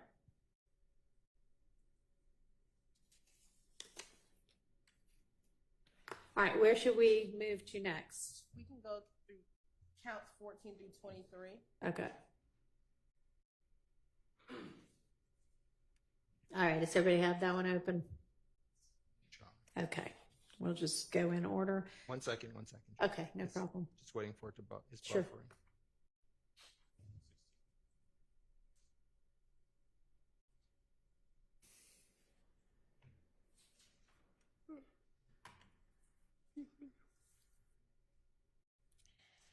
Okay, Judge, we're ready. Okay. The first folder doesn't have anything in there, Your Honor. All right. Are y'all ready, Ms. Westmoreland? Are you still? Okay, so we are now looking at the counts 14 through 23 folder. All right, and we're moving to item 45 in there, or the one labeled 45. Okay. And that is an audio call between certain people. Yes, Your Honor. So this is a jail call that we litigated last 45 Tiana Stanley. 45 Tiana, Tianna, Stanley, Stanley. Okay. Your Honor, this is a jail call between the victim in this case, Gary Holloman, who is now deceased, a co-conspirator, Tanquarius Mender, and Tanquarius Mender's mother, Tiana Stanley. We did litigate this, I believe, in October of last year, and it was admitted based upon that litigation. Okay. Anything else on that? Your Honor, it was, just for the record, the court admitted it under 807 residual hearsay exception. Interesting. And it was admitted over our objection, my objection. This was a jail call, and the deceased was having a came on to the call at the behest of the inmate and the inmate's mother, Ms. Stanley. And that person came onto the call, had a conversation on a recorded jail call, and our position was that there was no establishment that the deceased, Mr. Holloman, had a very close relationship with either Tiana Stanley or with the inmate, and we objected on that basis. We did not believe that a jail call was a trusted conversation, that it was done on a public recording that was subject to a public airing, and that there was no establishment by the government that there was this trusted, close relationship that is typically required in an 807 setting, and that and for those reasons, as the court is aware, 807 residual hearsay is like the Hail Mary of letting evidence in when there's no other recourse, no other way that it can come in, so forth and so on. And it happens sometimes when people die. All right, is there an order that I can look at? Yes, Your Honor. So this has not come in to the trial itself at all yet, is that right? It has not, and there is an order, Your Honor, and we can forward that to you. And also, Your Honor, just from the standpoint of Mender, who's on this indictment as well. Okay. So we would argue that, well, it was admitted under the 807 exception to the hearsay. We obviously don't believe that it would be anything that would come in under any type of co-conspirator theory or anything of that nature as it relates to Mender, who is on the indictment. It's not furthering any conspiracy or anything of that nature. If the state were saying, hey, it should come in because Mender's a co-conspirator or something of that nature. So it only came in under the 807 basis. All right. Was that an argument that was made and addressed? No, Your Honor. We addressed it solely under residual hearsay. Okay. Well, if y'all can, if you want to just let me know the date of the order, y'all gave me that binder full of motions and orders, so I can find it not during court time. I can do that this evening and let y'all know. And I'll tell you, Your Honor, the order, because there were several things we argued during that hearing. There was a 911 call, there was a body cam video, and it was this jail call, Your Honor. And the court excluded the body cam video, and I believe the order primarily addresses the body cam video and not necessarily the 911 and this jail call. Do I then need to look at the transcript? Yes. Okay. Do you know what date that was? It was November. I think it was November 3rd, but I'll pull it up just so. Okay.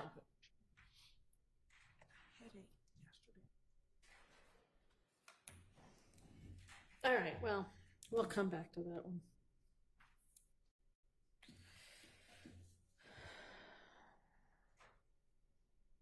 November 3rd of 23. Yes, I printed the order for yesterday, so I'm going to look for it. Okay.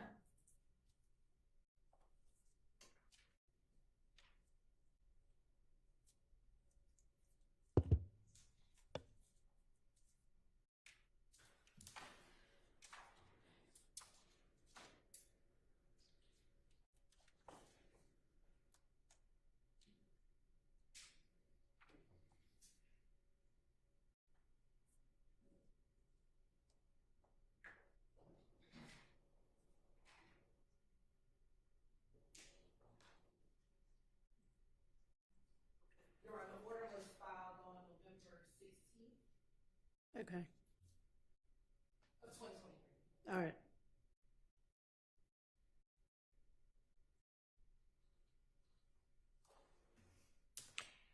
And do you know whether that transcript's been filed? I can always check with Miss, I'm blanking on her last name, Christina Weaver. Okay, it's fine. I'll just check with her. All right, so let's just move to the next folder, I guess.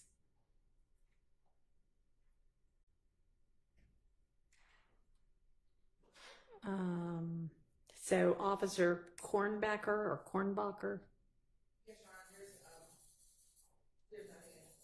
Nothing, okay.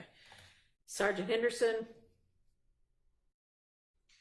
Your Honor, Sergeant Henderson was the detective on this particular case with respect to these acts, and the court has excluded his participation with respect. He had two primary roles with respect to these particular acts. One was to do the photographic lineup, and the other was to conduct the interviews. Yeah. So I think that subject to that ruling are in this particular folder basically photographs. All right, let me just ask the state, what all do you intend to use from this folder?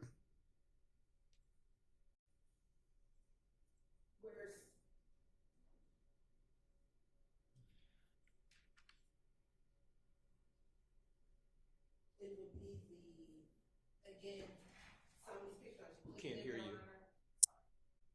Some of the pictures are duplicative, Your Honor. Okay. We've put in here Mr. Huey's statement. I don't think at this time we're going to use it, but we did just place it in here as an abundance if we decide to. I don't think we're going to be using his statement. And the MP4 is, and it should not come up, but the MP4 is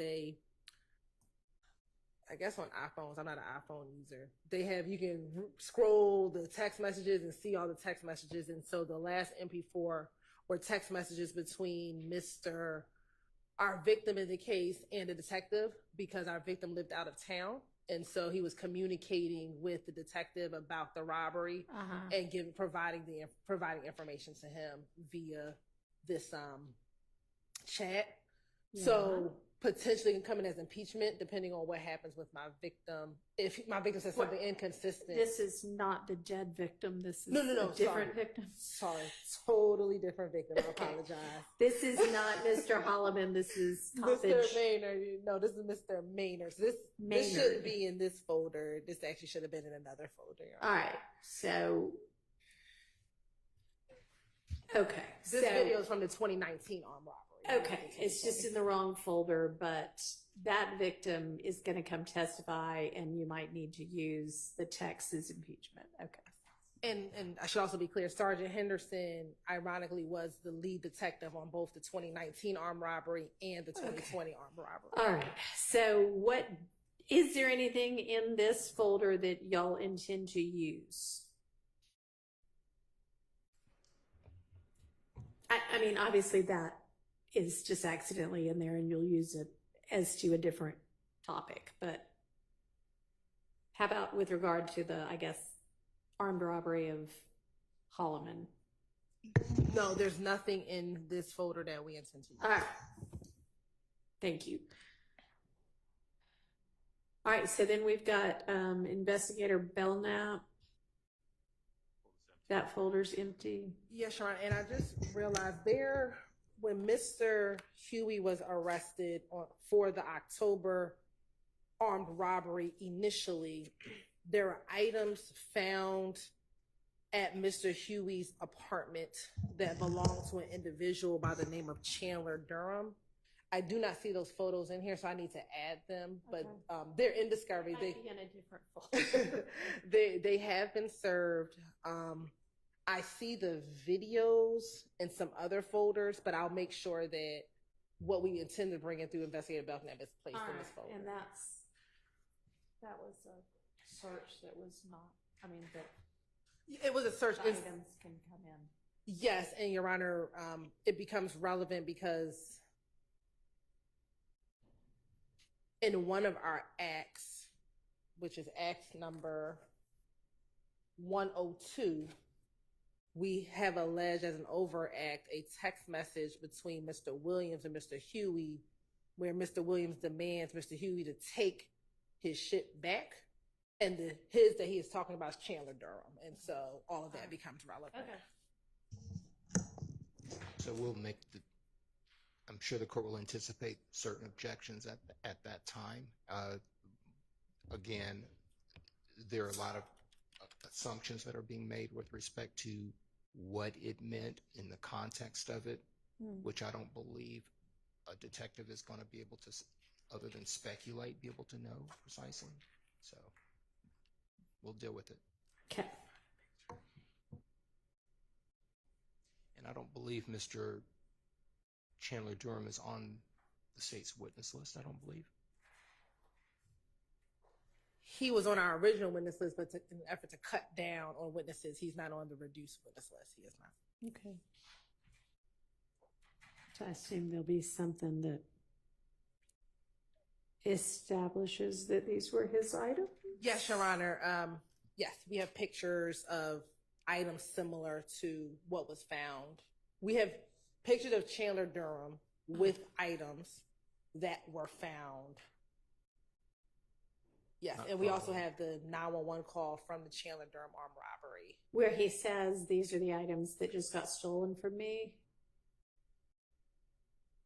He talks about being robbed. I don't know if he says it on the 911 Well, call. y'all, I mean, I don't know if you might need to put him back on your list, because think about, what they're going to hold you to your proof on everything. So Yes. there's going to be an objection if you don't have a way to establish that the items found in the search of Mr. Huey's home are in fact the items that were stolen from Mr. Durham. Yes, we're working through. I think we have worked through it that we could get around it, but Well, we'll see. we're working through it. Okay.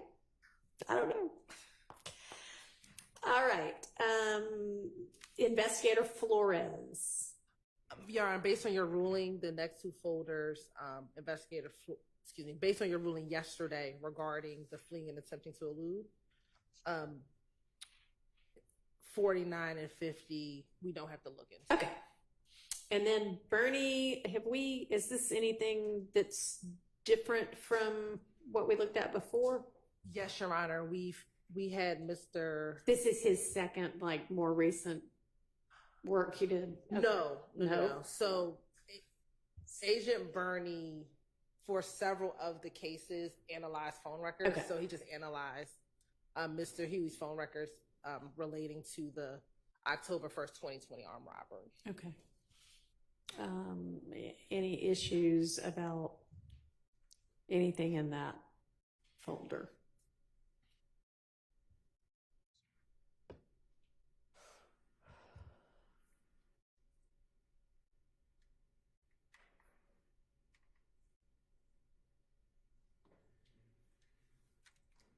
Mr. Matthews?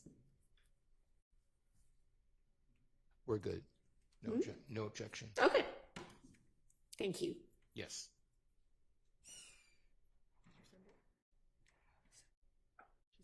All right, so that takes us to the end of the 31 through 60 folder. No, I think. No, I'm sorry. Looking at the wrong thing. What was that? So the next one we have, Your Honor, is counts 27 through 29. Right, that was within the 31 through 60. That was 14 through 23. Okay. So now counts, what'd you say was? 27 through 29. Okay.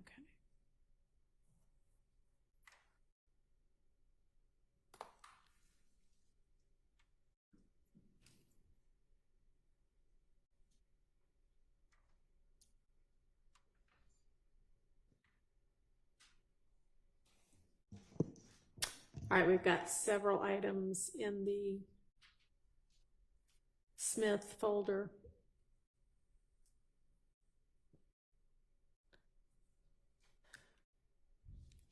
Anybody want to voice objection to any of those items?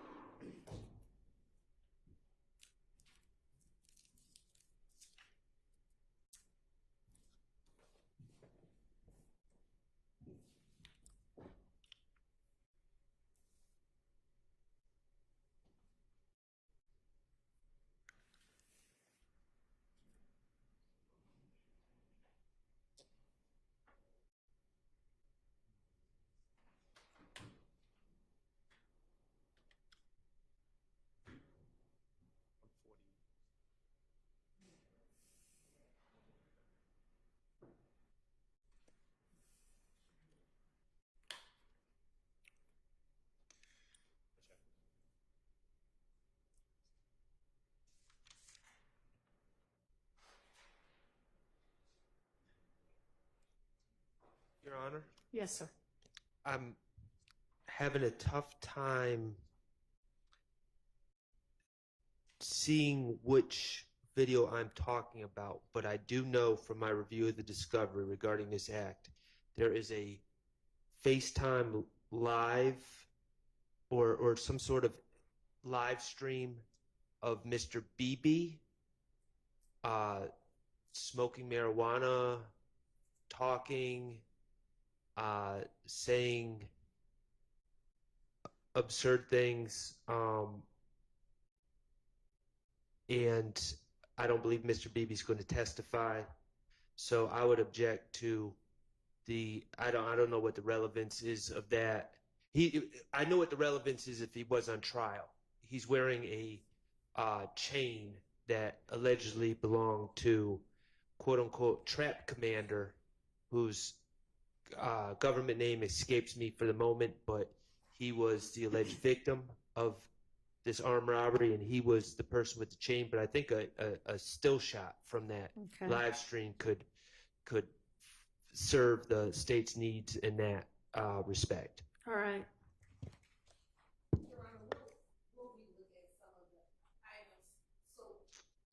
Robbery, we've alleged that two of the co-conspirators, Durante Beebe and Christian Eppinger, armed rob Mr. I'm sorry, say those names again.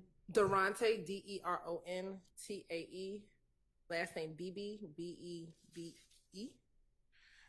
and Christian Eppinger. Okay. I just didn't hear who you said next.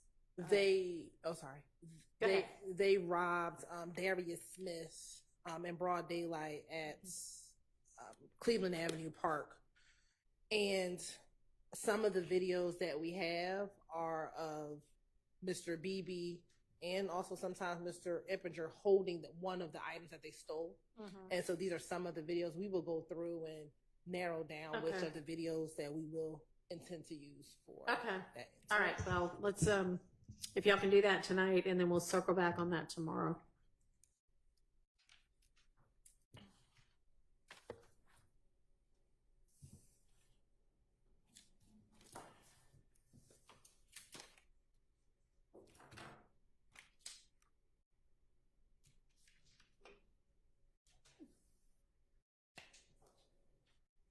Your Honor, there is another video, and I know I've heard it, I've seen it, but when I was going back through this folder, I don't see it in here, where Mr. Eppinger is essentially bragging about the armed robbery. I'm going to look for it again, and then I will make sure everyone gets that video as well. All right, and then next in this folder is the folder that is Adrian Ansart. He's the custodian records for Instagram, and so it's just the Instagram return to his folder. And then we've got Sergeant Pierre or Jean-Pierre. Yes, Your Honor, he is the lead detective. Okay, assume that. So there, I see photographs. Would those be like crime scene-ish things? Yes, Your Honor. And then social media, is there anything we need to look at within that? Anything objectionable? That will be some of the stuff we're going to reduce down tonight. Okay. All right. We'll come back to that also.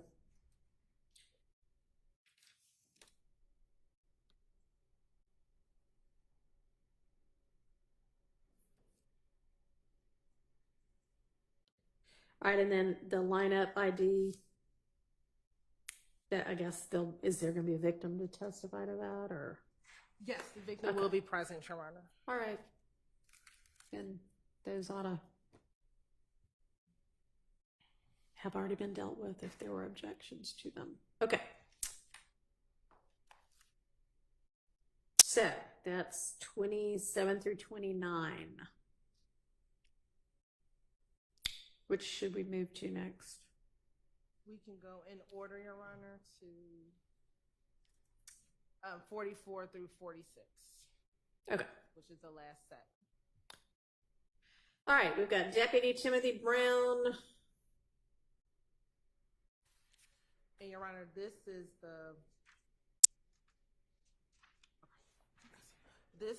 the possession of a weapon and cell phone of Mr. Huey and Mr. Mender, Your Honor. And so in here is just the body cam video of that search of that cell.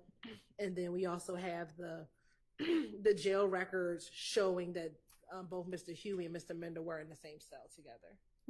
Who's the second name again? Mender. Oh, okay. Mender, all right. Any objections? All right. And then Vivarito. Yes, Your Honor, that should primarily be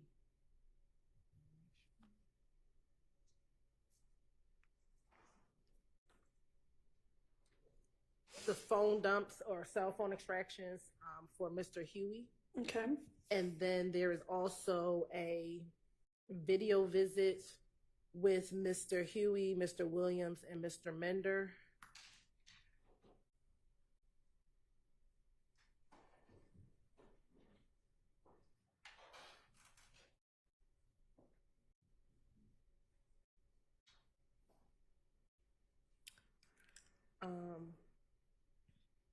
And I just want to make sure that there are three, there should be 3 cell phone extractions. Yeah.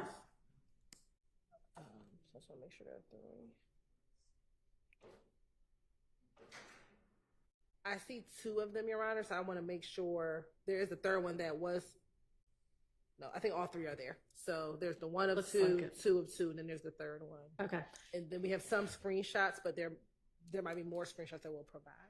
All right, and then there appears to be another PowerPoint. Y'all don't intend to use that, do you?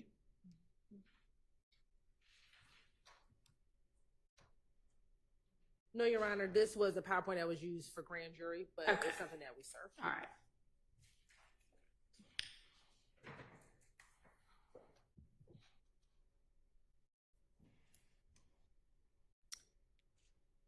And then I don't know what that last thing is in there. It's not a folder. It says iPhone 11 Pro Max. I believe, Your Honor, that is the cell phone dump just in 2 places. Okay. I just want to confirm that. All right. So does that carry us through that whole, through witness number 60, or do I need to go back and? It does, Your Okay. Honor. Some of our numbers are a little off just because we have a few different lists, but this is all the 60. Okay. And then we intend to provide the last group of individuals to the end, the last witnesses to the end on Monday, Your Honor. Was that the deadline I gave you? Or did I give you a deadline? I don't know if for you gave us that? a deadline for the last group, but we were doing it on Monday, so we just figured Okay. it's time for That's another fine. Monday. All right, so that'll be 61-ish through the end of Yes. your witness list. Yes, Your Honor. All right, so then that would leave us tomorrow looking at these couple of things we set aside for today. And then, I mean, at some point we need to get to the wiretap stuff. So tomorrow then would be the day to do that because we have a free day tomorrow and we need to utilize it. Okay? So we'll break early today but with the understanding that everybody needs to be ready to tackle the whatever is within the wiretap evidence tomorrow, as well as we'll circle back on the CAD reports after y'all have gotten a chance to get together, and then on the couple of things from that we just discussed that you might be able to narrow down. All right, anything anybody needs to bring up, put on the record before we adjourn for the day? I can't think of anything from the state, Your Honor. Okay. Nothing on behalf of Mr. Williams. All right. Yes, there is. And I don't know if Mr. Adams can do this or we need to wait for Mr. Steele. Mr. Steele did provide to us the Dropbox link with some reciprocal discovery. Mm-hmm. We know that there's some jail calls. There are a number of jail calls that Mr. Steele gave to us. If he could just narrow down which jail calls he intends to use. I believe this is with Mr. Copeland, so we can just know if we have any objections to it, but just the jail calls. We'll go ahead and reach out. I know that Ms. Steele was working on that today. Okay, well, great. Hopefully he can get that to the state by the end of the day. I'll relay that. Yes. Okay. Because obviously Copeland's cross is hopefully coming up before too much longer. Well, it's on the horizon, Your Honor. So, yeah, that may be the first thing we need to take up tomorrow. Can I inquire, Ms. Hilton?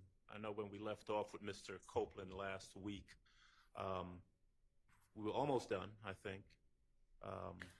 I mean, yeah, sounds like we've got a little bit more of that video still to get through, since we didn't really get anything done Friday afternoon because of tech issues. But a jail call, I think, if I remember correctly, Ms. Hilton. Yes, the goal will be to pass Mr. Copeland, if not early afternoon. That is the goal. By early afternoon to pass Mr. Copeland. Understood. Thank you. All right, doesn't sound like there's anything else, so I'll see y'all at 9 tomorrow. Thank you.